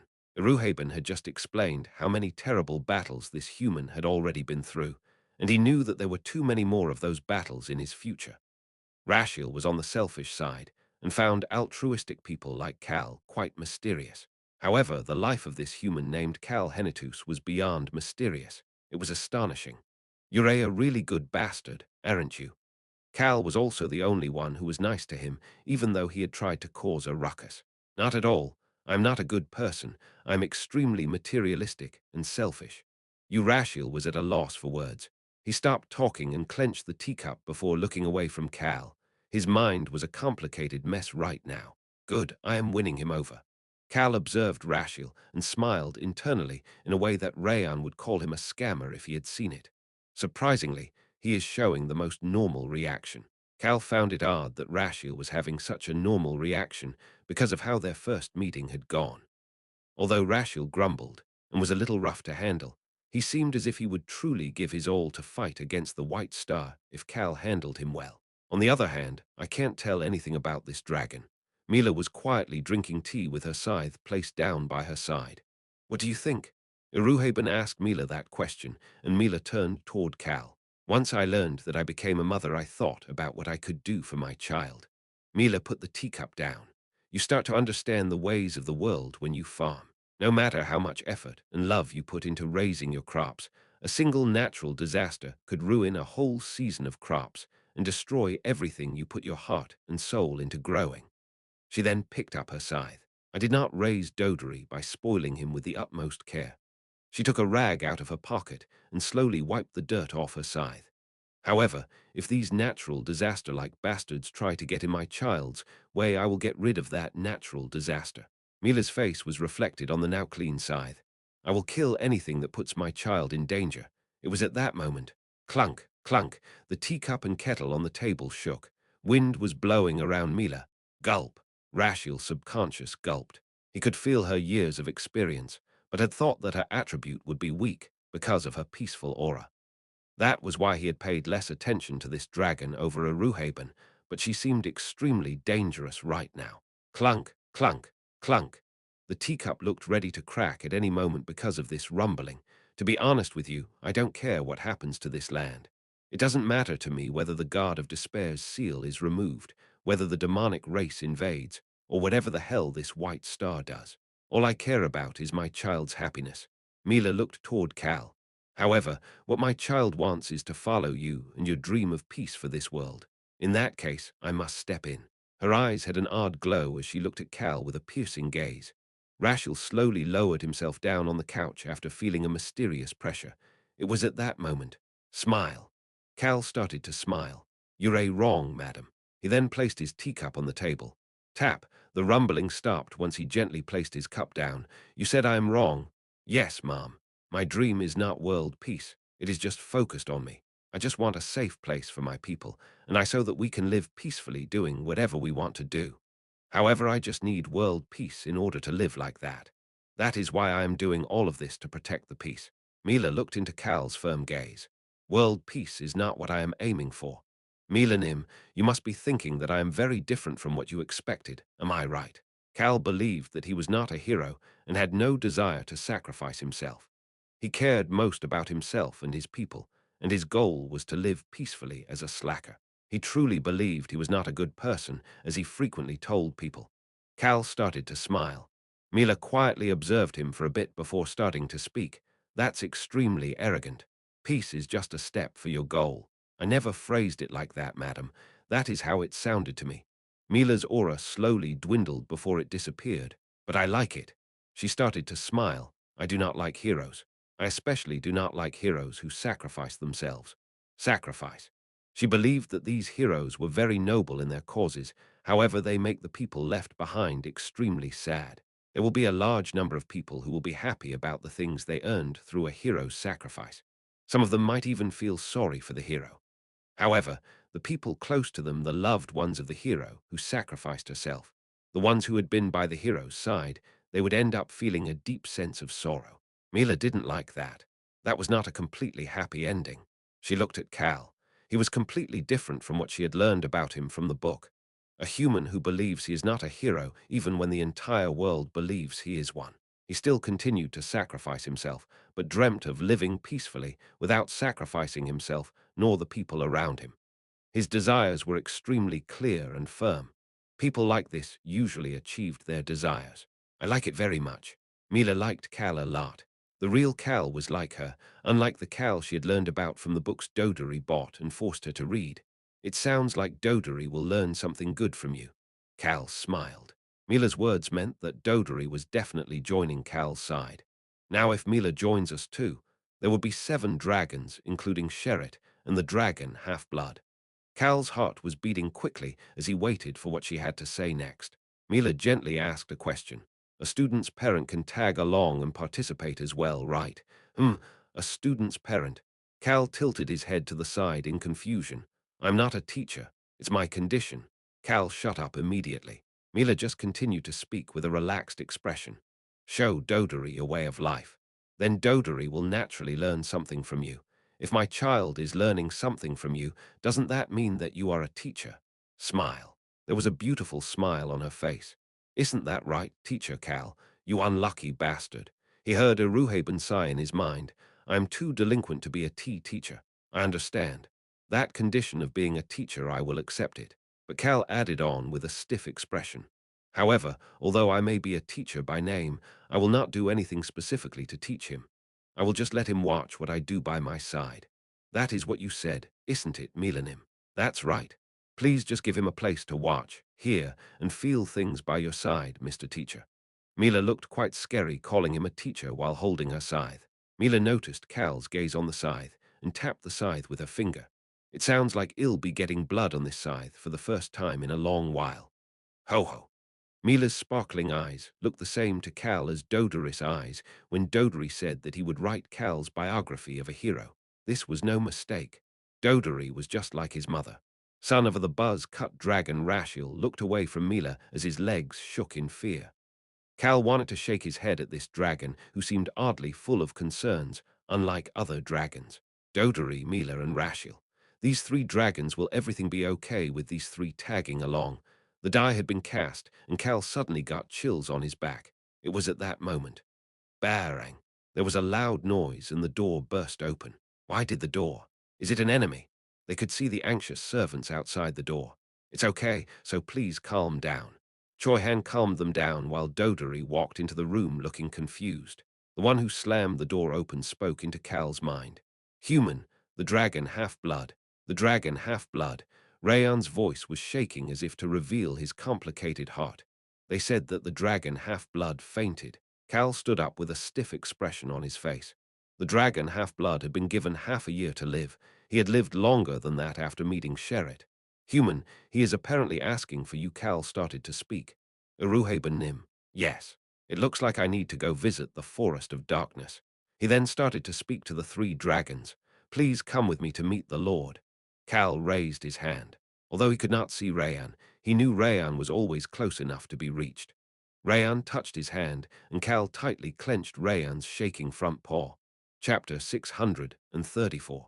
The greatest in overflowing with hope and love. 1. Lord. Dodori, who had not heard about Sherrit, tilted his head in confusion, but Cal had no time to explain. Choi Han.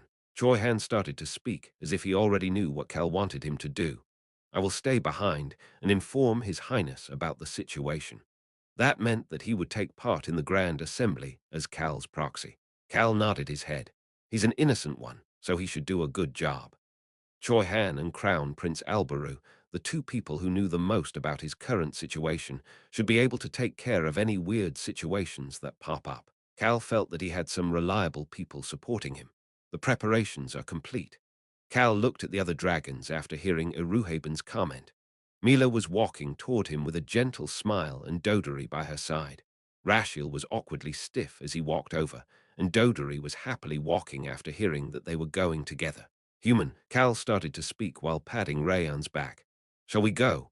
There was a bright white gold light, and everybody except Choi Han disappeared.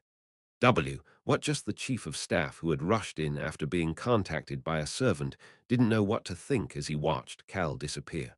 He naturally walked toward the person who could give him some answers. Choi Han Nim, may I ask what is going on?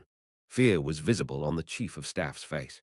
There was currently a secret meeting between the chief executives of kingdoms throughout the Western continent. One of the people who should know how important such a meeting was had just disappeared with a stiff expression on his face. Choi Han started to walk as he answered back. An individual may leave their body today. The people following behind Choi Han opened their eyes wide and shook in fear.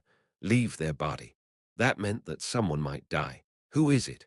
They wanted to ask who might die, but they knew that they shouldn't ask. There was just an even more awkward silence. The chief of staff could not break the silence and instead looked at Choi Han in admiration. He's not shaking. Choi Han's age was not revealed, but he looked young enough to be known as the youngest sword master.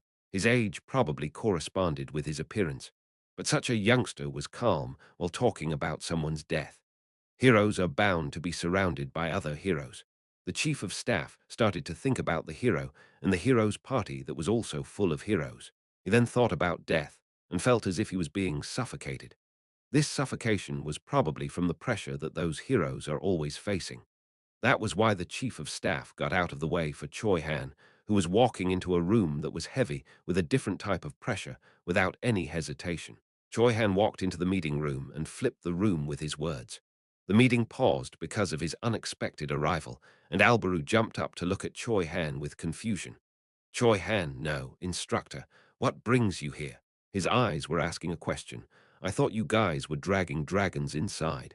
Choi Han slightly shook his head and started to speak. Your Highness, Cal Nim had to leave for urgent matters, so I came in his place. I was told to participate on his behalf. Cal had left for urgent matters.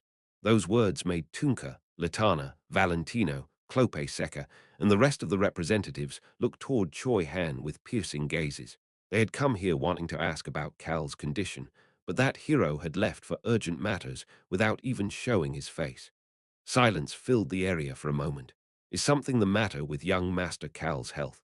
Latana broke the silence to cautiously ask that question.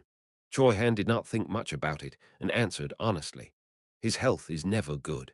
He needed to deliver the information about the negotiation with the dragons and the dragon half-blood's condition to Albaru without informing the others.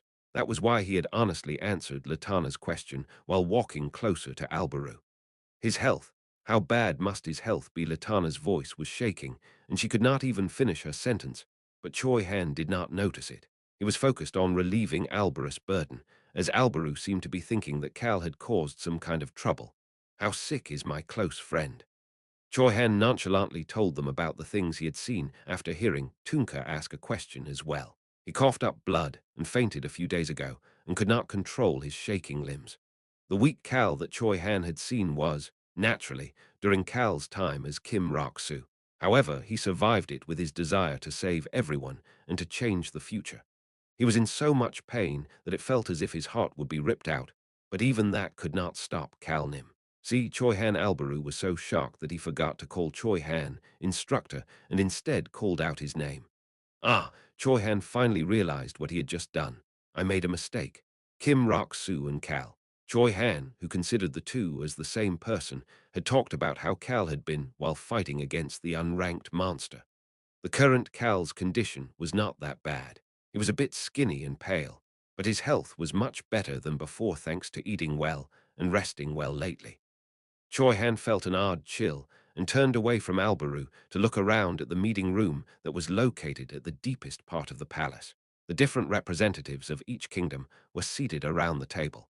They each had a few executives with them, and there were also the individuals stationed around the room to protect all of them. Everyone's pupils were shaking, and they could not hide their shocks. My goodness. Clope Seca, who had been sitting quietly until then, let out a quiet sigh before starting to speak. How embarrassing. His face, that seemed to be full of concern, seemed even worse than usual. Even if it is the path of a hero who will go down in history as someone who is living in the same time frame as that hero, and as the representative of a kingdom, I cannot just sit still. Albaru and Choi Han were the only ones who could see the craziness in Clope's eyes.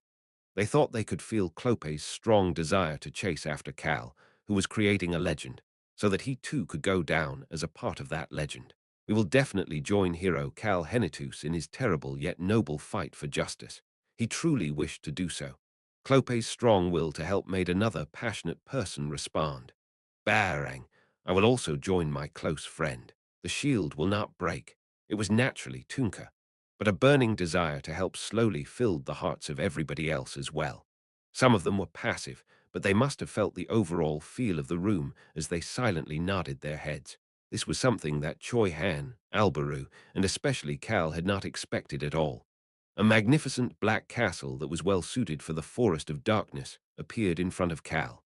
Oh, its majestic nature made Dodori respond with excitement. You really did have a hidden base. Wow, it's a black castle that is a complete contrast to the White Star.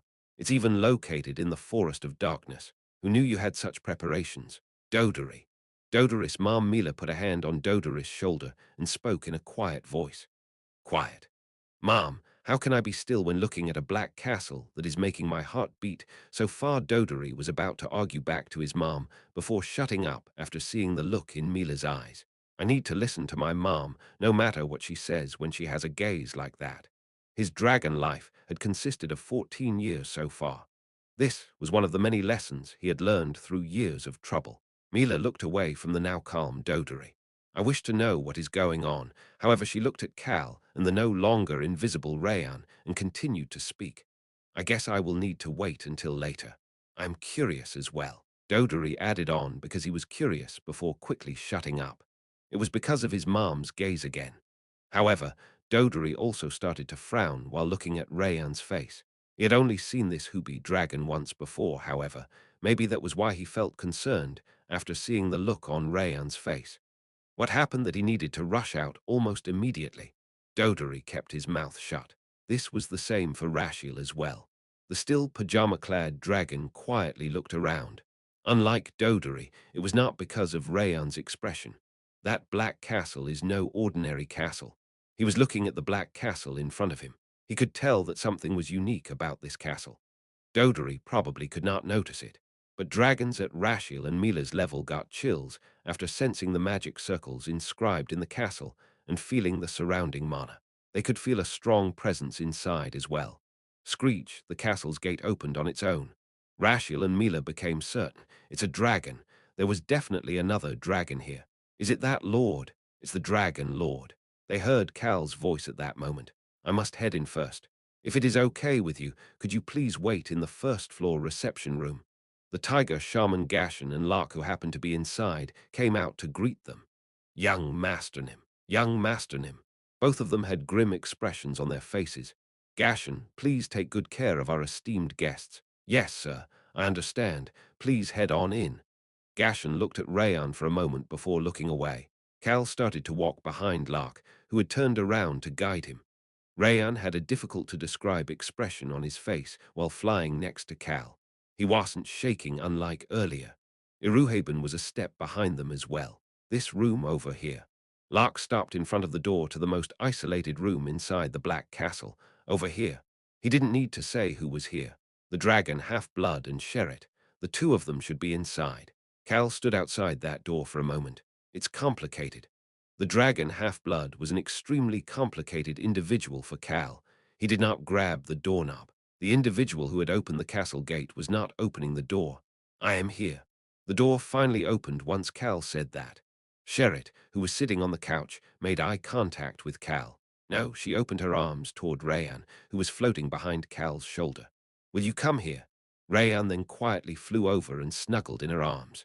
Rayan's gaze headed toward the inside of the room. Cal's eyes moved in the same direction. Ah, ah. Similar to how Cal had been during that final battle against the unranked monster Dead Mana, and his light attribute were continuously clashing and making the dragon Half-Blood flail around with shaking limbs as he felt as if his heart would explode. In the end, The dragon Half-Blood could not speak properly. Cal walked over to him. Cal plopped down on a chair next to the bed and started to speak. I guess you finally reached your limits. The dragon Half-Blood started to smile even though Cal sounded stoic. A strand of black blood was dripping down the corner of his mouth. Yes, I did. I've lived for a long time. So then, are you going to die? The dragon Half-Blood scoffed after hearing Cal's cold tone once more. Cal had asked the dragon Half-Blood a question in the past. What would you do if there was a chance for you to start over? That was the day that the dragon Half-Blood had told Lord Sherrit and Rayan everything. That chance was for the dragon Half-Blood to stay in the Black Castle, similar to Lord Sherrit. The dragon Half-Blood struggled to catch his breath as he spoke. I'm a bastard who deserves to die. That's right. Even death is too easy if you consider all the terrible things you've done. You have so many sins to pay for. Cal's voice was extremely cold and emotionless. However, the dragon Half-Blood started to laugh. It was because he saw the complicated gaze in Cal's eyes. He opened his mouth to speak. His voice was shaking as if it could cut off at any moment. However, I don't want to disappear like this. His heart was in serious pain numerous times every minute. He had lived a little over half a year while dealing with this endless pain that felt as if his body would rip into pieces. However, this had been the most peaceful time of the dragon Half-Blood's 900 years of life. And I was happy. He was so happy that he kept telling himself that he didn't deserve to be happy. Because he had felt that way, I want to pay for my sins. He also wanted to get revenge. Cal could see the fire inside the dragon Half-Blood's eyes. I will not stay in the Black Castle. Cal had said something else to him in the past. Rest a bit, and then we will go attack Arm. When I call you again, you will go with me to strike Arm. You will destroy Arm's secret base with me before you die. That was the deal. Cal had taken the dragon Half-Blood to strike Arm's base and took back the Marlan residence. They also destroyed the base by the gate to the demon world, the area around the current Indable kingdom. However, the White Star and Arm were still around. Cal and the dragon Half-Blood's promise had yet to be completed. The dragon Half-Blood had organized his knowledge of magic while staying in this castle. He had also conducted some research. He was searching for a way to kill the White Star. He never looked into anything that might let him live. His soul was stabbed with guilt any time he felt even an ounce of happiness. Personally, I will personally rip the bastard's head off and kill him. What? Cal looked back at the dragon Half-Blood with an expression that seemed to be asking what nonsense he was spewing. There was no way to maintain the dragon Half-Blood's body. Someone walked into the room at that moment. Young Master Nim. Cal looked at the person who walked up to him. The person's black robe was dragging on the ground. I believe you may need my explanation. It was Mary. Whether it is this castle or bones, they all require magic circles. I believe I can manufacture bones that are strong enough to handle magic circles. Cal's eyes clouded over for a moment. Mary took out a pile of papers that looked as if someone had gone through them quite a bit. These papers were full of expressions and formulas regarding magic circles. He could feel her tenacity and dedication to make it work. Mary's calm voice filled the room. A bone dragon that moves with its own will. It is highly probable that I will be able to fulfill Mr. Dragon Half-Blood's request. Bone dragon, are they? Cal's gaze headed toward the dragon Half-Blood. You're going to become a bone dragon. The dragon Half-Blood smiled in response. Mary nonchalantly added on as if she was reading a book. However, both the bone dragon and Mr. Dragon Half-Blood will be gone forever if the bones break. This is just a reminder that the White Star has destroyed many of my flying skeleton brigade already. Bones are strong yet weak at the same time.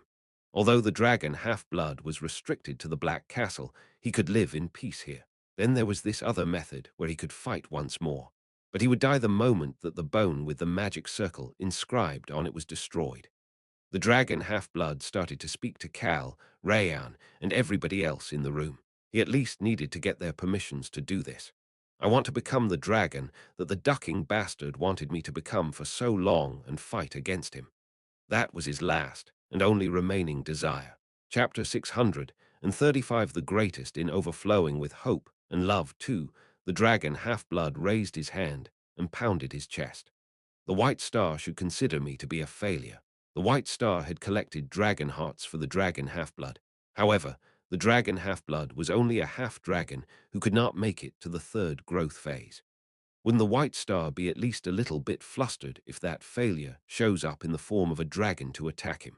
Heh, the dragon Half-Blood started to laugh. He knew how it would be. Even if he became a bone dragon, he would not be able to take the White Star's life. He was too weak to do that. The only possible result was that he would die during the battle. He still wanted to do it. He looked up at Cal. The face that had been slightly shocked after hearing the term bone dragon was back to its usual stoic expression. Mary. Yes, young Master Nim. What does it mean to be a bone dragon with free will? I'd like to hear some more details about it. It's simple. Mary responded back with her GPS-like voice. Cal and Aruhaben's gazes were focused on her. I would create a dragon with bones and put some magic circles on the bones so that Mr. Dragon Half-Blood can reside within it. The difference with Sheretnim would be that, unlike Sheretnim, who can maintain her form in the castle, Mr. Dragon Half-Blood would only have the bone dragon form. Mary continued to speak while looking at Cal, whose thoughts she could not read. This is because, unlike Sheretnim, Mr. Dragon Half-Blood does not have much life force left, so it would not be as effective even if we used magic to maintain his current form. As such, I determined that it would be impossible to maintain his form. Cal started to speak. It's obvious that his life force would be low, but won't it take a lot of mana when you cast that spell? Mary turned toward Sherrit for a moment. It would take all of Mr. Dragon Half-Blood's mana. Sheretnim has also agreed to help out. Sherrit was hugging Rayan and patting his back. She had a bitter smile on her face as Rayan looked up at her. Rayan subconsciously raised one of his paws. Then I will Al. However, Rayan could not finish his sentence. It was because Cal asked a question in a cold voice. Then if that spell succeeds, the dragon Half-Blood would have freedom, unlike Sheretnim. Cal made eye contact with the dragon Half-Blood. The dragon Half-Blood looked into those eyes that seemed as deep as the sea. If it is as Mary said, even though you won't have your physical body, you'll be able to move around freely. The dragon Half-Blood started to smile. You don't trust me. Cal had no idea what the dragon Half-Blood might do if he could move around freely. That was probably what he was worried about. He was concerned that the dragon Half-Blood might harm his family once he was free. The dragon Half-Blood was not disappointed to hear this. In fact, Cal's cold gaze made the dragon Half-Blood feel relieved.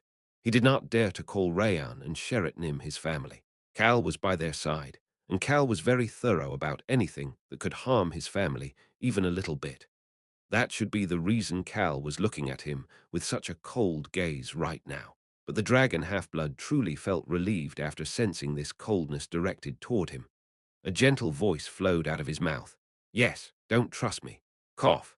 The dragon half-blood coughed so hard that his whole body jerked and blood spurted out. However, he continued to speak. Ha, my attribute is, it's light. And I handle dead mana, which is incompatible with light. Mary added on. I plan on putting dead mana throughout the bone dragon's body in the locations without the magic circles. It is mainly to strengthen the bones. Cal could see the smile on the dragon half-blood's face become thicker after hearing Mary's explanation. She continued to speak in a calm voice. They can also be used as bombs. Depending on the situation, we're even able to make him explode to attack our enemies. Take an enemy with you as you die. It was possible to attack the enemies by putting his life on the line. Furthermore, should Mr. Dragon Half-Blood do anything funny, we can use the dead mana for the bone dragon's body. She stopped talking for a moment. It was because she remembered Rayan was there. She would have said that they would be able to destroy the bone dragon's body as they wished. She was going to say that destroying the bone dragon's body would mean the dragon half-blood's death, meaning that they didn't have to worry about him doing any funny business. That was what she was going to say. However, Mary chose her words wisely in consideration of Rayan. We can prevent Mr. Dragon Half-Blood from doing anything that goes against our wishes. I see. Cal stood up from the chair next to the bed. I guess you want to pay for your sins. The dragon half-blood flinched his shoulders after hearing what Cal said next. And get your revenge. The dragon half-blood had not mentioned revenge at all, but his deepest desire was found out. The dragon half-blood wanted to say that he was not just doing this because he was obsessed with getting revenge. I have a condition you must agree to if I let you do this. The dragon half-blood shut up after hearing Cal's voice. The condition he mentioned throw away any desire of getting revenge. It was too difficult to do. The dragon half-blood's shaking pupils took in Cal's stoic expression. The war that is to come is not for your revenge. It is also not for you to pay for your sins. That of course I know for this war. We must focus on protecting and saving as many people as possible. The dragon half-blood closed his mouth. A battle where they must focus on saving as many people as possible. The representatives of every kingdom throughout the Western continent are all gathered in a meeting room right now. Although the goal is to kill the White Star, their number one priority is peace and protecting their territory and the citizens who live there. Although they were using words like peace, it was just a battle to protect their land and people. That was extremely difficult to do. Cal wanted to find an easy way to achieve such difficult things. It is the same for me as well. I am fighting to protect myself and the people around me. Land, people, self, this was a battle to protect. Cal was tired of battles focused on losing something and didn't want to fight if he didn't need to do so. Your emotions are useless to my plan right now. The dragon half-blood took a deep breath. Cal looked at the dragon half-blood and continued to speak. Whether you cast aside your desire for revenge or suppress it, I will happily use you however I want if you can hide that emotion from me and agree to take part in this fight in order to protect someone. The dragon half-blood's eyes automatically headed toward a corner of the room. He could see Sherit Nim and Rayan looking at him. He felt as if he could not breathe. He needed to pay the price for his sins, and he wanted to get revenge. That had not changed. He wasn't even thinking about living peacefully. Cal should know that better than anybody. He was the one who noticed his desire for revenge after all. However, Cal said that the goal of this battle was to protect something. Does a bastard like me have the right to protect something? The dragon half-blood could not look away from Sherit and Rayan, even though there were many thoughts flowing through his mind. That was why he regretted his past actions, even more such that it made it hard to breathe. Cal must have noticed it somehow, as he heard Cal's cold voice at that moment. Don't think about taking it easy. You also should not think about things going the way you want them to go. His gaze turned toward Cal. This is an important battle where you must continue to move forward regardless of whether your body is destroyed or not. If you are weak, you will have to fight in a different place without being able to see the White Star's face. You'll keep doing that until the war ends. The war might end without the dragon half-blood ever seeing the White Star's face if he was weak. He might die in the process as well. You can give it a go if you can accept all of that. Cal then turned away from the dragon half-blood. He. He could hear the dragon half-blood laughing behind him. I've seen things. The dragon half-blood stared at Cal, who was saying that he would fight to protect things with a piercing gaze. Cal, who was saying that he would protect himself and his people, always fought for his people and others without caring about himself. He had seen it as Cal's enemy, and again while standing on Cal's side. Now I get it. The dragon half-blood decided to fight like Cal. He would suppress his guilt and the desire for revenge that he would carry with him forever in order to fight like Cal Henitus. Even if he died in the process, this was something he needed to do. I wish to give it a try. The dragon half-blood continued to look at the person who didn't even turn around after he said that. Cal did not turn back toward the dragon half-blood.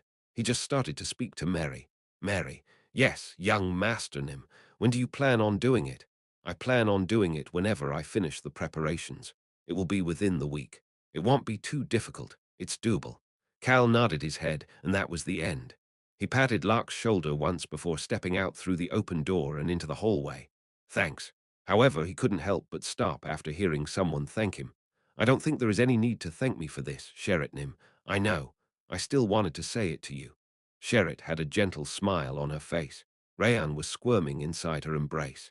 Cal responded back in his normal tone. Please enjoy your chat.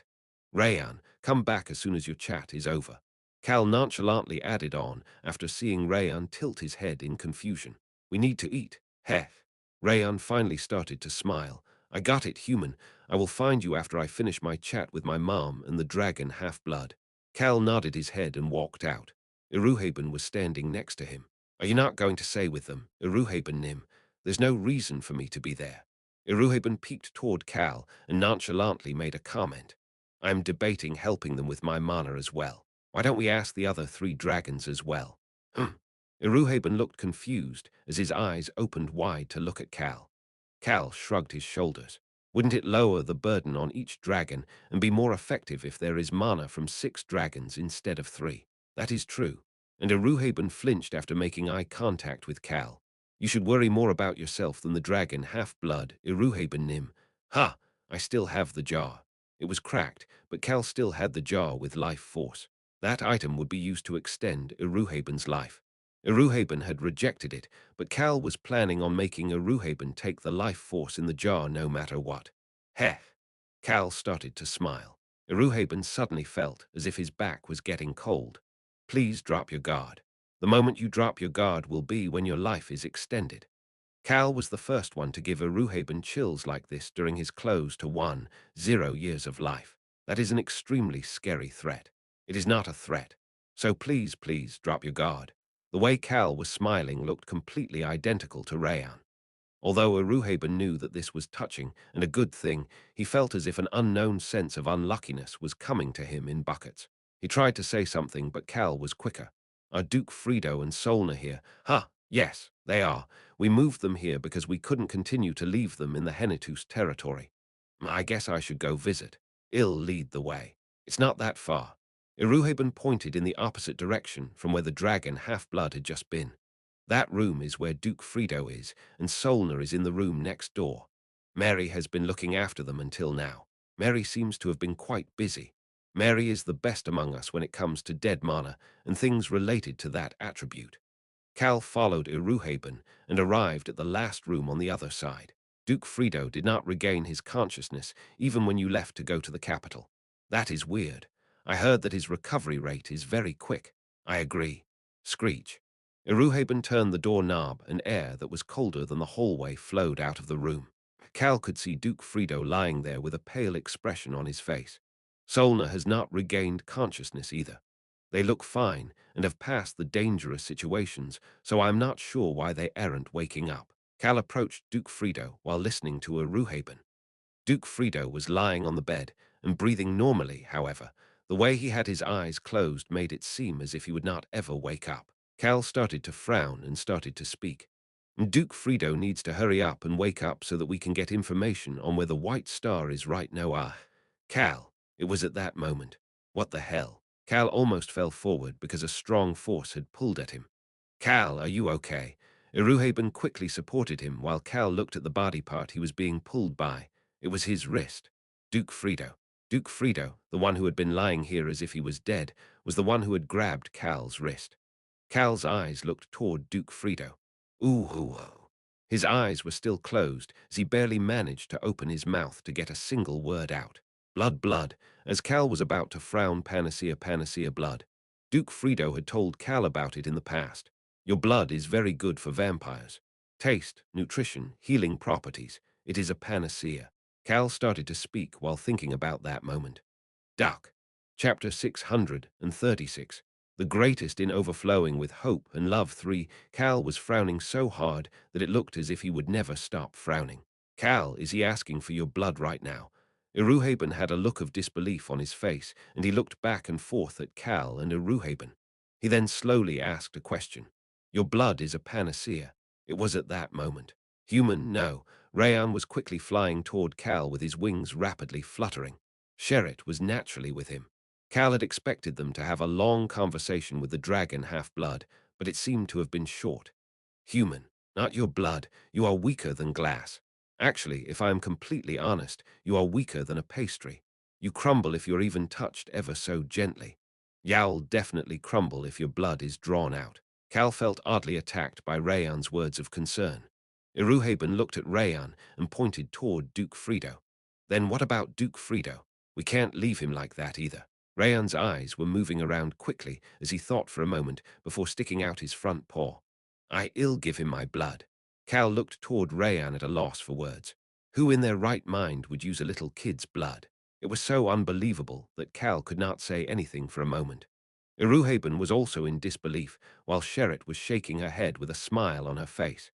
That silence seemed to have reached a certain someone differently, and I know Cal turned his head after hearing the extremely weak voice. Duke Frito still had his eyes closed as if he was dead, but his mouth was moving.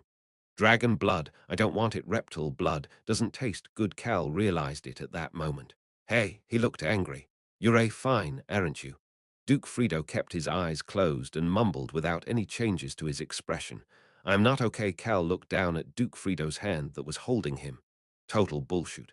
He wouldn't be able to hold me like this if he wasn't okay. Cal could tell the truth now. This bastard is fine now. Smack. Cal smacked Duke Frito's hand away. His hand let go of Cal's wrist without a fight. Are you not going to open your eyes? He slowly opened his eyes after hearing Cal's statement. When did you wake up? Frito started to smile. It was quite bright but definitely looked weak. Right around when the necromancer left the room earlier. I decided to just quietly wait since she seemed to be in a rush and my son showed up. Ha! Cal sighed and shook his head. Rayan used that moment to put his paw on Frito's forehead. Frito, you can't have our human's blood. I guess not, huh? A brief moment of disappointment was visible in Duke Frito's eyes as he cheekily responded. Cal immediately asked after noticing that gaze. Why do you need my blood? Duke Frito closed his mouth. Cal continued to speak as if he knew the answer without Frito having to say anything. Are you planning on going to save the vampires? The vampires and dark elves from the Indable Kingdom were currently imprisoned to be used as sacrifices for the White Star's summoning rituals. Their safety would be guaranteed until the summoning, but they would be in danger as soon as it was time. Yes, I need to go save them. Duke Frito had to hurry over to rescue the abducted people. However, although his body looked much better on the outside, his insides were a mess, and he could not fight against the White Star in his present condition. Cal looked down at the pale Duke Frito before starting to speak. Get some rest. I can't do ill save them all. Duke Frito looked toward Cal. Just tell me the details. Cal started to smile. Tell me where that damn White Star bastard is right now. Oh, and where the citizens of the Indable Kingdom are as well. Just tell me those things. We will take care of the rest. Ha! A short, laugh-like sigh flowed out of Duke Frito's mouth. It could not be helped. I thought that I needed to run away to Cal Henitus in order to survive. He had faith that doing so would keep him alive. However, now he is saying he's going to go rescue the vampires and dark elves without me.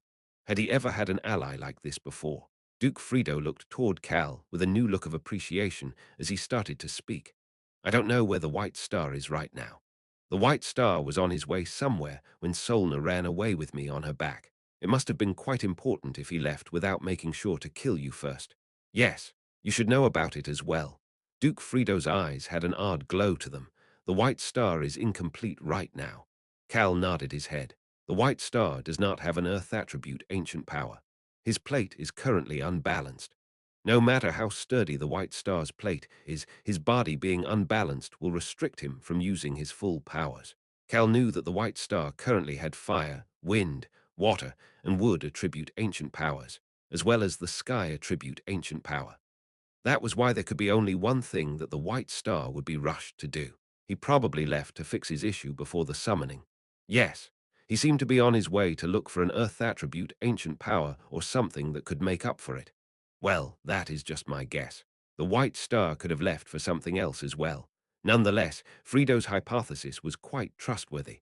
Cal crossed his arms and started to mumble to himself. There would be two summoning rituals.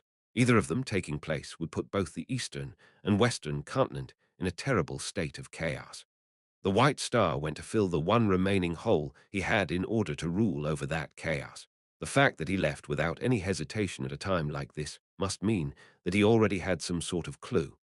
He might have to consider the fact that the White Star might end up with an Earth attribute, ancient power.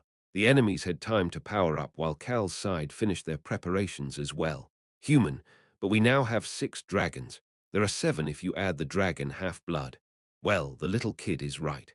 Goldie Gramps. I'm no longer a little kid. Dodery told me I am not. He said a dragon my age is not a little kid, but a teenager.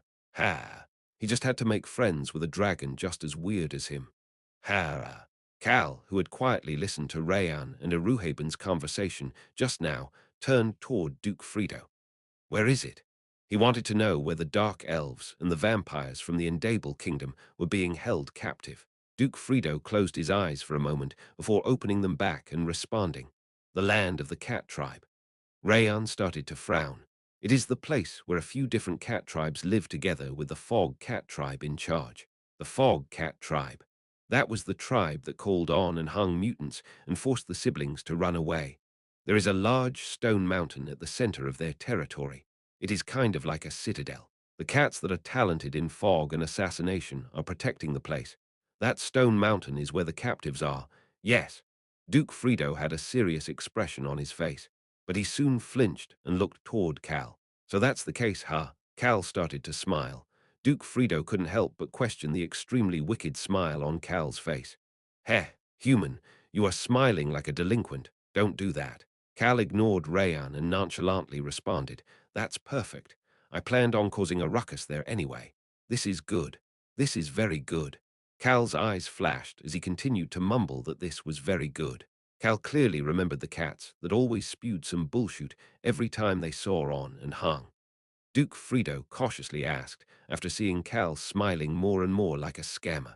You plan on causing a ruckus against the cat tribe? Duke Frido's eyes were full of anticipation even as he carefully asked. Cal confidently responded, as if to respond to that sense of anticipation. Yes, I plan on causing complete chaos. Everybody looked at him after hearing what he said next. This was what Cal had said. Looks like we can start with the cat tribe in our plan to take down the White Star. Their plan to take down the White Star. Cal looked at Frido, Rayan, Eruhaben, and Sheret. He shrugged his shoulders at everybody who was focused on him. There's no need to wait until the enemies barge in, right? We can always barge in first. Cal looked quite at peace as he smiled. Inside Liban City, a free city located on the eastern continent, there was an inn here that was always full of people. The name of that inn was Hope and Adventure Loving Inn. That usually busy inn only had employees there, unlike usual. A man who used to be a mountain bandit in the nearby Mount Lieb had an apron on as he moved the duster around as usual. You shoot heads. There's dust here. There's dust there. This place is full of dust. Do the cleaning properly. He was the former bandit leader. However, he was now running his index finger on the table and angrily shouting about the dust. You punks. Do you want to get beaten up when the head chef Nim shows up? My apologies. My apologies, sir. The head chef. The former mountain bandits and now employees seemed to be a lot more serious with the cleaning as soon as the head chef was mentioned. The head chef was Beacrox Marlin. The former bandit leader touched the back of his head after seeing their reaction instead of smiling. It was because he felt as if he would sweat bullets. I have no idea what the hell is going on. The true owner of the Hope and Adventure-loving inn was Cal Henitus. Ron Marlin and Beacrox Marlin were his subordinates. The two of them were father and son and were responsible for this inn's operation and cooking. Something is weird.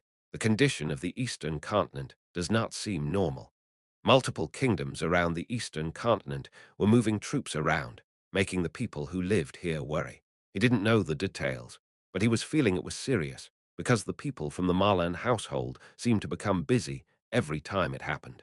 It was because he was in charge of Cal's secret organization here in Liban City. Hey, the dust. He was in charge of the cleaning as well. He looked up toward the sign. Hope and adventure loving in number 1 that was right. This was the first of many inns. The vicious father-son duo of the Marlan household restored their family before opening inns all around the eastern continent. Of course, normal people did not know that this inn was being run by the Marlan household. They just considered it to be a great business that was extremely helpful and nice to beginner adventurers. He frowned and started to mumble. A great business that is nice to beginner adventurers, my ass. What about your ass? Eek. He turned into a statue after hearing a benign voice behind him. Pat, pat. There's some dust on your shoulder. Ron brushed the man's shoulder with gloved hands. He then walked past him as if nothing happened. The former bandit leader realized something after seeing Ron appear. He's coming. Last night someone had rented out the entire inn. Ron must have shown up right now knowing that the person would soon arrive. Me, yo, me. Once he heard some cats meowing, all of the bandit-turned-employees smiled and stood up straight. Screech, welcome, sir. Welcome, young Masternim. The door opened, and the employees all loudly greeted the person. Even the former bandit leader greeted the person. Welcome. However, he soon screamed before grabbing his hair with both hands. Sharara, an arrow flew into the inn. Barang. It crashed into a picture frame and broke it. You arrogant little curly-haired punk, just go and sleep. Go on, Junior. Why the hell am I your junior? You are the last subordinate to join, so you're the junior subordinate. Ha, then are you his subordinate too? Nope. I am an esteemed party member of the hero. Ho, you dumb little curly-haired punk. The employees watched as a pink-haired person and a buzz-cut person fought against each other and destroyed different things around the inn. The inn they had worked so hard to clean for the arrival of the owner was turning into a mess. 2 kittens, a pink curly-haired person and a buzz-cut person. Human, is this our team to go barge into the cat tribe's territory? Rayan, who was currently invisible. Young Masternim. Finally, there was Ran, who was walking toward Cal as if nothing was wrong. The employees blankly stared at Cal's friends before noticing that Cal was about to speak. Cal picked up the glass of lemonade from Ran before speaking to Rashil and Dodori. Get out. His other hand was pointing outside the inn. Fight outside if you're going to fight. Rashil and Dodori stopped fighting for a moment and looked where Cal was pointing. They then looked back at each other. They shouted at the same time. Fine, let's go outside, you curly-haired punk. HMPH. I guess you aren't scared of my arrow. It'll make you regret that. Rashil and Dodori immediately walked out of the inn. Human, can I go watch? Mayo, Mio. The children, averaging 9 years old, chased after them with extremely curious expressions on their faces. Cal took a sip of lemonade. The bitter taste woke him right up. Young Masternim, is that the team you're going to take with you? Cal nodded his head with a stoic expression. Yes, this is the team I brought with me, but I may have made a mistake. Cal did not say that latter part, but Ron gently responded to him. They seemed to be the greatest combination to destroy things and turn things into a mess. Smile. Cal started to smile. That is true, 3 dragons and 2 cats. There was also Cal and the Marlan household. Screech. Oh, you're here. I came right on time, didn't I? The last member was mercenary King Bud. This was more than enough to cause a ruckus in the cat tribe's territory. Chapter 637. The greatest in overflowing with hope and love for, by the way, who are the 2 people that the cat children were following. The mercenary king sat down at a table at the center of the room. Ahem. Egu, there's some urgent business to take care of in the kitchen. The bandit-turned-employees moved far away from the table. All of you can head out. Ron motioned for them to leave, and the employees quickly ran out. Cal then started to speak. Dragons. Bud, who had been looking around at the empty hall, looked completely confused. He put his finger in his ear to clear it when Cal said it once more. Dragons. Ah, they're dragons. Nod, nod. Bud just decided not to think about Cal's group anymore, but he still couldn't accept it. Dragons. 2 of them. No, wait, he already had multiple dragons with him. Bud started to frown. The door to the rear garden opened, and an employee came in and started to speak to Ran. Manager him, shall we bring some tea? Bud thought about the word, dragons, and commented, are you trying to take down a kingdom on the eastern continent to set an example or something? Clunk. The bandit turned employee's hand that was holding the doorknob was shaking. What did I just hear? Destroy a kingdom. The employee immediately moved after seeing Ran's benign smile. Screech, the door was quietly closed. Cal frowned after hearing Bud's comment. Why would I destroy a kingdom? Well, the team you brought is strong enough to do that. They could probably destroy this Liban city in like 5 minutes. Cut the crap. Just hand over the information you brought. Ah, okay. Bud took a document out of his pocket and handed it to Cal. The stone mountain where the cats live is in the Sez Kingdom. The cat tribe was going to be where Cal started his plan to take down the White Star's allies. This starting point to the final battle would be at the Stone Mountain in the Sez Kingdom. Mount Nex in the Sez Kingdom. Bud responded to Cal's mumbling. It's a kingdom right next to the Castle of Light. It was by the Castle of Light, one of the 3 restricted areas of the eastern continent, the White Desert, where Lord Sherritt's White Castle had once been located. That castle was now Rayan's and moved to the Forest of Darkness as a Black Castle. Cal read through the information in the document. The Sez Kingdom is currently allied with the Endable Kingdom and is one of the strongest kingdoms on the eastern continent. It is famous for being a kingdom of knights, and the current King Bake is famous for being a sword master. Bud continued his explanation. Mount Nex is located in the northern part of the Sez Kingdom. It is an area with a stone mountain at the center, and the residents rarely go toward it because the terrain is difficult to traverse. Cal recalled a conversation he had with Duke Frito. It is the place where a few different cat tribes live together with the Fog Cat tribe in charge. There is a large stone mountain at the center of their territory. It is kind of like a citadel. The cats that are talented in fog and assassination are protecting the place. That stone mountain is where the captives are. Yes, Bud added on. Even without the terrain issue, the residents wouldn't be able to go there. The document mentions why. Cal looked back toward the document.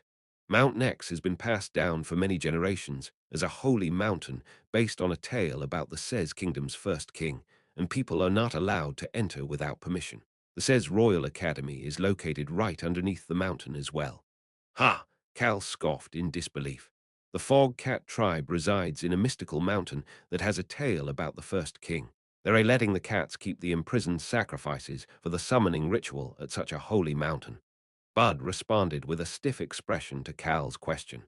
Yes, the place that the citizens of the Sez Kingdom consider to be the holiest is being used for such shoot, and the leaders of the kingdom are naturally hiding that fact from the citizens. Bud nodded his head. It seemed like even most of the nobles of the Sez Kingdom didn't know that the mountain was being used like that.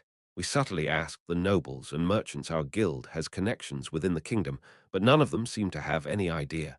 They didn't seem to be hiding anything either. Cal started to speak. It sounds like the alliance between the White Star and the Sez Kingdom is not something that started recently. Pretty much every kingdom on the eastern continent had aligned themselves with the Endable Kingdom. Cal had first heard about it from Dark Tiger Albaru while he was completing the test as Kim Rock Soo. This situation doesn't make sense if I think about it that way. The Cat tribe has their base on the Sez Kingdom's holy mountain. This was impossible without cooperation from the Sez Kingdom's side. That's right. I don't know about the other kingdoms, but at least the Sez Kingdom, or at least its king and his loyal subordinates, seem to have made a secret alliance with the White Star a long time ago. It seems to be quite a strong relationship. There's no way the Sez Kingdom's side would allow them to imprison sacrificial hostages in a holy mountain if it wasn't. The Sez Kingdom might even have had a longer alliance with the White Star than the Molden Kingdom, which was now Cal's ally led by Princess Jopis. The Fog Cat tribe would have needed a long time to settle there and call other cats over. Our only allies on the eastern continent are Princess Jopis in the Molden Kingdom, the Mercenaries Guild, the Marlan household, and Liban City. Cal's allies were few in number compared to the size of the eastern continent. They were extremely few in number. Bud cautiously added on. It might be possible that it is not just the Sez Kingdom, but that the other kingdoms have had an alliance with the White Star since a long time ago. We are currently gathering information on that aspect. Ran, who had been quietly listening, interjected, "Young Master Nim, it will be extremely annoying for us if the other kingdoms have had a deep relationship with the White Star as well. The quality of an alliance between members who have just joined together and one whose members have been together for a long time were different." Bud nodded his head. As the patriarch Nim mentioned, it might end up as a war between the Eastern continent and the Western continent if things go terribly wrong. That would mean it would become a long war, as even if they managed to kick the White Star out of the Western continent, he would still have a foundation on the Eastern continent. Just thinking about it was tiring. Tap, tap, tap. Cal tapped on the table with his index finger. His gaze headed toward the document on top of the table. The Sez Academy is the future of the Sez Kingdom. The Sez Royal Academy, that was located at the bottom of the Holy Mount Nex, the Sez Royal Academy, is considered one of the top 3 academies on the Eastern continent. It accepts all students, age 13 to 18 regardless of their background, and students have to go through an extremely difficult admissions exam before completing a 5-year curriculum. The Royals can only be officially accepted as royalty only by graduating from this academy. Numerous individuals from other kingdoms have also graduated from this academy and have their own small society.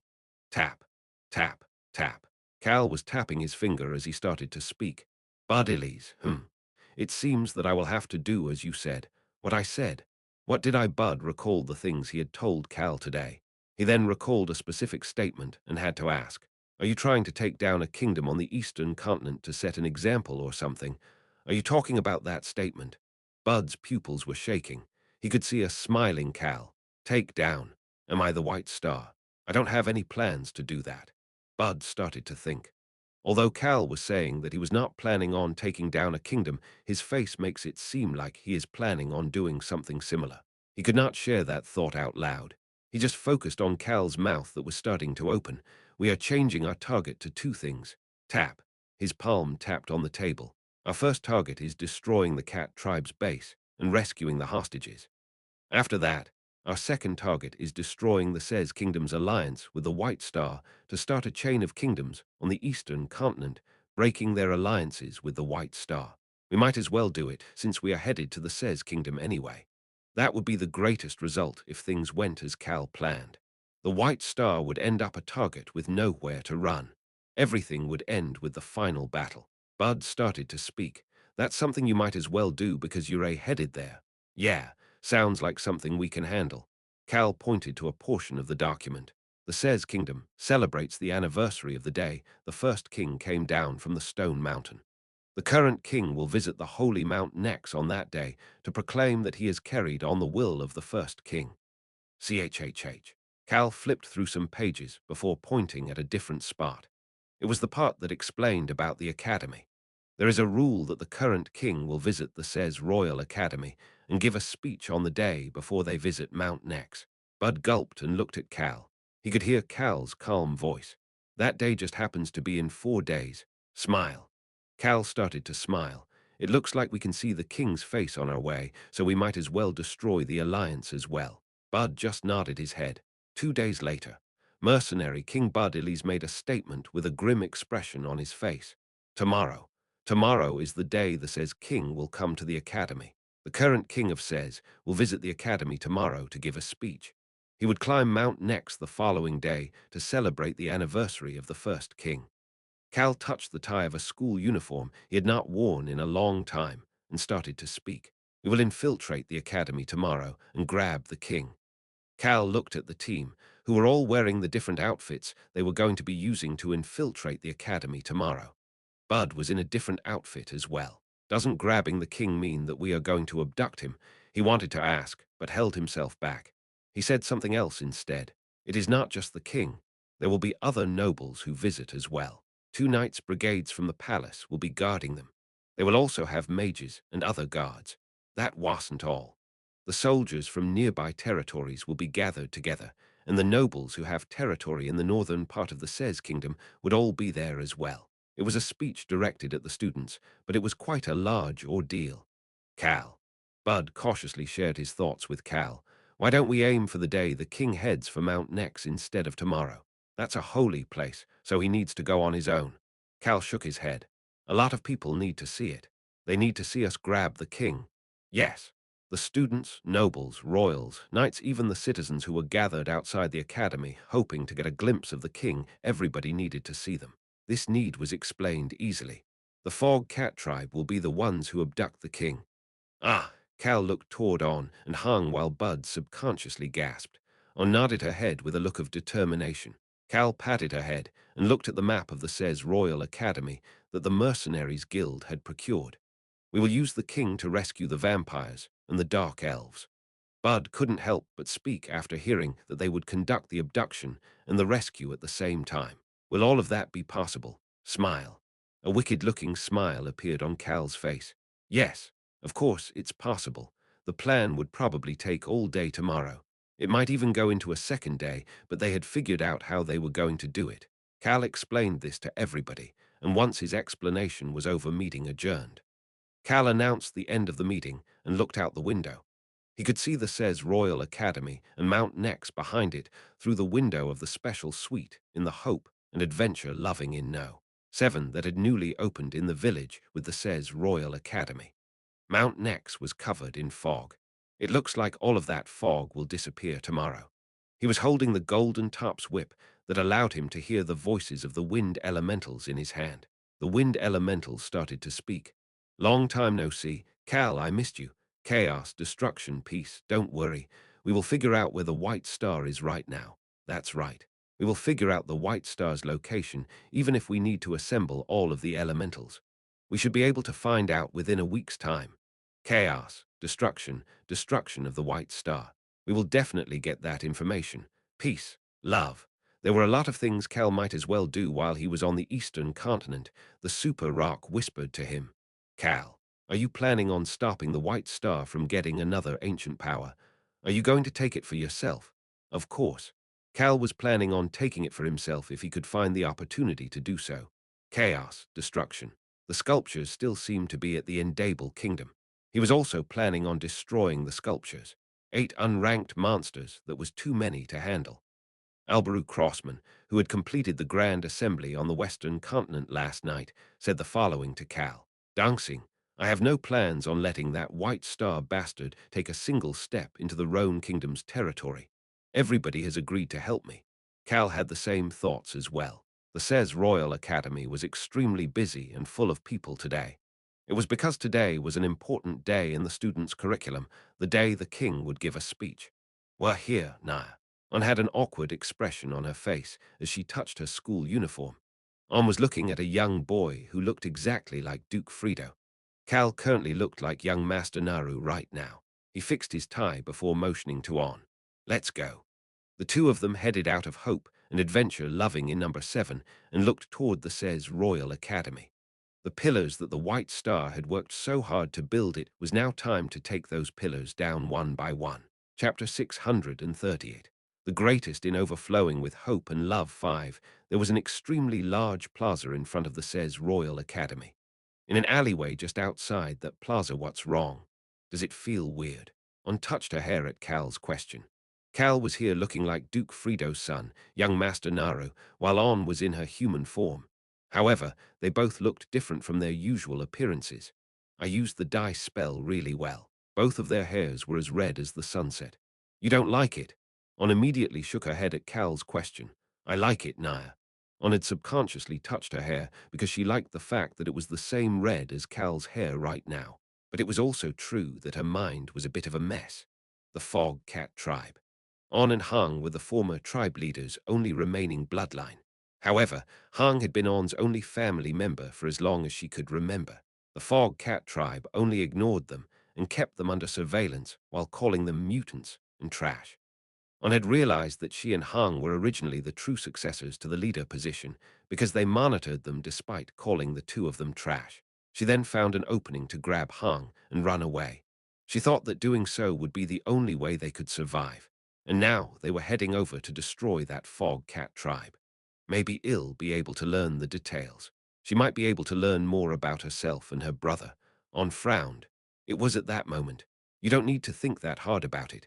On raised her head after hearing a stoic yet gentle voice. Cal, who was about her height in this appearance, was looking forward. I will take care of everything. On, you just do whatever you want to do. Just think about doing that. Cal recalled the time he met the leader of the Fog Cat tribe outside Sherritt's castle in one of the 3 restricted areas. He was recalling the things the leader had said while looking at On and Hung. They are the last of that bloodline, so they must have been persistent. But I didn't know they were on Cal Henitus's side. Is that why we didn't find them? That dirty blood needs to disappear from the world. On had said that the current leader was not her family member. On and Hung probably has the bloodline of the former tribe leader. The current leader must be the one who pushed the former out of the position. And most likely that current leader bastard might have killed On and Hung's family when he took the position. However, he kept On and Hung alive. That was what Cal could not figure out. Did he keep them alive because they were young? The Fog tribe was known for being the stealthiest tribe among the cats. Being the stealthiest meant that they were the strongest of the cats. Only a select few within the Fog cat tribe had special abilities, like On and Hung. Cal reached his hand out and ruffled On's hair. By the way, On could see Cal looking at her. Do you want to go to an academy? On flinched. Human, I don't want to go to an academy. I am already an extremely strong and great and mighty dragon. I'm just going to have fun with you, human. We're going to travel the world. Cal just ignored Rayan's voice as usual. It was at that moment. Dang, dang, dang, dang, the bell on the Says Royal Academy's bell tower was ringing. It was the sign that it was now 10 a.m. 1 hour. It also signaled that only 1 hour was left until the king's speech. Cal did not have time to hear On's response. They needed to start moving. Let's talk about the academy later. Well, I'll let you do whatever you want to do. I don't care whether that is being a slacker or studying in an academy. Cal didn't think much about it and shared his thoughts before stepping out of the alley. He then turned around and motioned to On. Are you not coming? On looked at Cal, who looked like young Master Naru right now, before recalling the first time they met Cal when he had given them food. It was said that a person goes through 3 times of luck during their lives. On was certain that the day she met Cal was one of those times for her. That was the day she had found a family. On heard Rayan's voice in her head at that moment. Fighting, and don't worry, I'm going to be invisible and following you guys. You won't get hurt. On started to smile after hearing her youngest dancing's bright voice. She decided to stop thinking about it. She just had to do whatever she wanted to do as Cal had mentioned. Why, you look like the human when you smile like that. Are you planning on scamming someone? Tell me. I want to do it with you. On's smile grew wider at Rayan's comments before she walked toward Cal. The 2 of them headed for the main gate of the Says Royal Academy. The way there was quite loud. Please step back. His Majesty will only appear at 11 a.m. Please stay in a single file line. We will kick all of you out if you don't line up properly. People from the academy and the palace were shouting everywhere. It could not be helped. Oh, come on, let me go to the front too. Move, move. Wow, am I really going to see His Majesty today? I'll even be able to hear his speech. Of course. This is the ideal spot. Numerous citizens of the kingdom were gathered at the plaza and forming a human wave. This could not be helped as well. Mommy, His Majesty is the strongest in the world, right? Of course our kingdom is the land of knights. Our Majesty is also a sword master. That's right, he's the strongest knight. The current King Baker. He was a sword master in the land of knights. He was a strong king. That was enough for his popularity to rise significantly, but he had done something else 5 years ago. He had created a new law as soon as he became king. Create a training center to teach the way of the sword. Training centers where anybody could learn the way of the sword were created throughout the Sez kingdom. The palace covered all fees associated with the facilities. Person's identity, or whether they are rich or poor, will not matter. Make it so that anybody who wishes to learn will be able to learn. Send anyone with talent to the Reserve Knights Training Center and give them the support they need to reach their full potential. Current King Bake opened a path to becoming a knight for everyone, and after 5 years, there were now people popping up who had gone from orphan to knight, a poor peasant to a successful knight, people here and there who had achieved their dreams. That's why he's quite popular. Cal was smiling while blending in with the crowd of people. It was at that moment. Why is an academy student over here? A person who made eye contact with Cal mumbled with confusion. Cal's expression instantly changed. Excuse me, excuse me. He looked anxious and pretended as if he was trying his best to push his way through the crowd with On. One moment, please. We need to get inside. Excuse me, could you please move? Cal's pleading voice, along with the uniform that symbolized his status as an academy student, made everyone turn toward the two of them. A knight in armor was frowning as he walked toward them. Over there, the student over there. Cal stopped walking. He was smiling internally. It would normally require a thorough identity search outside the academy gates to get inside. But they can't do that right now. The extremely popular king made it so that the entire plaza up to this gate was full of people. It was making it difficult for the academy employees to work. We would normally have to be checked out by an employee. Unfortunately, that might lead to their ruse being found out. Knighten him. Cal grabbed the arm of the Says Kingdom's knight, who was walking toward them with a stiff expression on his face. The knight instantly started frowning. These could be intruders posing as students. Why are you two? He could not finish speaking. Plop. A student ID and a doctor's note were placed in his hand. We came out yesterday because I was sick. We really want to hear today's speech. Is there any way we can get inside? Please. Cal put his hand on On's shoulder. My sister's dream is to become a knight. She really wanted to see His Majesty, but she came out with me so that she could take care of me. Is there any way we can get inside? Human, you're so good at acting. The knight still had a stiff expression while looking at this young boy with a look of desperation on his face, but his wariness was starting to subside. He looks very pale. It was because he was looking at a boy who was so pale, something that could not be faked with magic. He looks young as well. Although magic could be used to dye hair or change different parts of the body, it could not be used to turn an adult into a child. It is impossible unless there is a dragon. And if there was a dragon, it would be here to praise our Majesty for his good deeds, not to harm him. He still needed to do this job. King Bake was the Says Kingdom's greatest knight, but this knight still had to protect his liege. Follow me. He headed toward the gate with the sick-looking boy and his sister who was behind him. Please move back. Back, move back. The gate was also extremely chaotic with people, and the knight headed for a tent right outside the gate. These kids, the knight frowned after seeing that there were no employees inside the tent. They must have all rushed out to organize the chaos. There is a lot more activity than usual this year. There were more people than usual trying to push their way forward to see His Majesty. Human. Bud's mercenaries are doing a good job. Those troublemakers were all camouflaged mercenaries. Ahem. The knight peeked to the side, hoping that Cal wouldn't have heard his mumbling. Cal put on an anxious but bright smile. I think everybody wants to hear His Majesty's speech as close to him as possible like we do. Right. Yeah, Opa. Wow, both of you are so good at acting. Your acting is like the sky, while Choi Han's acting is down on the ground. Choi Han needs to practice. The knight nodded his head after seeing this pair of siblings who seemed to have a very good relationship with each other. All right, let me confirm a few things. He decided to do the check himself instead of waiting for an employee. The knight headed over to multiple magic devices in the tent.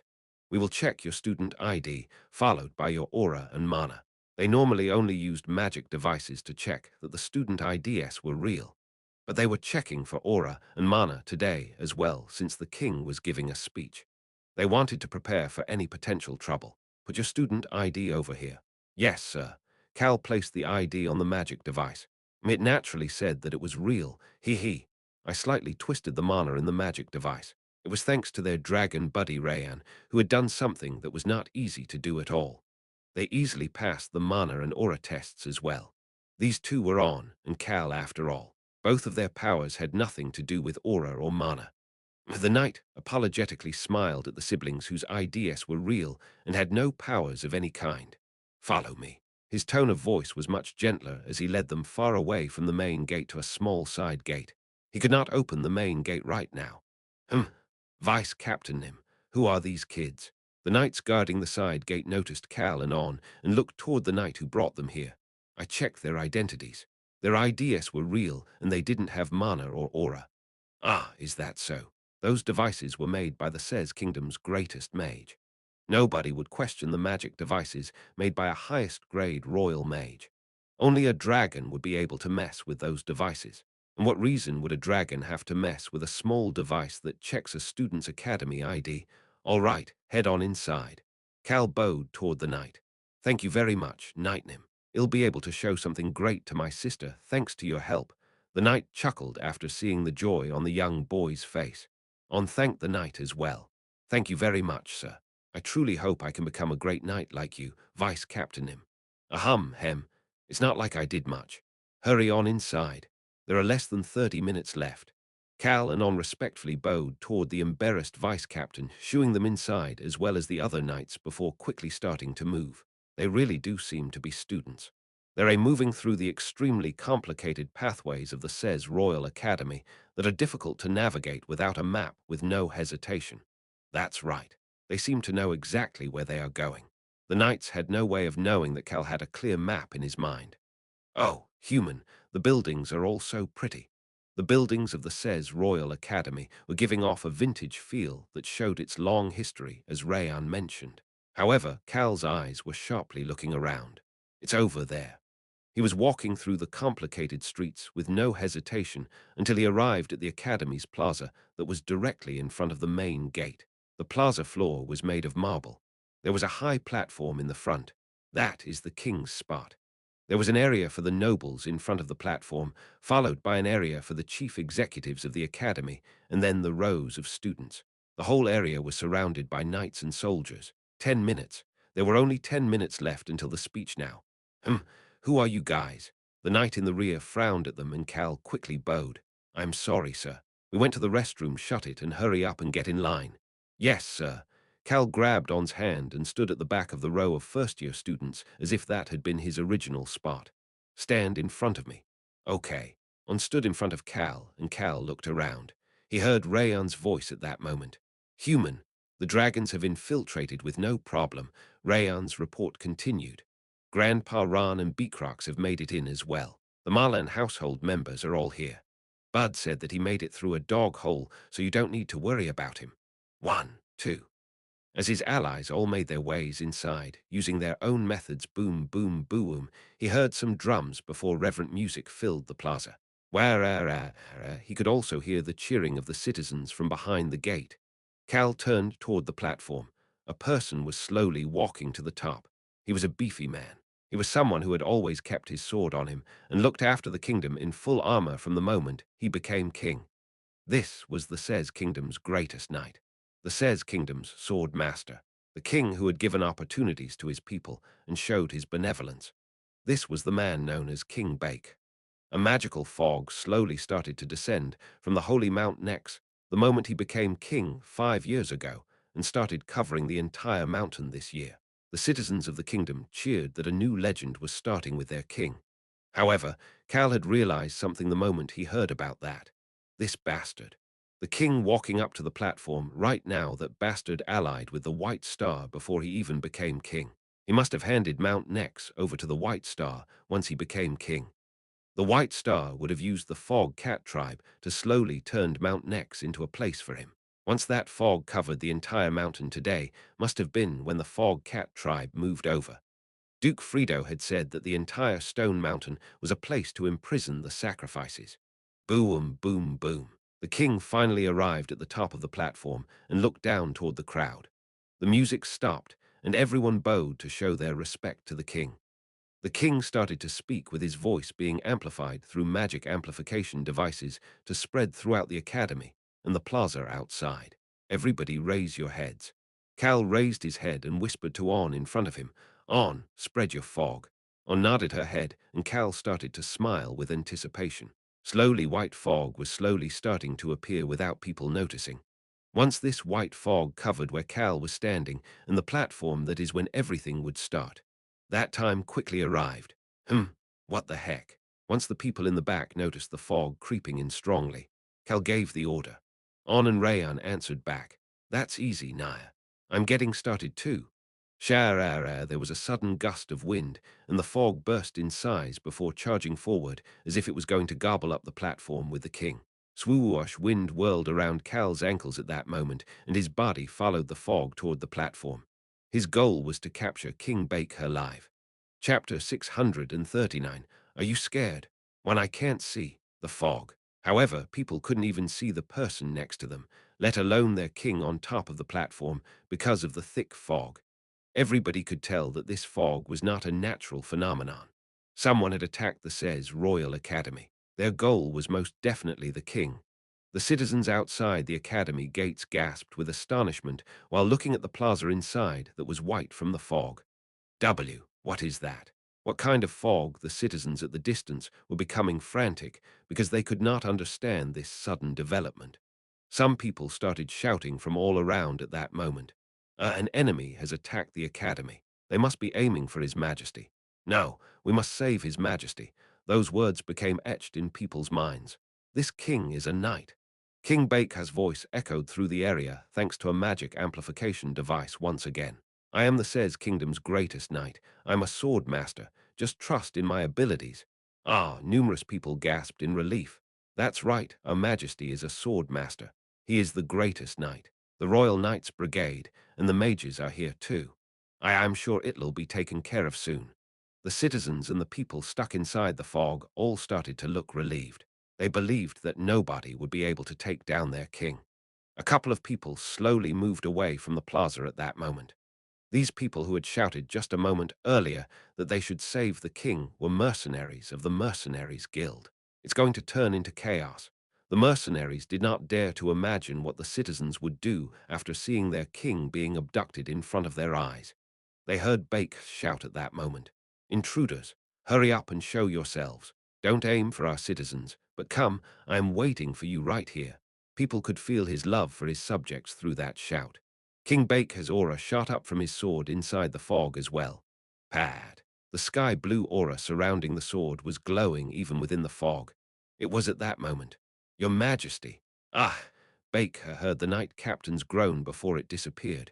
He could not even see his own hand in this thick fog. Bake could tell that the knight captain had been ambushed by the enemies based on the groan. The fact that I don't even hear him groaning anymore must mean. He couldn't even hear the faint groans of the knight captain who had been the closest to him. He must be dead. King Baker bit down on his lips, and his expression stiffened at the enemy's ruthless ambush. Unfortunately, there was something he did not know. SHHHH. SHHHHH. Ran, who had been disguised as an academy janitor, caressed Hung's back once he jumped into Ran's arms.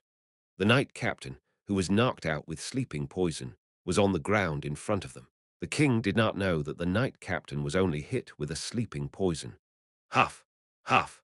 As for the royal mage, he was shaking in fear while looking at an arrow that had stopped right in front of his face.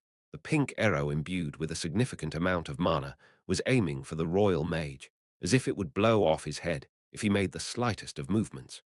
Now that the strongest individuals aside from the king were unable to move, Bake frowned. Fog, why was it fog of all things that was here right now?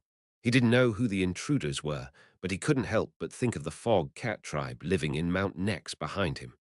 No, there's no way those bastards are coming after me. We are allied with them. Their alliance was based on things that forced them to be together. It was an alliance that could not be broken because they each had the other's weakness in their hands. In that case, what was up with this fog? He could not see the enemies. It was just quiet. Swoosh, a gust of wind blew past him at that moment. A whirlwind was charging toward him. HMPH. Bake did not hesitate and slashed his sword toward the direction of the wind. He had already sensed the whirlwind. Barang! The sword clashed with the wind and made a loud noise. Bake had lowered his sword with a frown on his face. Is it magic? Whether it was the fog or the wind, he could only suspect it was magic because they were both artificial. Shoot! Numerous black magic arrows suddenly appeared in front of him. Duck! Baker had no choice but to swing his sword as he swore. The arrows were coming at him. Barang! Bang! Baba barang! His aura-clad sword and the magic arrows continued to strike against each other, causing an endless array of explosions. Ah! The amount of mana in the arrows was almost overwhelming. Baker subconsciously frowned. Someone appeared in front of him at that moment. Bastard, are you the intruder? His words made the person frown. Bastard? Did you say bastard? A human king dares to call me a bastard. The buzz-cut intruder shouted with a vicious expression on his openly shown face and grey mana in his hands. Baker found this to be odd. Why does he use mana like a fighter? Is the black arrow this bastard's doing as well? He became warier of the enemy in front of him. He believed that the enemy's mana was as strong as, if not stronger, than his aura. He was also relieved. This bastard must be the leader. He truly believed that this bastard here was the leader of this attack. He refused to believe that there were others who were just as strong. What an arrogant little human king bastard. Rashiel, the buzz-cut dragon, used his mana for magic, but also used it like aura around a fighter's fist. There was a simple reason for that. He enjoyed beating things up with his hands more. Rashiel instantly charged toward Bake. Bake took a deep breath and pointed his sword toward the enemy's powerful attack. Human, I will make you kneel, you bastard, ahum. The charging enemy suddenly flinched. Ill, be quiet. He then mumbled in a quiet voice before resuming his charge, looking as if he was even angrier than before. It was a close-range fight from there. Bang! Bang! Aura and mana clashed against each other and sent loud explosions echoing through the area. Ah! Bake's eyes were shaking while feeling this sturdy mana that could not be slashed through with aura. This fighter's skill, he's amazing. Furthermore, Rashiel's fists and kicks left no opening, even when it seemed as if he was throwing them without much thought. How did Rashiel get so good at fighting? Rashiel's punching was something he developed after 300 years of fist fights when he got tired of using magic. Bang! When the fist and sword slammed against each other again, crack. The aura cracked a little. I'm going to lose like this. King Bake felt a sense of urgency. He also has a question. There are still people out there other than those individuals on the White Star's side who could toy around with me like this. As his suspicions about the intruder's true identity were becoming greater, he heard a cat meow nearby. King Baker flinched after hearing the meow, but quickly steadied his mind. Do you really think that I would lose? I am the king of the Says Kingdom. Bake brought out all of his remaining strength. Uwang, his sword seemed to be wailing after having a significant amount of aura channeled inside it. The sword art that has been passed down for generations in the Says royal family, the sword that was full of valiant aura, created an arc as it struck down on Rashiel.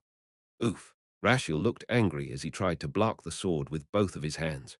Bake laughed at Rashiel's reaction. Keh, are you scared now?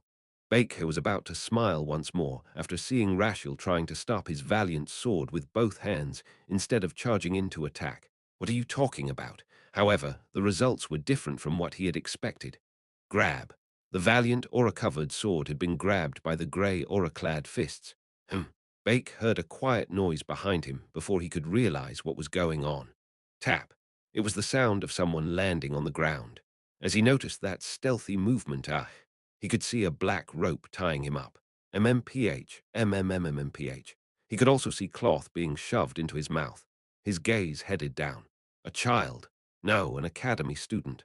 A young boy with red hair who seemed to be 15 years old at max had a twisted smile on his face. Let's drag him away. I got it. Crack. The aura-clad sword was separated from its hilt as if it was a toothpick and left Bake's hand. Rashiel grabbed Bake by the back of the collar before Bake could do anything. The fog then started to disappear. Bake shook his head with his mouth gagged. No, no, the citizens would see his current terrible state. The great king could not show himself looking like this. Bake had long since forgotten about the safety of the citizens. Well, he had not cared about that for a long time already. MMPH, MMPH. He was flailing around so much that Rashiel lifted him so that he could see Bake's face. Shut up, you damn human king bastard. Bake stiffened up at that moment. He could see the long vertical pupils after seeing Rashiel's eyes up close. He then started to think about the spells Rashiel used that even the royal mage could not use. Rashiel's mana and skills were also strong enough to take down a sword master like himself. There were only a few individuals who could do that, and Bake could only think of one other answer besides the White Star. The person calling him a human bastard was not human. A dragon. Smile. Rashiel started to smile. You finally get it. You finally understand who I am. The young boy walked over to Bake and made a comment. We gathered to prevent you from working with the White Star to create chaos in the world. Baker recalled how Rashiel couldn't even talk back to this young boy. He had acted as if he was addressing a superior. Who could a dragon address as a superior? Another dragon. It would be impossible unless it was another dragon. I heard that the kingdoms on the eastern continent are working with the White Star to cause chaos on the western and eastern continents. The young boy gave off a noble demeanor. He seemed even more dragon-like than Rashiel and naturally gave off a sense of being a ruler. We could not sit back and let you do as you pleased. Did you really think you could survive after pulling this kind of crap? The fog was slowly going away. Baker could slowly see people through the fog, but was unable to move his gaze from the young boy. The young boy came a little closer and whispered in his ear, "If you continue your alliance, your future will only consist of chaos, destruction, and despair." The young boy looked toward Rashiel, who added on in a growling voice, "Human, make sure to heed our warning as we are saying it as the representative of the dragons." Cal nodded his head. "I'm not a dragon, so Rashiel needs to say it as the representative of the dragons." However, Bake thought that Cal nodding his head looked more majestic and caused him to think. The dragons are gathering because of what the White Star is trying to do. Dragons were too strong. They were able to easily handle a sword master like Bake. And if there are multiple dragons, would he be able to survive? Should he maintain this alliance? Baker knew of the White Star's strength, but this pressure he was feeling in person felt even heavier. Cal spoke once a good amount of fog was gone. "Then let me show you an example." An example. Baker was confused, but quickly realized what the boy meant. Mount Nex. The young boy's eyes were looking at the mountain. The boy pulled out a flute and started to play. P. The boy moved quickly after making a sharp noise. Rachel grabbed Bake by the collar and followed behind him. "Oh, over there. His Majesty. He's being abducted." People screamed once they could see again. The knight captained him. Vice captained him. "What should we do? What else?" "Immediately chase after those intruders. We must rescue His Majesty." The vice captain knew that he would not be able to do anything against people who captured their king, who was a sword master. However, he needed to rescue the king. "He is our savior, our great king." The knights saw him as the most respected king, a great figure who would help their says kingdom develop even more. "Your Highness, my goodness. No, we must rescue His Majesty." It was shocking to see King Baker being dragged away by the enemy once the fog dispersed. The chaos in the minds of the citizens outside the gates was amplified. Someone shouted at that moment, "His Majesty is being dragged toward Mount Nex, the holy Mount Nex and the benevolent and virtuous king." The intruders were heading toward the holy mountain that the citizens of the kingdom did not dare to step foot upon. "We should save him. There aren't that many enemies." There really were only a few enemies. There were less than 10 people who were wearing masks or dressed in the academy's uniform or employee uniform. "Yes, we must save him. First of all, let's stop them." The people started to run toward the holy mountain that they would not dare to take a step into if it wasn't for such a situation.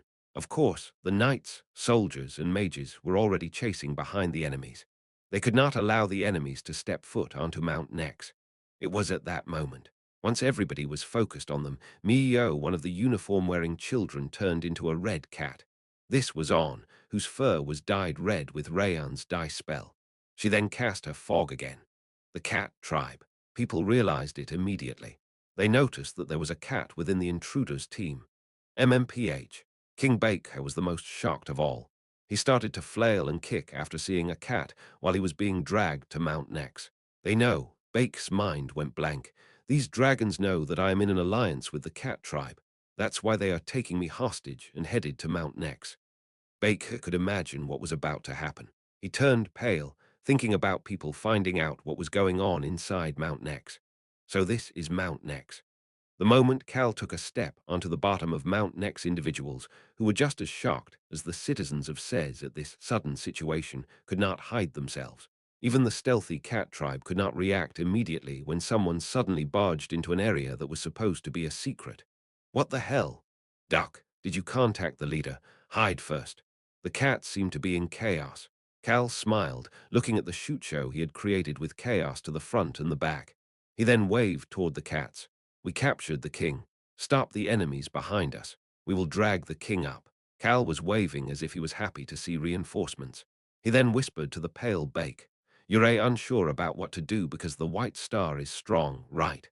But you see, Cal whispered in a cheery voice, "We're even scarier." Bake's scared expression turned into a look of sheer terror. Unfortunately for him, Cal was just getting started.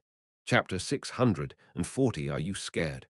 Too overwhelming power was not the only thing that was scary. Sometimes a small scheme to take down a plan that had taken years to create was much scarier. It was also a different story when Cal was the one coming up with that small scheme. Shoot! Oh my goodness! Over there on Mount Nex, the knights who were in the front of the group trying to rescue the king couldn't hide their astonishment. Inside the fog, there were mysterious enemies inside this holy mountain that enshrined the legend of the first king. These bastards. How dare they step foot onto Mount Nex and abduct his majesty? This was not just the appearance of an enemy. This was a direct mockery of the Sez kingdom. The vice-captain, who was currently leading 2 brigades of knights, peeked toward the still unconscious knight captain before raising his voice. Contact the palace. Inform them to speed up with the reinforcements.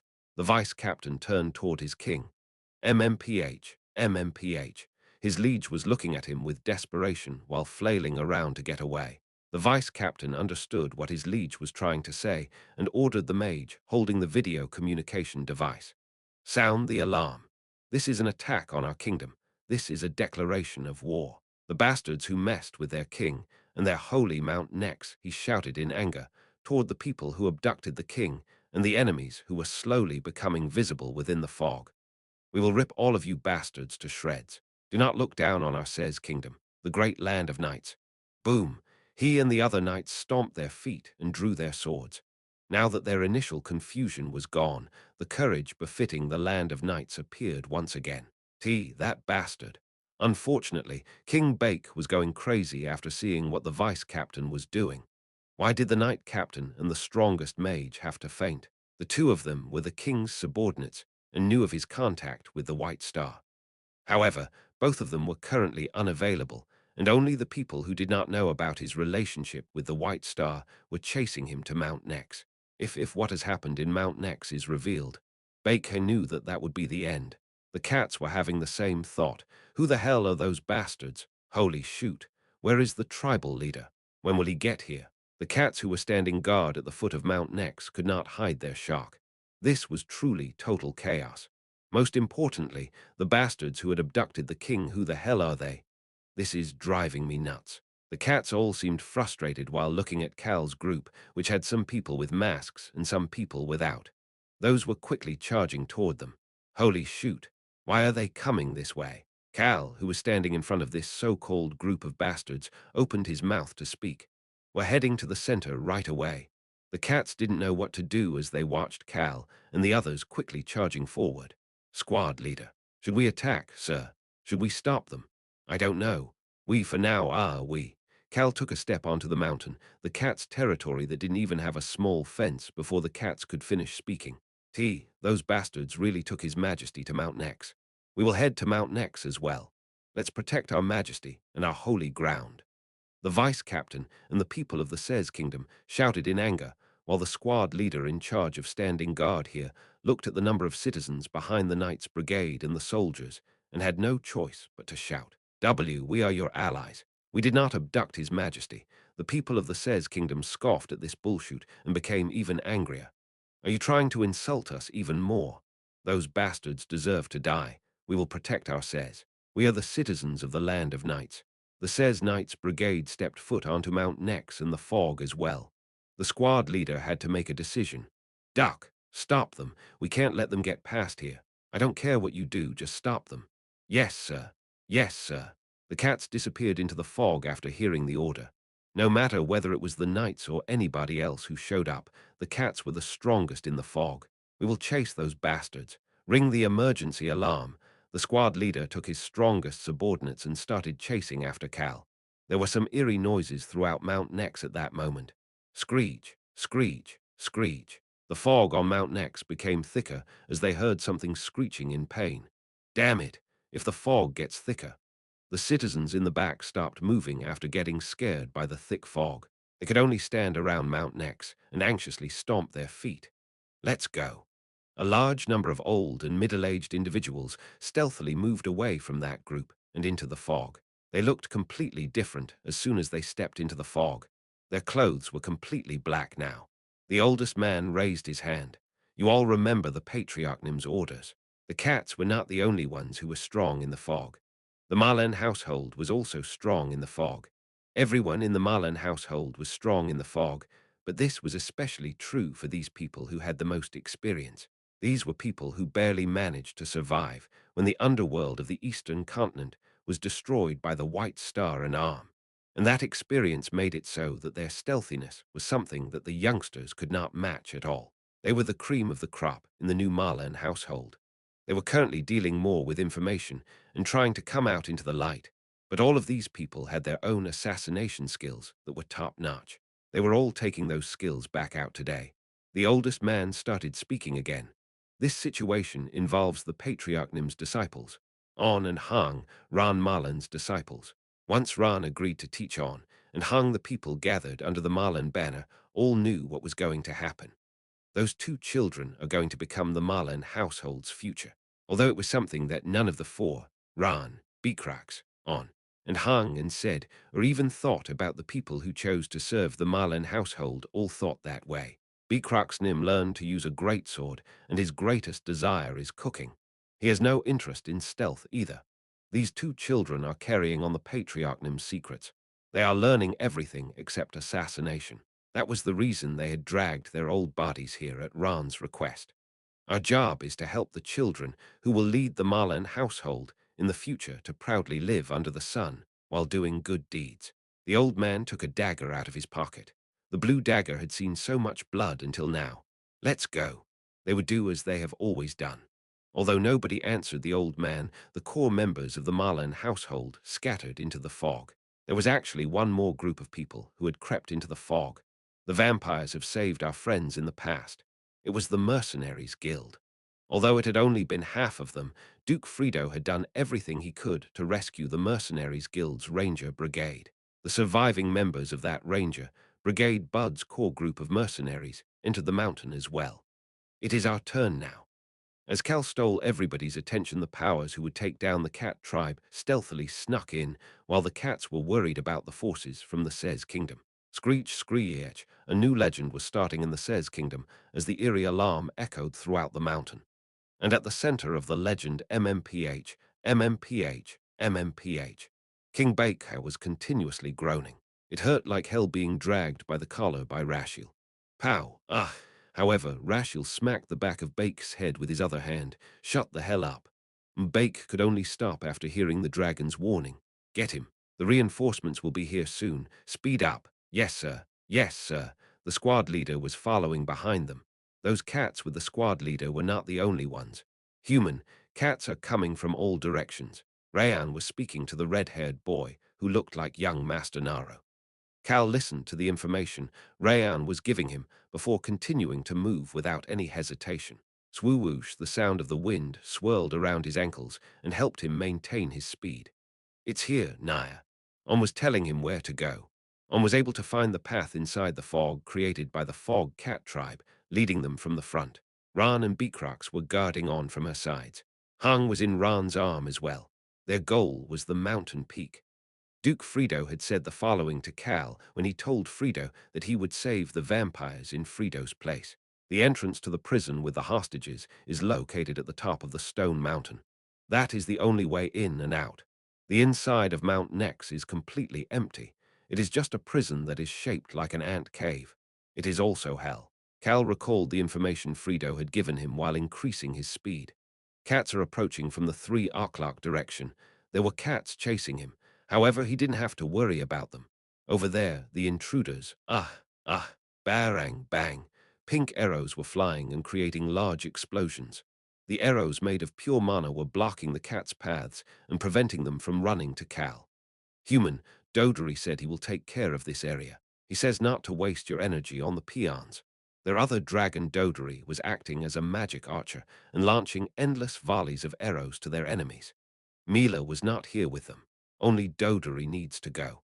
I trained him properly so that he wouldn't lose to anyone. Cal had no need to stop thanks to Dodori. Tatap. He finally entered the area that only had stones. That meant that he was now at the middle of the mountain and just needed to go a little more to reach the top. But to get through that middle area, he finally shows his face. Someone was in Cal's way. It was the cat tribe's leader. This bastard was the current tribe leader of the Fog Cat tribe, and the one Cal had fought outside Sherit's Castle of Light in the past. There were strong-looking cats standing behind him as well. MMPH, MMPH.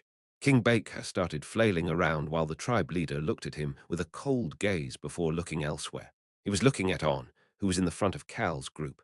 The tribe leader immediately recognized On even though her fur was red with Rayan's magic right now. On was looking at the tribe leader with a calm gaze as well. The tribe leader started to speak. I was wondering who it was, but it is just the dirty blood, dirty blood. The cats started whispering as soon as they heard those words. Those trash who ran away. Ha! Of course, those inferior idiots are causing harm to the cats in the end. I remember hearing that the mutants were siding with Cal Henitus. The tribe leader ignored those whispers and snorted. I was wondering who was causing this mess, and it is none other than Cal Henitus's subordinates. Although he couldn't see Cal Henitus, the tribe leader started smirking after realizing that Cal's subordinates were involved with this. On asked at that moment, "How did you recognize me?" Her voice was calm. You, how dare a mutant like you speak so informally to the tribe leader? You arrogant punk. She doesn't know respect since she hasn't learned anything." On just ignored their taunts. She had heard much worse things while being kept under watch within the Fog Cat tribe.